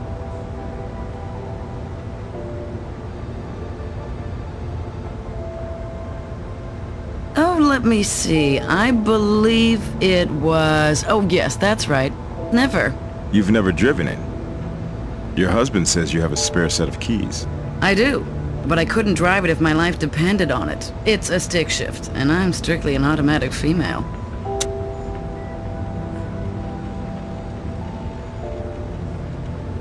No, can't say I have. And she wouldn't be another one of Edward's little chippies, would she? If so, she's free to get herself murdered too, as far as I'm concerned. Why, certainly. Anything I can do to help the forces of justice in their efforts to disrupt our lives, trample our good reputation, and violate our privacy. I'm afraid I can't help you anymore.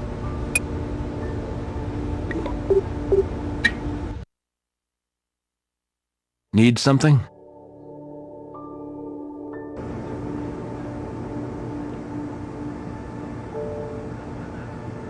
You want to know if I'm surprised Edward was shacking up with some poor little rich girl young enough to be his daughter? Yeah, I'm just blown away. Stunned. Did he break it off with you, Leda? To take up with Sophia? That's one of those rhetorical questions, right? You're not really looking for an answer.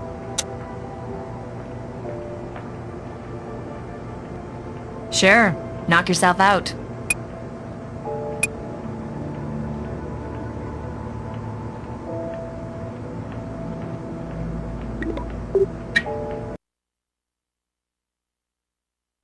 What's up?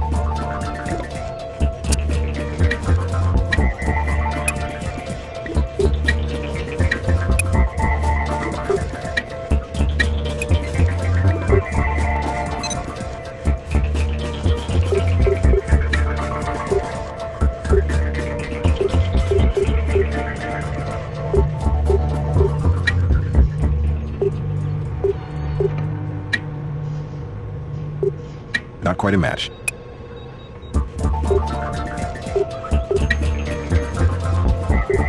And we have a winner! Leda's DNA matches the hair found in the tissue.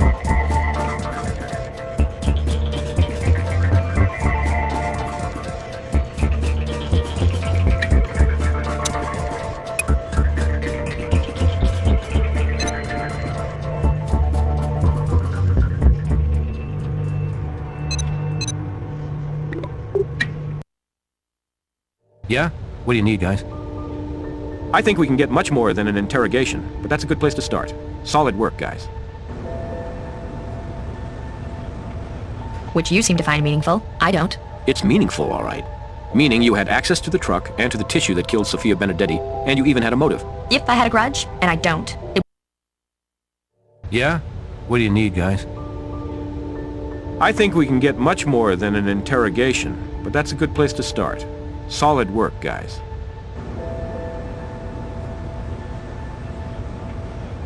Which you seem to find meaningful. I don't. It's meaningful, all right. Meaning you had access to the truck and to the tissue that killed Sophia Benedetti, and you even had a motive. If I had a grudge, and I don't, it wouldn't be with that little slut. That's right. Your grudge was with the doctor, not his rich girl patient. Correct me if I'm wrong, but it went something like this. Wilkinson wasn't just running around with his wife. He was running around on you too, and you didn't like it.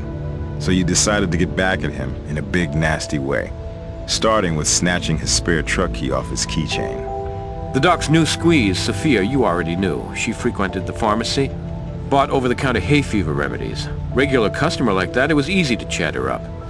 Pick up on her going somewhere where her allergies might flare up, like the desert gardens.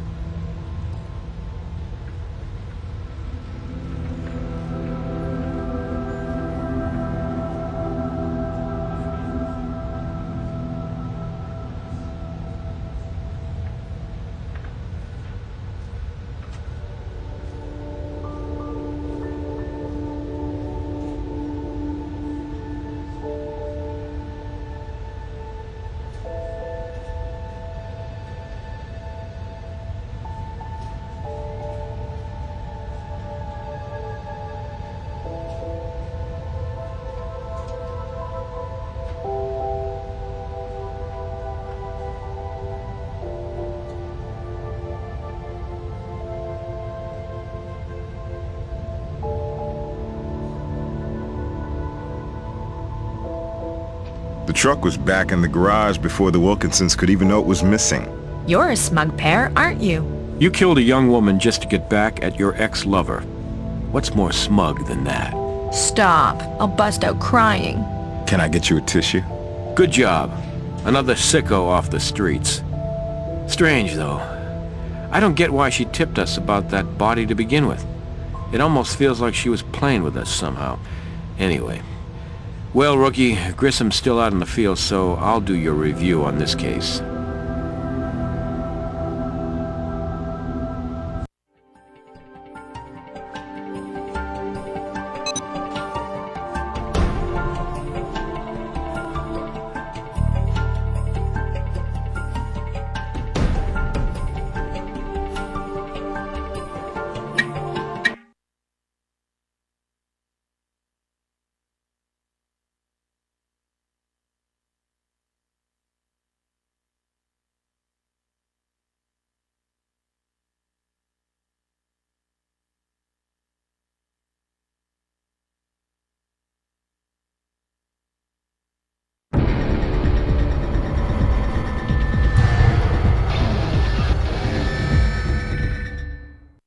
We haven't heard from Grissom since he went out to Desert Gardens. His cell phone's down. He hasn't checked in. Gil can be eccentric, but frankly, this has me worried.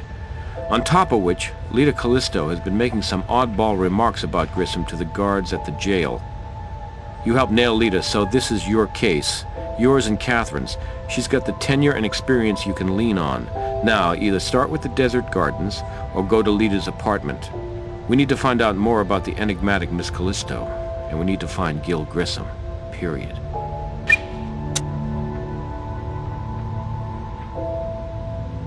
We've run her, found no priors, not even a damn speeding ticket. Check her apartment. Maybe you'll come up with more than we did. For what little good it did, yes. She's recently used an acid-based compound to burn off the core ridge details of her fingers. No unique scarring, either. Best we got out of her is partial, so naturally APHIS spit him back out as unknown. She keeps dropping cute, oblique hints that don't add up to anything much, just enough to amuse herself. My gut says, that witch knows plenty.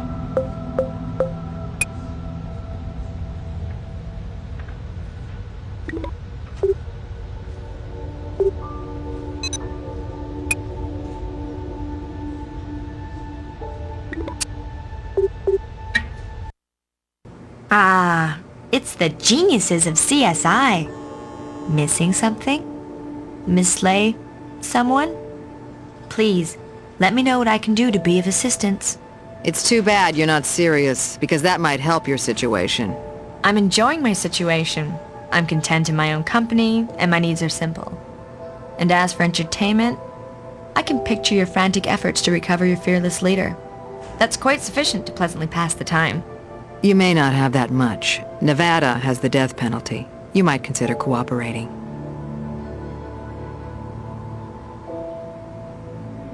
You know, I could tell you, but I have far too much consideration for your position.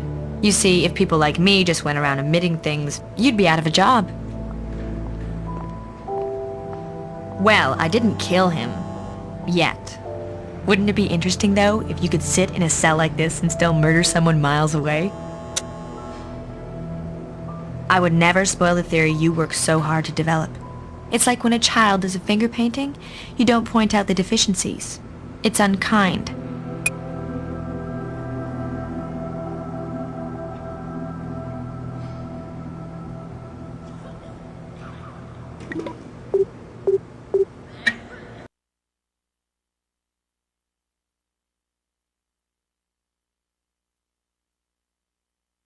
Whoa, a lot of stuff in here. Let's get started.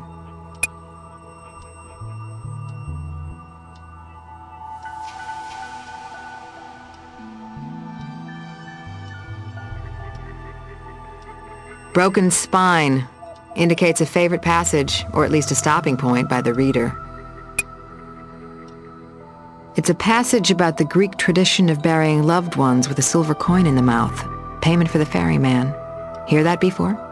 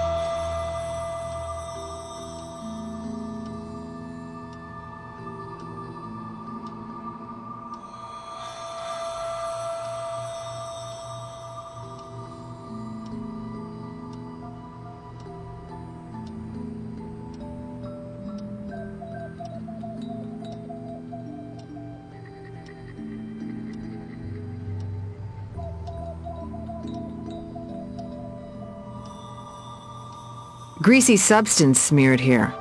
Got kind of a medicinal smell, wouldn't you say?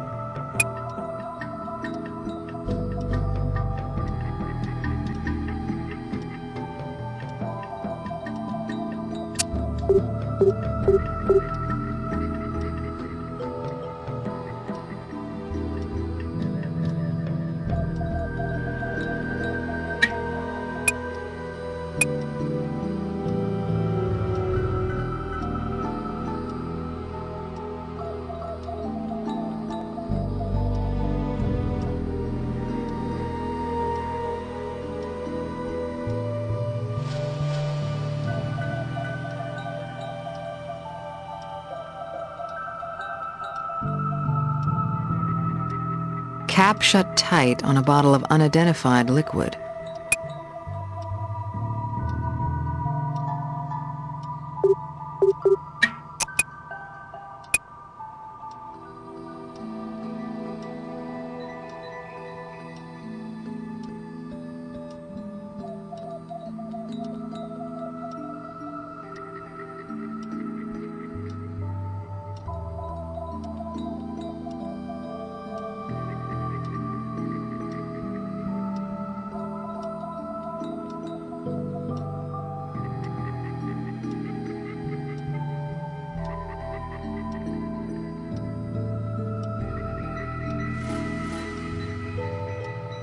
Would appear Leda was rather selectively getting rid of certain papers.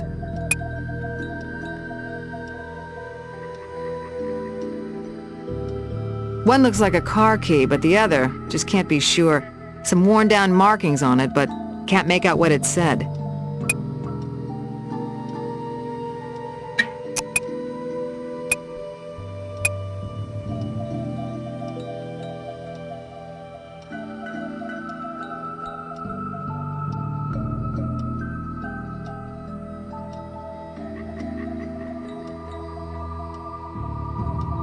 It's got one of those prepaid phone cards you get at convenience stores. Didn't Leda make a call after dropping the Benedetti woman's body off?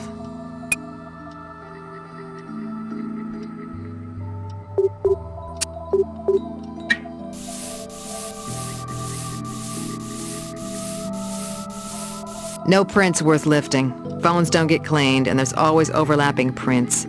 Can't pull enough points for proper comparison.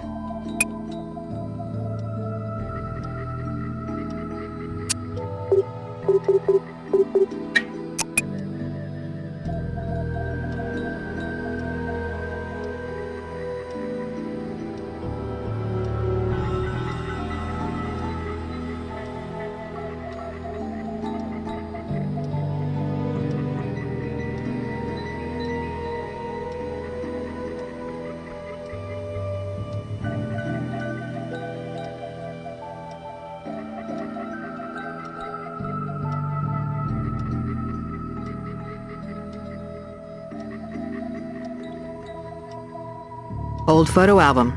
Story of somebody's life.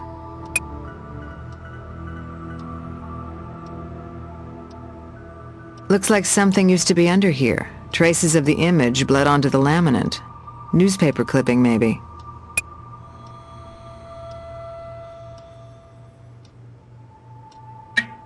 Greg should be able to analyze this. Maybe even enhance the image.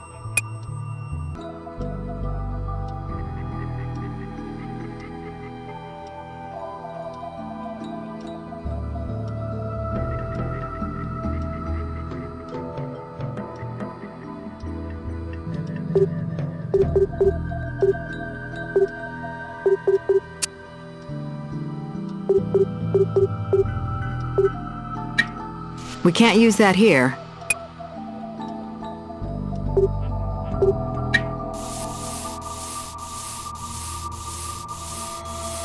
Set of prints. Old album like this. Could have been here a while.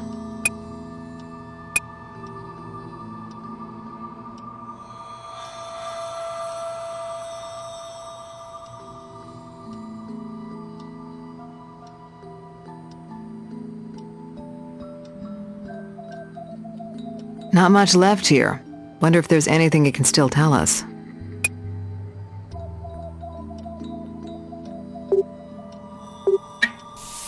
Try using a...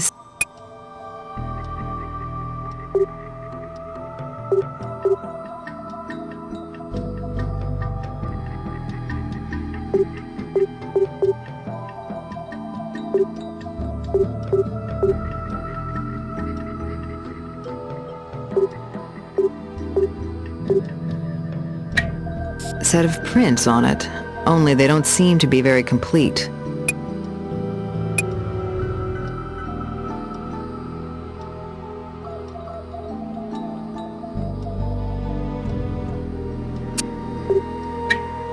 Date and page number are still visible. Maybe we can locate the original article.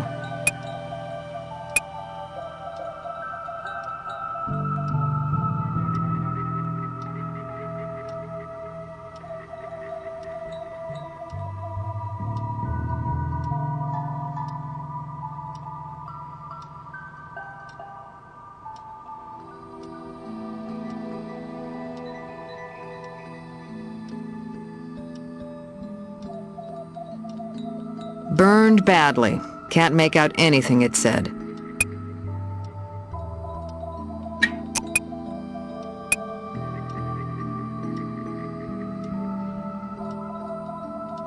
Stick with the evidence. It'll tell you more than I can.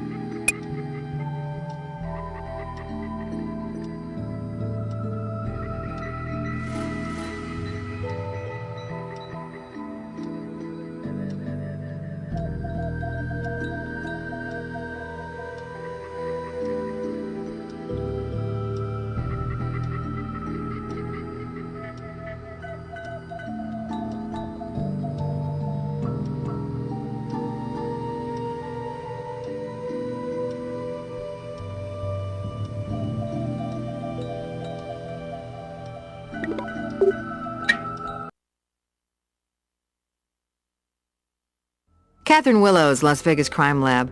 My associate was out here earlier, you'll recall. We're continuing our investigation, and we have some questions. Who knows? Maybe I'll have some answers.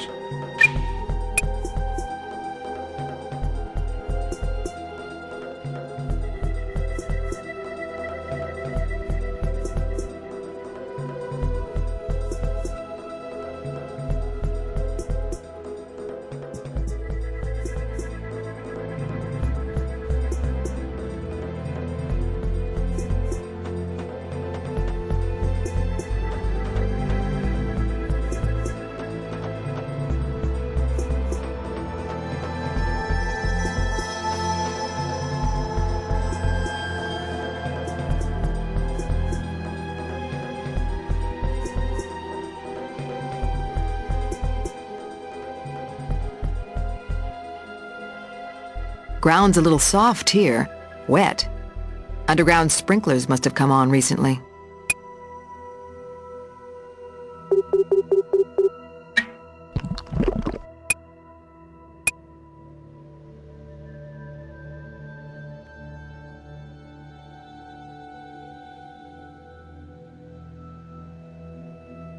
Grissom would be right at home with these creepy crawlies.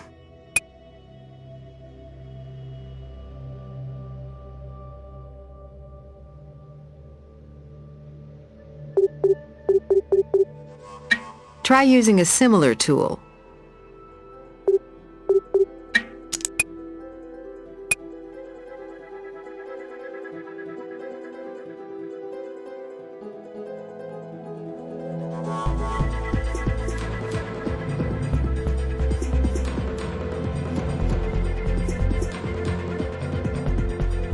Got an impact here.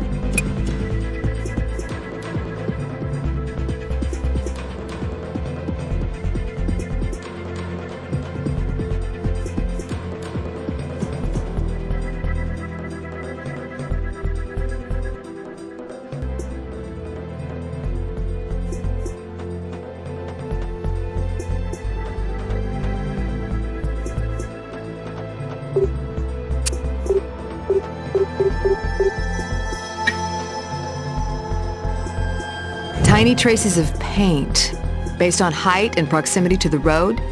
Vehicle impact, wouldn't you say?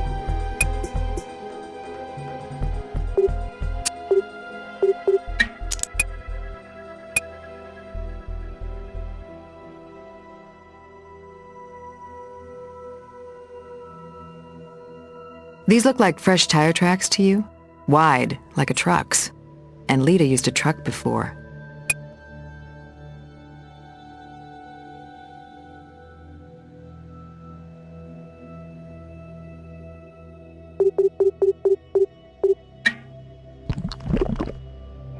Notice how the tread's been compromised?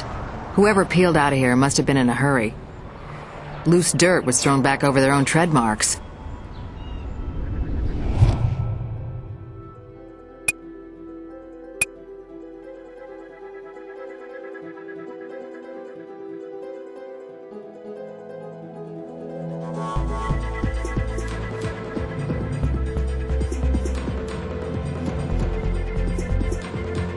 What evidence? I didn't call anybody. I sure didn't call the cops. A call wasn't placed from here to our crime lab less than a half an hour ago. Lady, our staff went home after you people wrapped up that other investigation. I'm the only one still working. You're looking at the only nightcrawler left in this garden.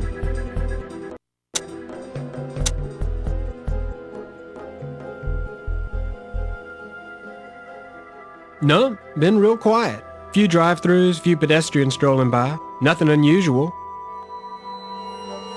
No, ma'am. You know, once it starts getting dark, you don't get a very good look at people coming around here.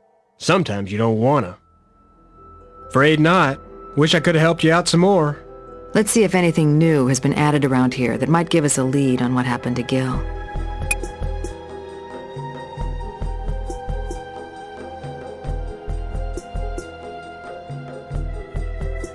We'll probably want to check to see if Wilkinson's truck made a return visit to the desert gardens. Brass might be able to give us the tire print lift from the evidence locker.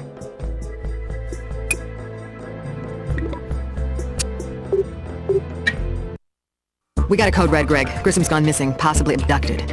Okay, Kath. Everything else goes on the back burner. I won't be happy till Grissom's standing there humiliating me again.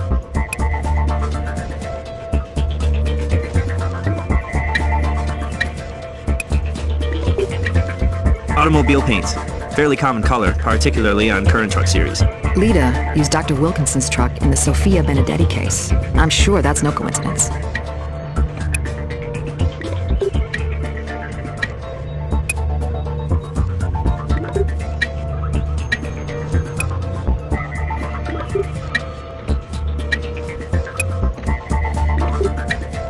Medicated skin cream, calcium gluconate gel, topical antidote to treat hydrofluoric acid burns. Like someone with access to a pharmacy.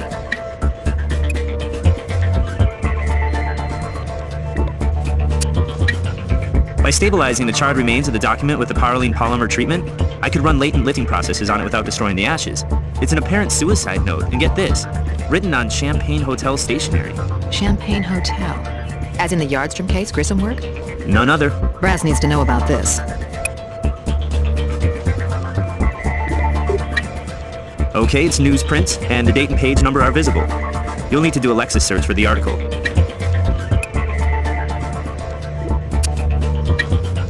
Even Gil Grissom would keep his distance from these bugs. What we have here is a blowfly larva with a taste for living flesh. Cochleomia hominivorax, the human eater. Dangerous? The 150 or so people killed by him over the years would say so. But these things are uncommon. Eradicated in the States back in the 50s, though you can still turn them up in Mexico and points farther south. Anybody studying or researching them around here you know of? Not in Vegas, nowhere recently. University of Nebraska a couple years back did some cryopreservation research. See how long you could freeze a larva without killing them. Not what I'd keep in the kitchen freezer.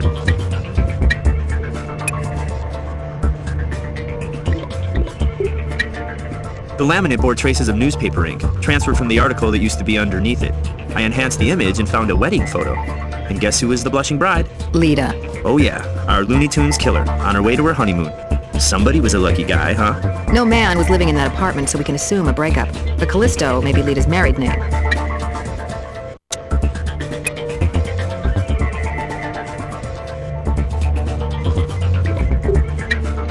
This is one of those prepaid cell phones. No way to check the owner, and the memory was cleared. Software recovery tools came up with a big fat goose egg.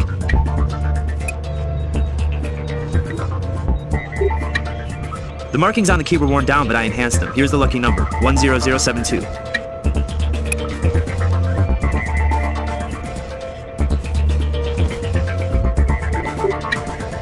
This key matches the type used by a few truck manufacturers. That's all I can tell you about it.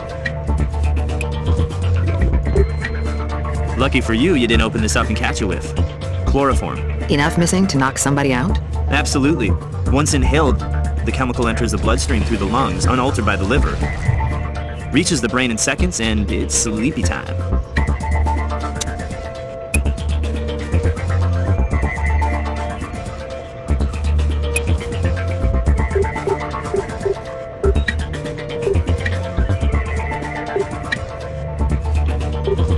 Now, these partials are consistent in key areas with the photo album prints.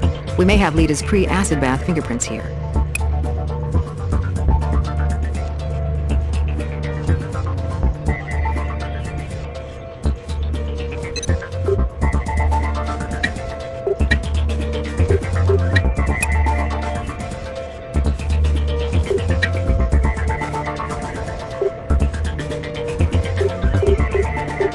You don't have a match here.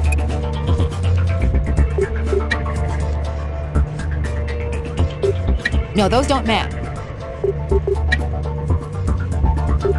You don't have a match. Those don't quite... Size 10, gill size, and it matches his brand. Good bet, these are his footprints.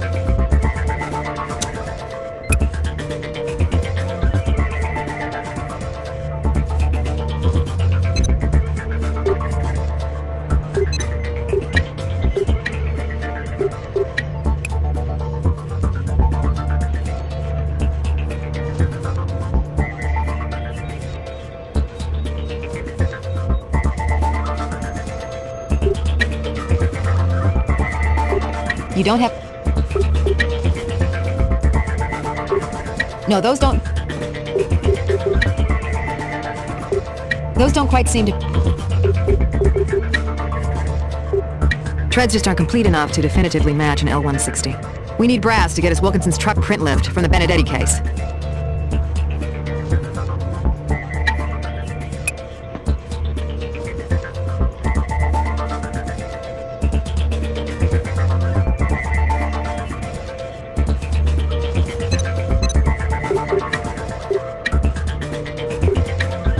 This is something.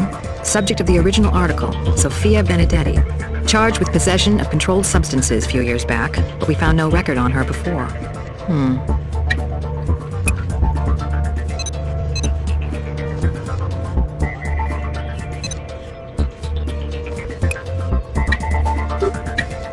They're even better looking when you get close. Yeah? What do you need, guys?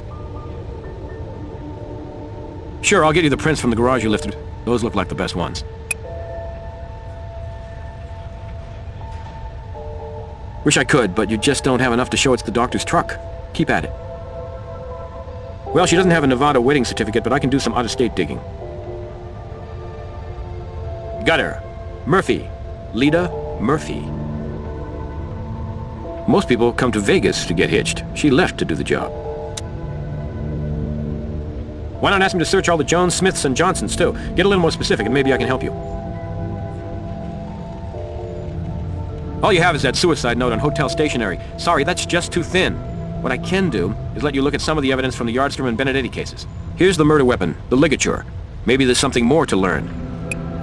APHIS came up blank on these partials from the medicine bottle in Kylie's apartment. Here's the casino chips we found in Sophia's mouth. That Greek money angle may make them significant. Here's the money we found in Kylie's mouth. Too many overlapping prints for us to get anything useful. That's enough to get you started anyway. Build a stronger link to Leda, and I'll get that hotel reopened for you.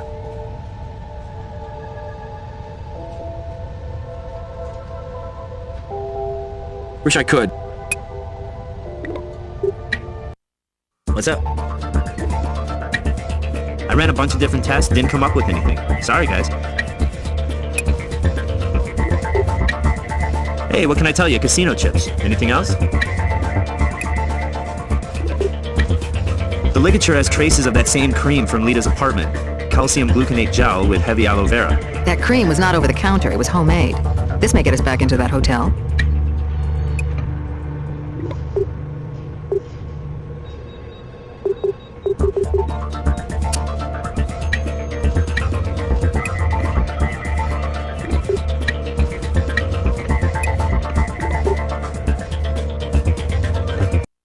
Yeah? What do you need, guys?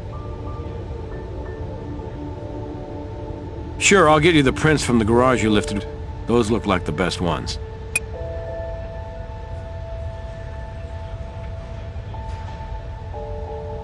Wish I could, but you just don't have enough to show it's the doctor's truck. Keep at it. Well, she doesn't have a Nevada wedding certificate, but I can do some out-of-state digging. Got her. Murphy. Leda Murphy. Most people come to Vegas to get hitched. She left to do the job. Why not ask me to search all the Jones, Smiths, and Johnsons, too? Get a little more specific, and maybe I can help you. All you have is that suicide note on hotel stationery. Sorry, that's just too thin. What I can do is let you look at some of the evidence from the Yardstrom and Benedetti cases. Here's the murder weapon, the ligature. Maybe there's something more to learn. APHIS came up blank on these partials from the medicine bottle in Kylie's apartment. Here's the casino chips we found in Sophia's mouth. That Greek money angle may make them significant. Here's the money we found in Kylie's mouth. Too many overlapping prints for us to get anything useful. That's enough to get you started anyway. Build a stronger link to Leda, and I'll get that hotel reopened for you.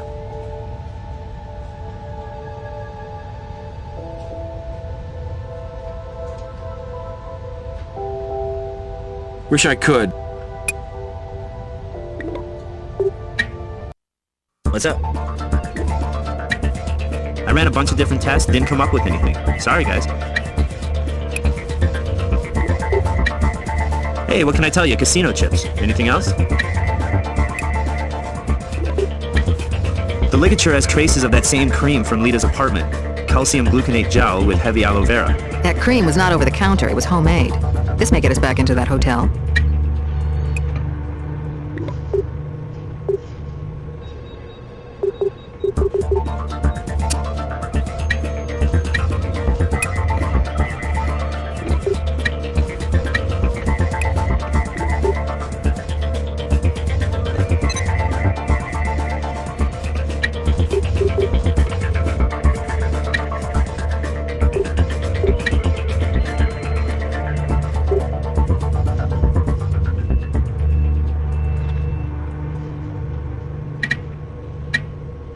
The fingerprints on the medicine bottle match the ones on the photo album, so Leda dispensed these meds to Kylie before giving her fingertips the acid treatment.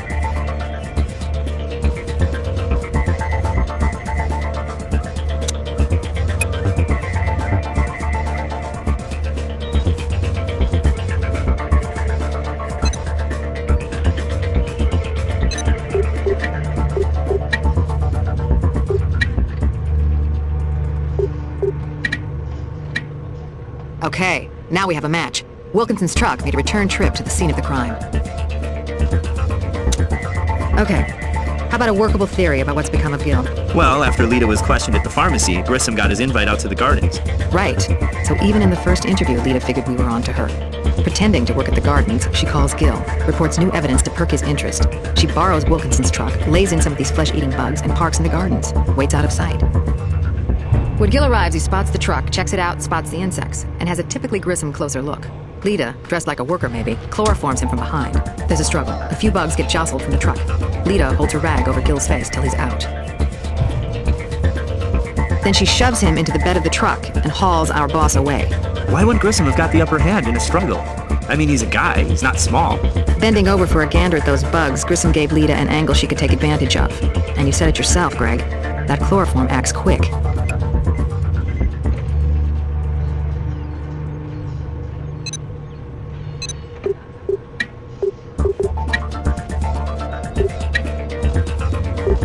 We've only got a partial match here.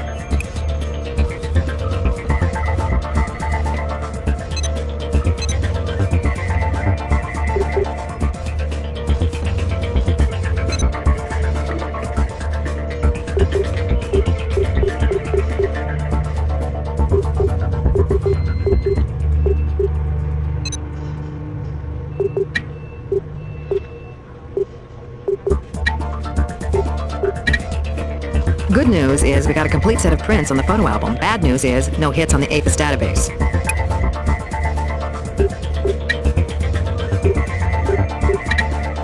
Partials, damn. No match to anything in the database either.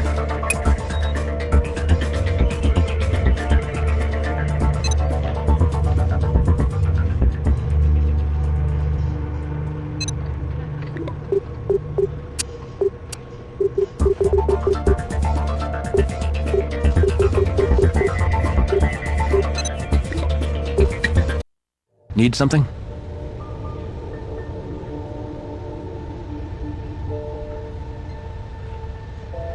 Treads match, huh? Good enough for me. Go.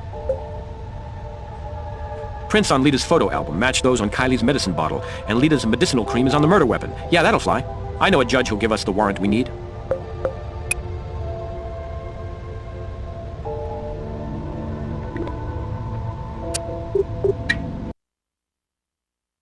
Back again? More trouble? Or you want info on my weekend package?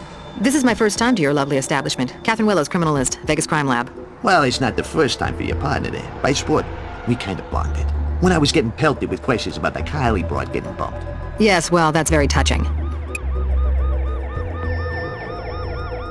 What is this? A recurring nightmare? Read my lips. Only person I saw was Kylie. She stuck with the same room. It was the guys that was always different. This some kind of joke? One of them hidden camera shows? Look, I told you everything I know already. Now, if you don't mind. So, Kylie used this room all the time, and the manager says he didn't see anyone come out the door, but doors aren't the only way you can get into a room. Check out the fire escape. A Juliet could let a lot of Romeo... Need something?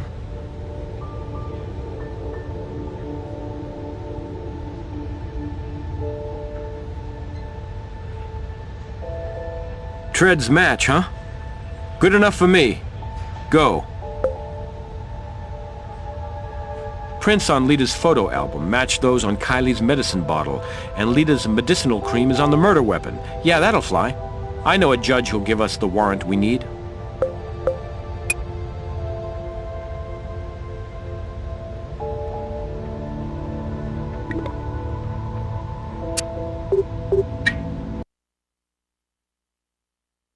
Back again?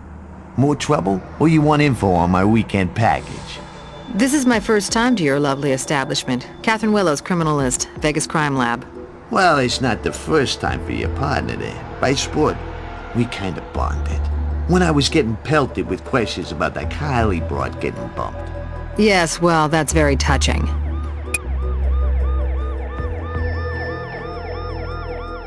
What is this? A recurring nightmare? Read my lips. Only person I saw was Kylie. She stuck with the same room. It was the guys that was always different. This some kind of joke? One of them hidden camera shows? Look, I told you everything I know already. Now, if you don't mind. So, Kylie used this room all the time, and the manager says he didn't see anyone come out the door, but doors aren't the only way you can get into a room. Check out the fire escape. A Juliet could let a lot of Romeos in that way. It's also a great peeping Tom perch. Could somebody have seen what went down in this room?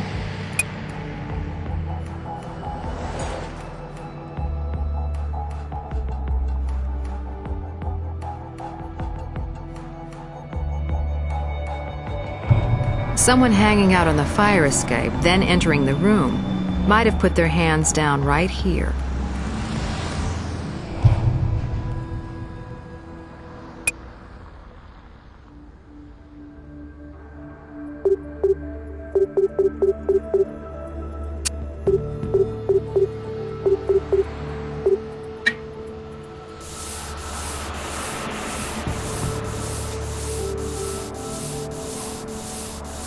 There's no prints here.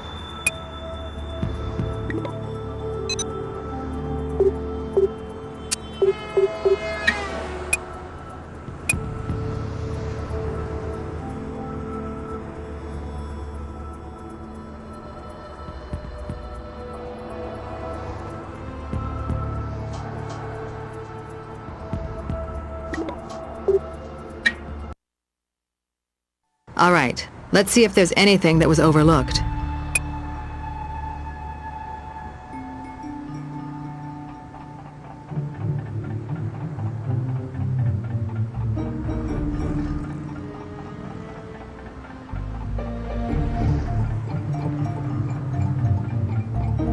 Let's try her computer.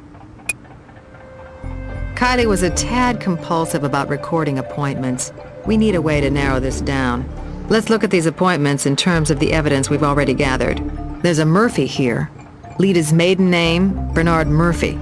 We need to check it. Let's take a printout.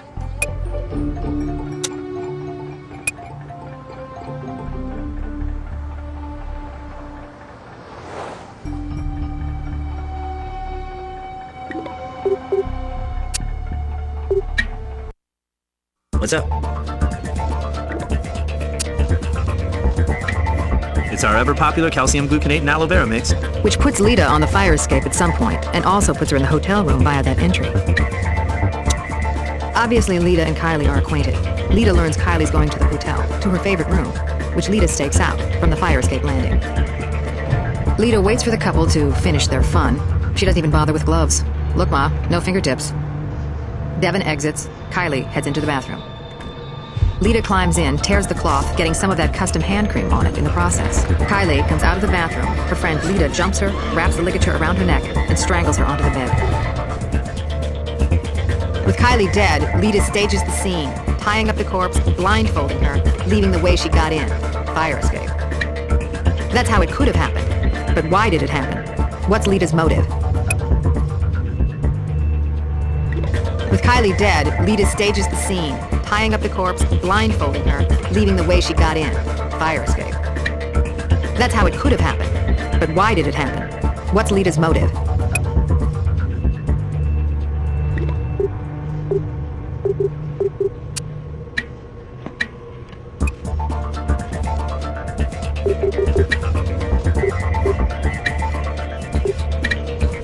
No match.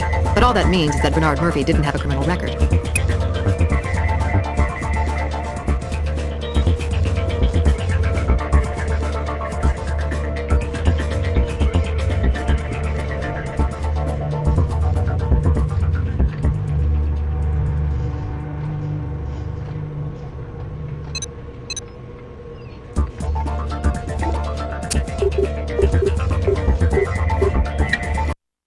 Dr. Wilkinson, I'm Catherine Willows, CSI. We're picking up on the previous investigation and need to ask you a few more questions. I thought you people were holding Leda Callisto for Sophia's murder. We are, sir, and we're sorry for the trouble we've caused you. Oh, well, that makes it all better, doesn't it? You throw my life into turmoil and you tarnish my professional reputation. Why wouldn't I be thrilled to help you people out any way I can? Dr. Wilkinson, we have reason to believe... Dr. Wilkinson, I'm Catherine Willows, CSI. We're picking up on the previous investigation and need to ask you a few more questions. I thought you people were holding Leda Callisto for Sophia's murder. We are, sir, and we're sorry for the trouble we've caused you. Oh, well, that makes it all better, doesn't it? You throw my life into turmoil and you tarnish my professional reputation. Why wouldn't I be thrilled to help you people out any way I can? Dr. Wilkinson, we have reason to believe Leda Callisto has committed other crimes, perhaps other murders, and we do need your cooperation. Well, all right. Anything to help keep that lunatic female locked away.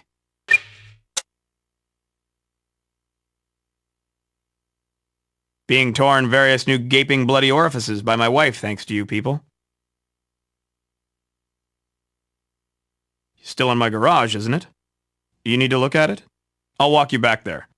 Anything is better than staying in the path of my wife's tongue.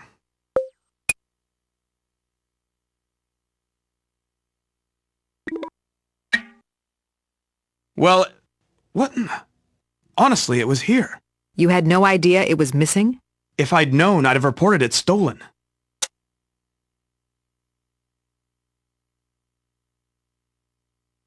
Couldn't have. We've been together, and anyway, she can't drive stick. Didn't she tell you that? Sometimes people's stories change. Leda. Crazy damn. Yes, she could have. She must have come back for it again. Thank you, Dr. Wilkinson. We do appreciate your cooperation. We'll take it from here.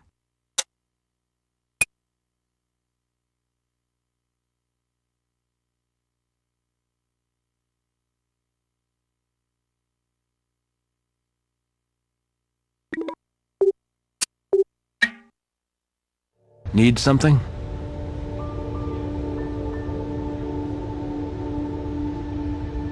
I'll send out an APB right now. Maybe somebody will spot it, and it'll lead us to Gil. I'll give it a shot. Well, Bernard Murphy worked at the Washoe County Crime Lab some years back.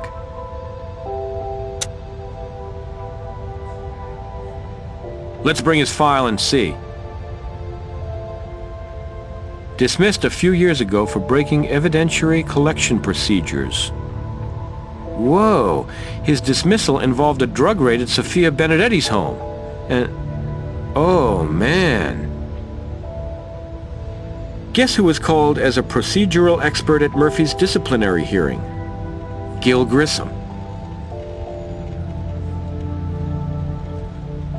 I can see if there's any record of him. Holy... Bernard Murphy committed suicide last week.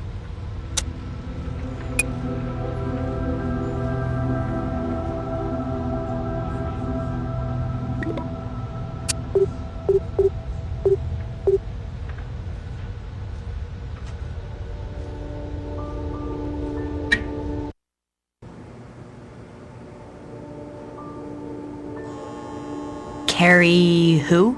Maybe you're thinking of Karen. Karen Yardstrom? I'm thinking of a number between 1 and 10. It's your IQ.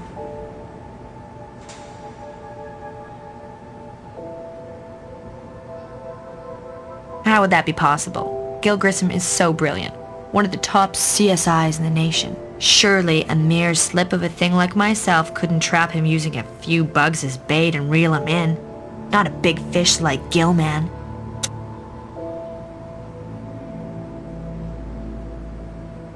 What a triumph for you to have figured that out, and it only took you forever.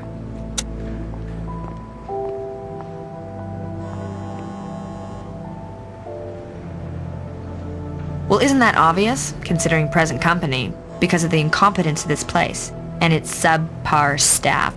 From what we hear, it was your father's incompetence that got him dismissed. My father was a brilliant man, a dedicated, underappreciated investigator who misguidedly gave his life to this job. And look at the competence of his peers. Sad. It's just sad. Really? Then what was the real reason for his dismissal?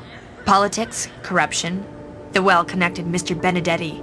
He wanted his daughter to walk, so he paid some of Vegas's finest to tamper with the evidence. Got the case thrown out. In the process, my father was framed into taking the fall. I can assure you this department would thoroughly look into such a thing. Your precious Grissom was there. Did he look into it? He has no feelings for the human species. We're less than bugs to him, literally. And no one wanted to stand up to Benedetti. That left my father to take the blame.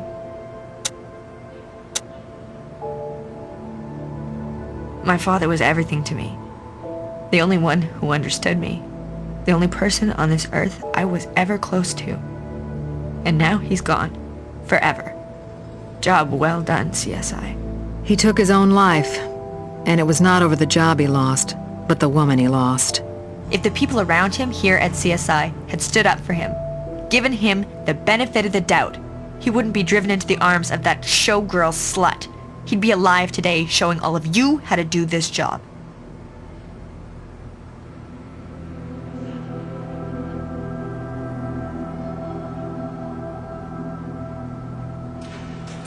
My father had been through a lot, and the last thing he needed was some little tramp to use and abuse him. What happened? Did your father think he had a girlfriend and found out he was just another notch on the bedpost? Ooh, your insightfulness takes my breath away. Kylie drove him to suicide and you killed her for it. That sounds like an opinion. You see, a good investigator would be more interested in facts. I lost my father because Benedetti's daughter was a crack addict and Papa was covering up for baby. My father took the fall for that poor little rich junkie. And that's why you killed her? I don't remember saying I killed her. I will point out that the scales of justice have achieved a certain ironic balance. I lost my father, Benedetti lost his daughter.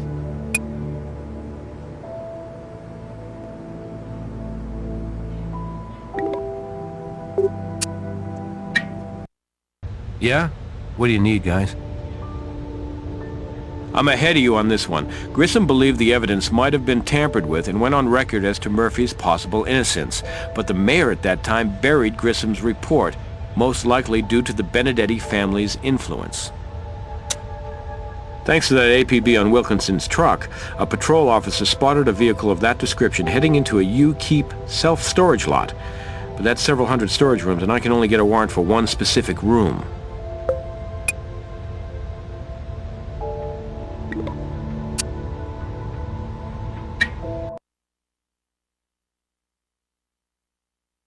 Gate's locked. Can't force entry without a warrant, so we have to find a link between Leda and these lockers, and fast. We can try the key we found in Leda's apartment. If it's a locker key, maybe it'll also open the front gate.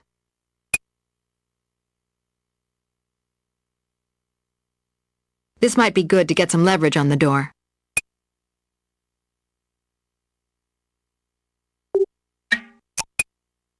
We'll still need something else from around here to use this with.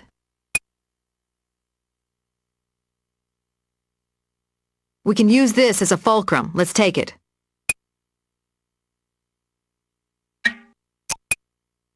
Great. We can use these to pry the door open now. Those bugs, the flesh eaters, they're all over him.